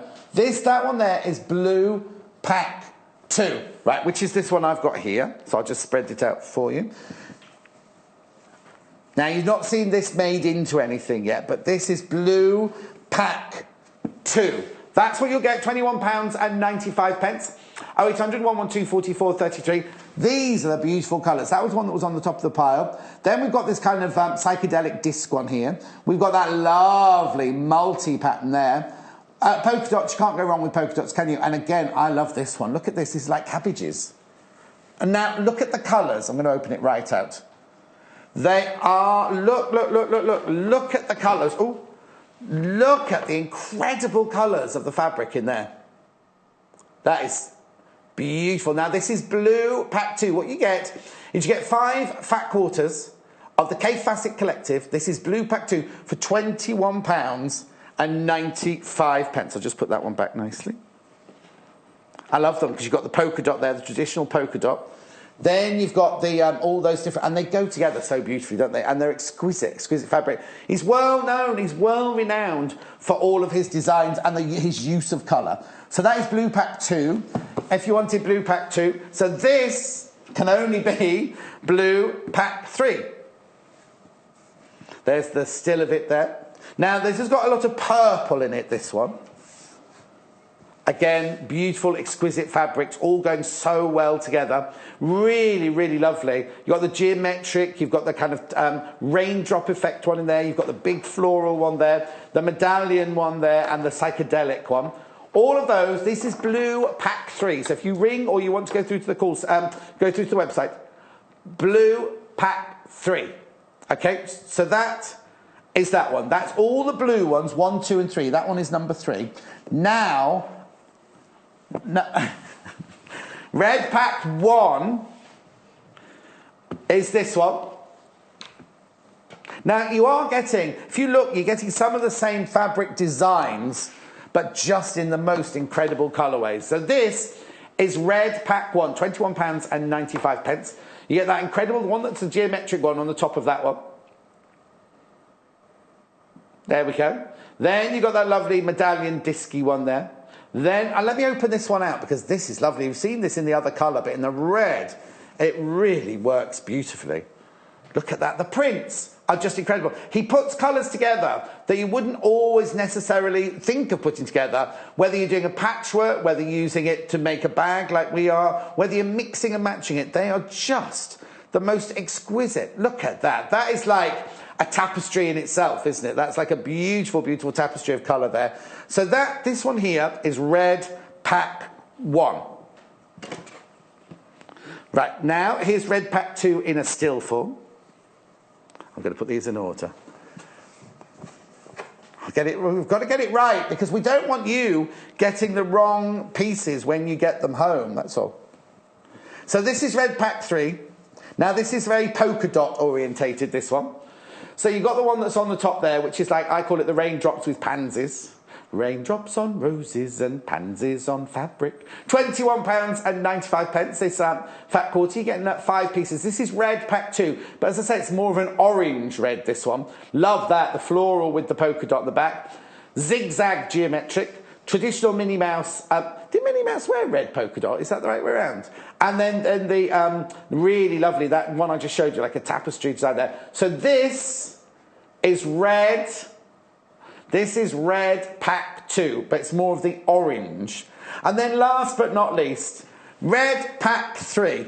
Must be this one. Now this is more, there you go, this is more of a floral with other colours. So you've got the geometric florals there. Again, look at the colours he's put together there. A lot of people wouldn't think of putting orange, pink and red together in one fabric, would they? But look, I'll open that one up actually. I'll open that one up because it is beautiful. Look, that reminds you of tropical summertime, doesn't it, this one? Eating ice lollies on a beach. They're like lotus flowers, aren't they? And, that is very, very tropical, that one. So when it's in a fat quarter, you really get to see the repeat of the pattern, don't you? Again, it's Kaffe Fassett. It's just beautiful. All the gorgeous colours in there. So that is red pack number 3. Now, before I go back over and join Joe, a few people asking about the book. I'll show it more in depth now. This is the Kaffe Fassett Bold Blooms, and it's just really it's a coffee table book as well as an instructional book, isn't it? Because it's quilts and other work celebrating flowers. I mean, look, and it's just I don't want to bold blooms there. Hang on, let me put it. Can I put it down? Oh, there you go. You can see it like that. So it's not only looking at quilts and everything, it's inspiration for quilts and fabric prints and everything like that. The single blossom, you see, and then there's also how to do the embroidery and things and use fabrics. I mean, look at that mix of fabrics there. It's just exquisite, isn't it? And then here's him working on the screen prints of his fabrics and things like that. So it's all about inspiration. Flowers on ribbon, designing strips of abstract flowers.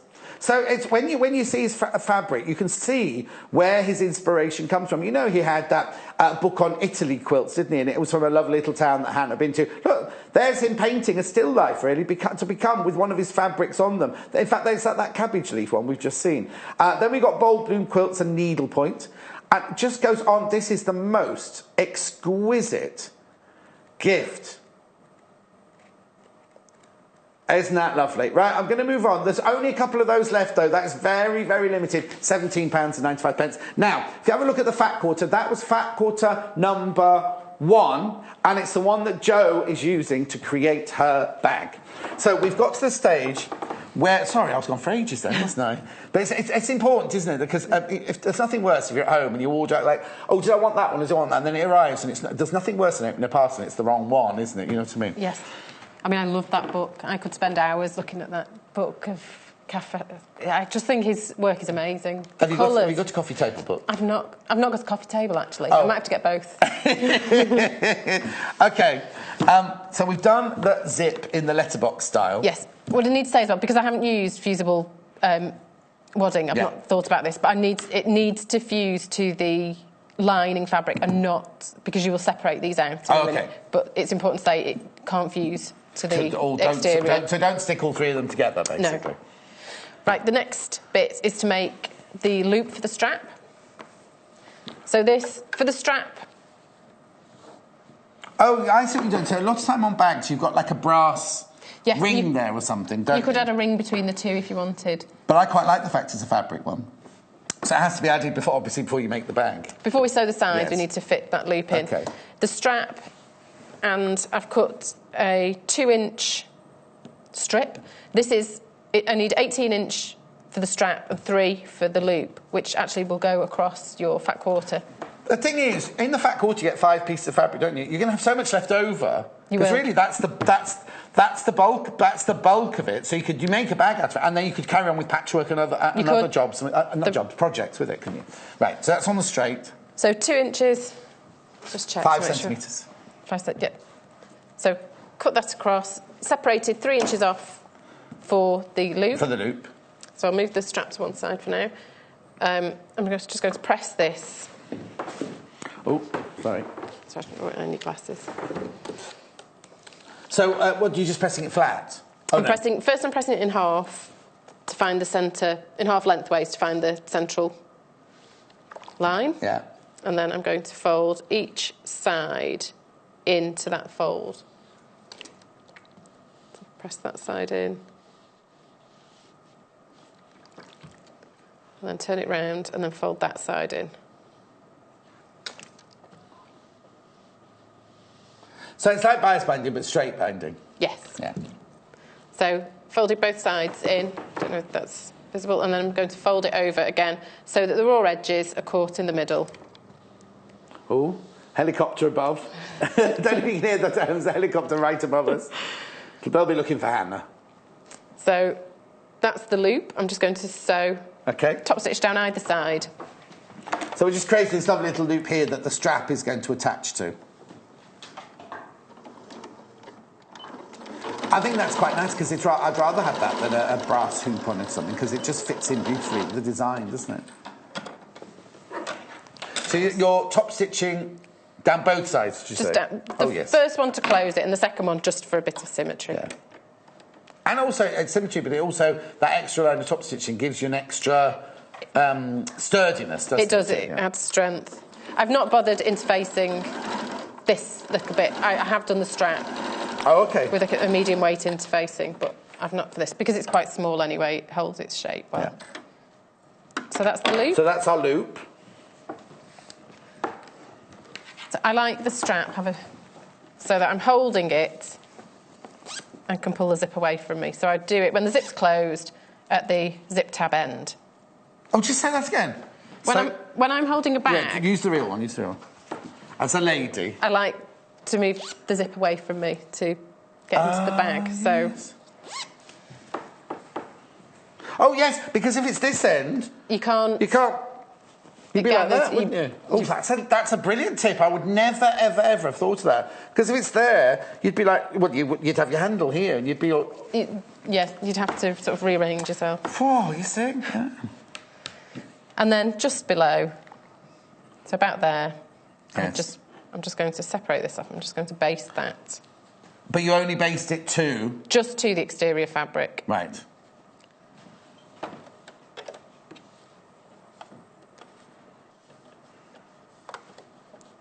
And I baste things on like this just so I know they're in the right place. And they're staying there, yeah. Yeah. So it's just a one line of stitches holding it there. Just to hold it in place and inside the seam allowance. Yeah. And then fold this way, bring the exterior right sides together. Right. And then sew from one corner all the way round.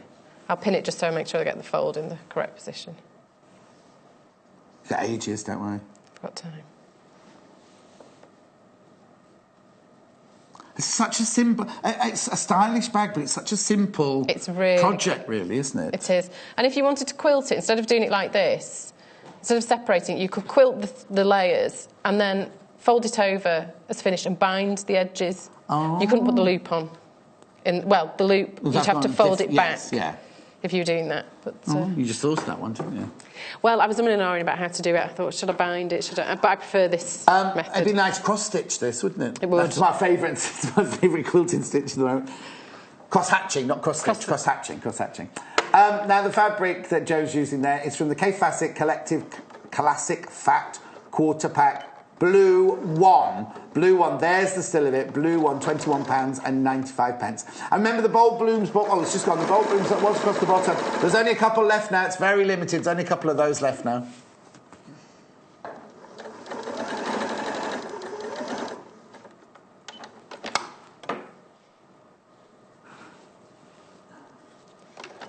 So now you're just stitching the outer fabric.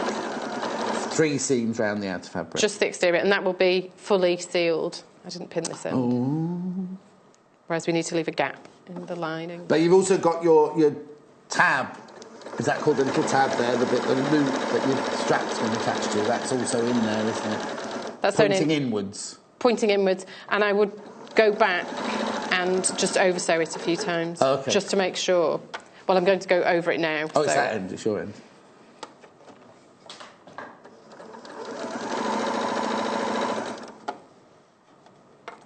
That folds together.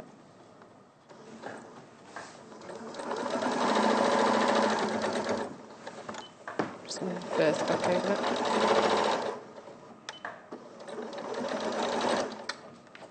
Okay. And I've done exactly what I shouldn't have done. Oh, what? I should have left the zip half open. It's fine though, I can open it. Oh. Hannah made her first project the other day of a makeup bag, and she did exactly the same as that last week. So you should open the zip halfway. You should, just so you can get in and out. In fact, I did that when I was making that one as well, so I really should have learned from that, but I didn't. And then, I'll show you. I'll turn it the right way out. These corners... Hannah wants you to know, before you do this, that you inspired her to do boxed corners on her makeup bag.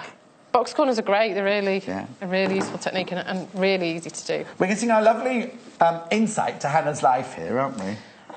Because this sticks up a little bit doesn't look very neat with that. I'm just going to box ever so slightly. Just. Oh, talking of box corners. I know. I'm about to box these ones. So you. Oh yeah. So at the top end of the zip, there's the tiniest of box corners across there.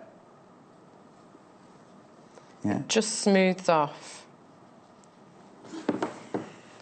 So there's no seam to line up as such, but that looks about even. Of course, you can measure it if you wanted to. And then just sewing machines, just the foot width. It's only a really small box.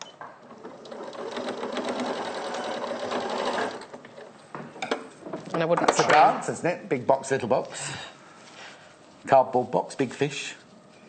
See, it just neatens off that edge and just makes it to follow. Oh, I love it though, because the it then that kind of accentuates the straightness of the zip. It does. Rather than like you say, rather than have just a sticky up, it looks like the placket of the zip is carried on all the way to the corner. So you do that on both sides, obviously. Yes, and you don't want to catch. It's only a tiny bit. You don't want to catch the. So that's why you don't want to put your loop too high. You don't want it too high. I probably put it a little bit too high in this, actually. Oh. I know. Now, somebody's asking about the red number 1, red fat quarter number 1. There it is. You can't really see the rest of them on there, but it's got that lovely geometric pattern on the top there. I will be going across in a minute. I will go across and look at all of them and waft them for you as well. £21 and £95. That's the red pack number 1. So that is a definite do as I say, not as I do. So that is a little bit high. Okay. It makes that difficult. So just a quarter of an inch further down would be easier. But it's still not called quart, it's still okay. But it's fine. Yeah. It's fine. So that's we all say that in my family when it's not fine. No, it's fine. It's fine. It's fine, but it's not obviously really not fine at all. So you've got to do that in the real fabric. I'm going to do the same on these two corners as well. Just mirror the top one. Oh, so the bottom a really corners slight box of the corner. But little things like that add all the difference, don't they? They are the details. So what I mean? That it's the detail that counts. And it's what does it say? It's in the something's in the detail. It really, really is, isn't it?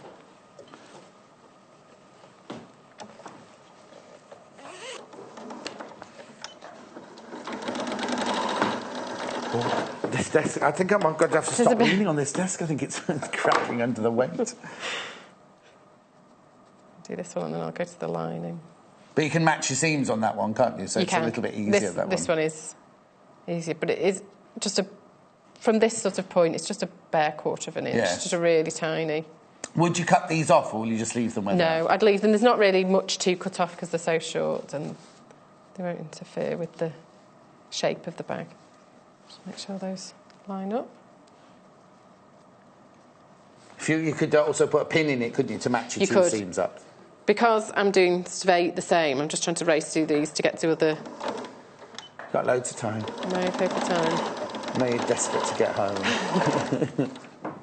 Have I run out? I have run out of bobbins. Oh, bobbins ran out. Oh, there's another one on the top, though. Is that one threaded properly? Perfect, there is. We got one. Brilliant. No, you don't mean me. Oh, now... Do you not, before you start stitching, do you not pull the bottom thread through? I do. Oh, sorry. I didn't have... Is there a scrap of fabric? Sorry. Here. I'll just bring it through. Oh, it's fabric from a different show.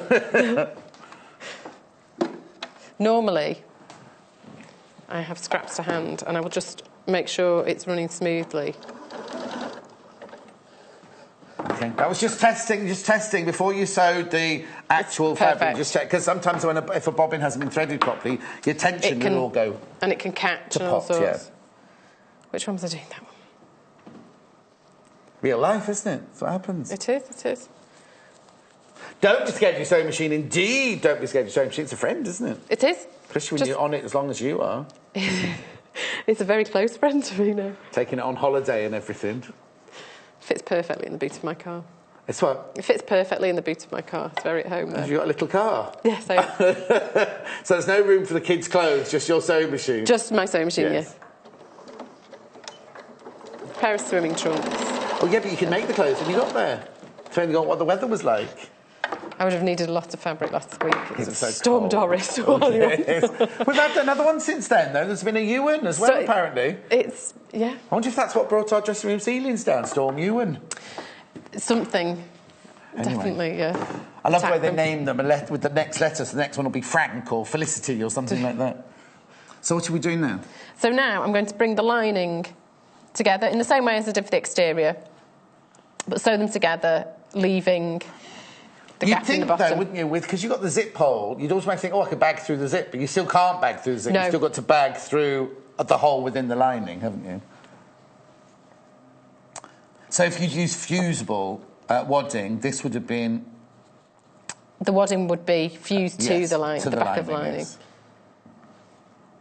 We have got, if you look on the website, we have got some, we used it yesterday, some really lovely, but that was double-sided fusing. You don't want double-sided, you only want one-sided fusing wadding. Have a look on the website anyway, there's lots and lots to look on the website if you go there. The wadding we're using is this one here, the premium polyester. No, it works fine, that's the kind of wadding I'd be used to. Didn't have fusible wadding in my day. It's £2.95 added to your order. Good price for metre by metre. So look, that looks more than a metre by metre, doesn't it? But it is metre by metre. So will you now box all those corners off as well? I would. I might not. How are we for time? All right, we've got 15 minutes, all right. And there's lots of different packs, different fat quarters to go through again. Yeah, what I might do is, what we'll do is when you... Because all you're doing now is seaming and boxing, isn't it? I am, and that's the exterior done. But don't do anything... Don't get to box now. I'll do the fabrics, because then we've got to come back and do the strap, haven't we? Yes. Brilliant, all right? OK. OK, let's go and do this. Different to usual, but let's do it this one. So we're going to start with blue number 1, which is the one that Jo has been using in... she's been using for this thing. Now... she's made 2 bags out of blue number 1, blue pack number 1, and you've got loads left over, haven't you? Absolutely loads, and she's made 2 bags out of it because she's used that fabric for the first one, and then that fabric and that fabric for this one, hasn't she? Hasn't even touched this cabbage fabric or the ovoid fabric there. £21.95. So now, this is where it gets confusing. If you just tuned in, there are 3 blue packs. This is blue pack number 1 of the Kaffe Fassett Collective Classic Fat Quarter.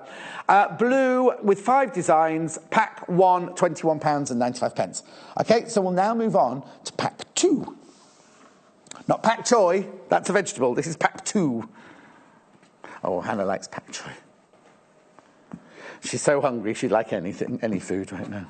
Because I've hidden all the sweets in the office, you see. So this is pack 2 in the blue. Again, £21.95. Now, you see, it's funny, isn't it? You wouldn't, if you went to the shop, you wouldn't think of putting those fabrics together, but how beautifully they all work together. The very artistic and creative Kaffe Fassett Collective, really, really beautiful fabrics. There's the cabbage one that I love underneath there. See, I like those two. Those two are my favourites in this collection. But this one's Hannah's favourite. This one and this one are Hannah's favourite in this collection. It's all objective, subjective, isn't it? £21.95. That is blue pack 2. You're getting 5 fat quarters. That's what's lovely about buying fat quarters, isn't it? You're just getting a fat quarter of each fabric, which is perfectly enough to do projects like this handbag or quilting and things like that. Or if you need to do cushion backs and things. So that is blue 2. Not Bluetooth, blue 2. Then this is blue number 3. Now, this has more of a purple feel to it, this one. This is like party time, I think, this one, isn't it? Kaffe Fassett, Collective Classic Fat Quarter. This is pack 3. This is the most popular of the blues so far. This is the most popular of the blues. I love that print. I just think that print is gorgeous. My sofa is very much like that print. Yeah, but it's in pink and grey and purple. I'll send you a picture. It sounds horrendous, but it's not. It's gorgeous. It's not in a Kaffe Fassett, obviously. Look at that. I might have to have something made, some cushions, something made for one of my armchairs in this, because these are beautiful, aren't they? Look at that fabric. The colours, the design, everything about it is exquisite. So that is pack 3, Kaffe Fassett Collective Classic. Fat quarter, where you get 5 fat quarters of fabric. And they're fantastic, aren't they, if you think about it? Fat quarters, such a brilliant way of getting all the different fabrics. Right now, we need to do red number 1. Red number 1. Yep. So we're starting off with... Well, actually, let me open this geometric one because everyone's commenting on it. Oh, it's like knots in a tree. You know, like the wood grain. Very colourful tree, obviously. I'll show you that in a second.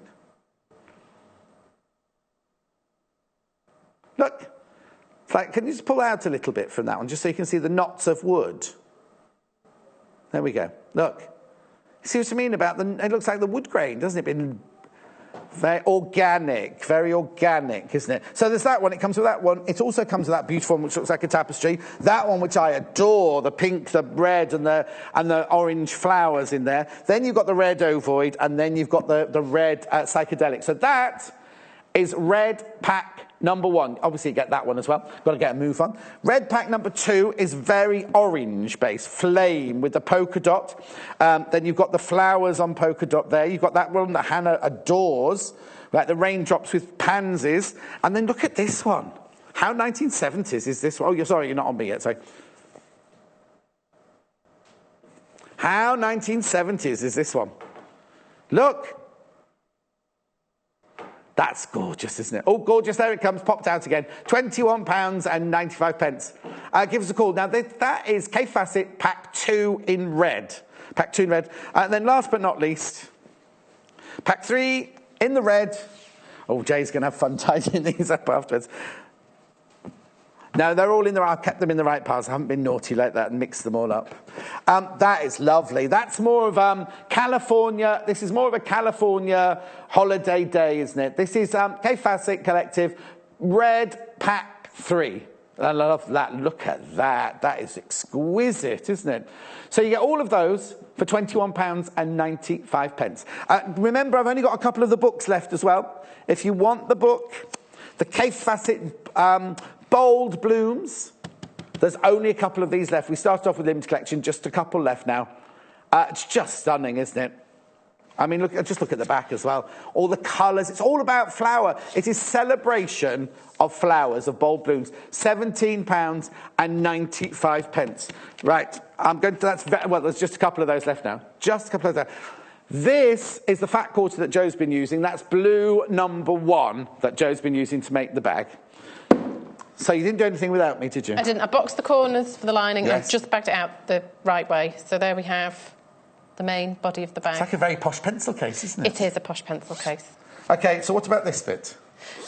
Right, that's the strap piece we cut out earlier. So it's 2 inches by 18. Right. There or thereabouts for the 18, but 2 inches. And I'm going to press it in half. We've got plenty of time, so don't worry. I am racing a bit, aren't I? I've just realised I was... You've done what? I was racing a bit there. Yes, it's fine, it's fine. Same as before with the loop. I'm going to fold it in half to find the centre. So it's again like making bias binding, but on the straight. Yes. And I don't want to go right to the edge of the iron, just in case there's a little bit of overlap with the interfacing and some glue on it. I don't want to get that on the plate of the iron. Oh, now, so there's interfacing in here? Yes, I've already interfaced that. Is just a medium weight. It is, it's the one I used before. Oh, no, that's a sew-in one. Yours is an iron-on one, isn't it? It is. Yeah. We'll get the right graphics for you. It's an iron-on interfacing, just to give it a little bit more substance, because that's the bit you're going to be using and swinging around on the dance floor and things like that. That's the one. So it's got the interfacing on. Find the centre, and then I'm going to fold the sides in to the centre.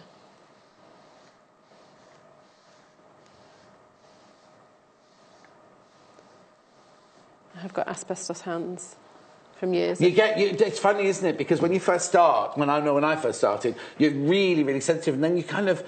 It's like my nan, who used to be a chef for the Duke of Westminster back in the day, and she could lift up anything, like hot coals almost, and her hands was like asbestos hands. They were incredible. So again, once you've pressed it, will you then... Oh, here it is, iron-on interfacing. This is 1 metre square.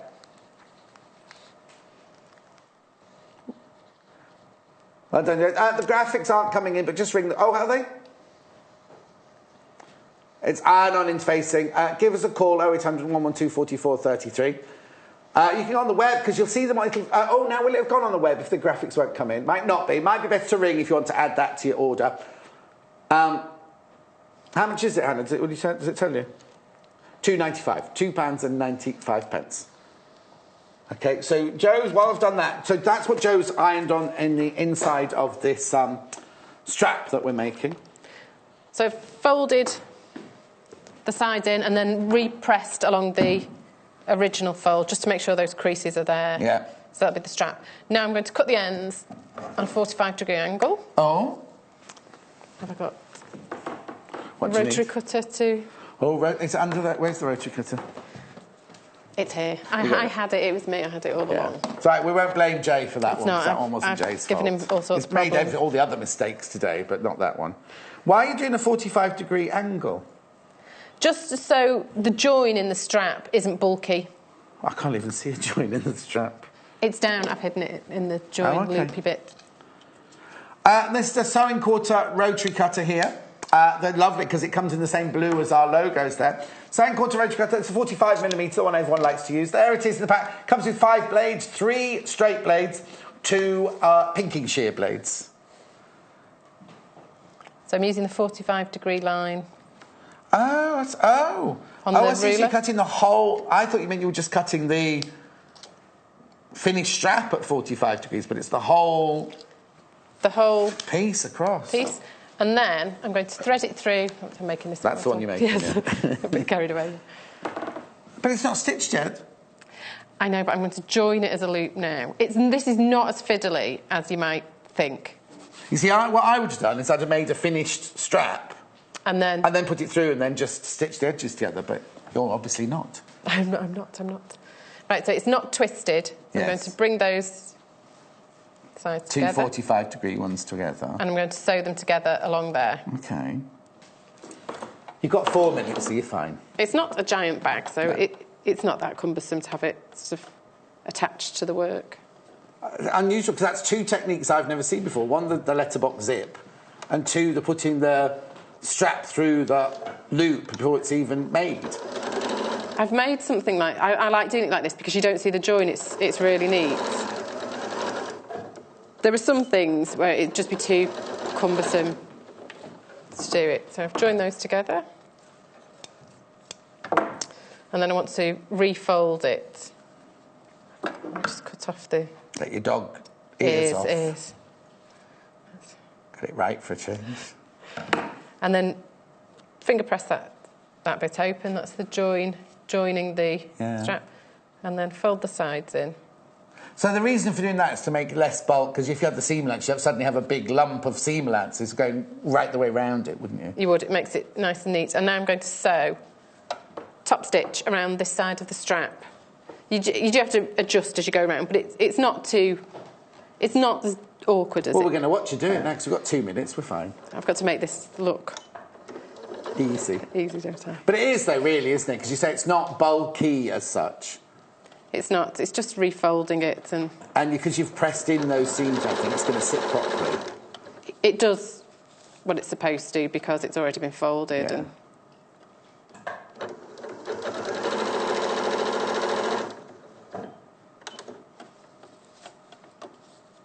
it will be easier if... There we go. Get it into a folded section. And are you going to top stitch around, like you did the loop, you're going to top stitch around the other side as well? Yes. Just it does give it that bit more structure. How fascinating.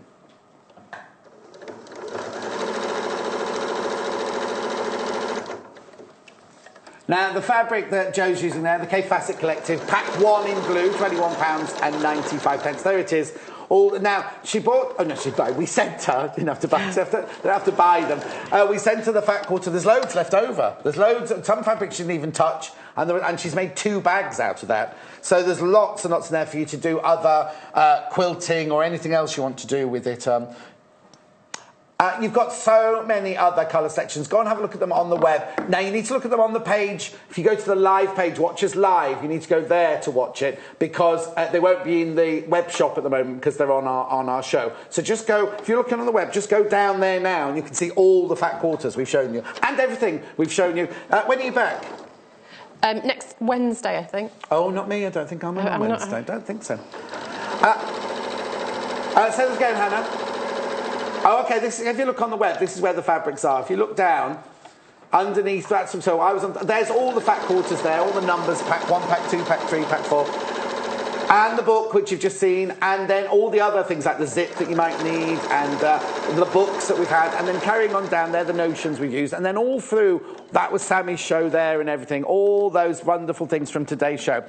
Remember, you can always go to YouTube to watch any of these, and you can watch on the web because we repeat it all day long. The only joy about the YouTube one is you can pause them, listen, and then carry on going. Whereas if you pause the ones on the web, when you go back, it jumps to where it should be on the. It doesn't start again where you want from there. Thank you so much. There's one little thing you've got to do in 30 seconds, but you don't have to do it. One's just so across there, just to hold the strap. So the strap is a loop, a separate loop from this bit. So it's not going to move anyway. It's not. Okay, that's now tomorrow. Thanks ever so much for that. Thank you. Have a lovely few days off. Tomorrow, I've got Janice and I've got Jenny Fox Proverbs on tomorrow.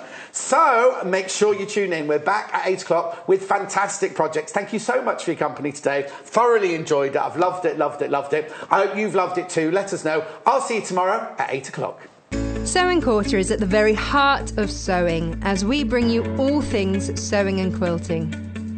The team behind us live and breathe sewing day to day. We strive to bring you exclusive offers, exciting live demonstrations, and most importantly, we will custom cut fabric to your specification in our very own cutting room. We will also be bringing you TV exclusives that you won't be able to find anywhere else. So come and join us today at the Sewing Quarter. Welcome to the Sewing Quarter!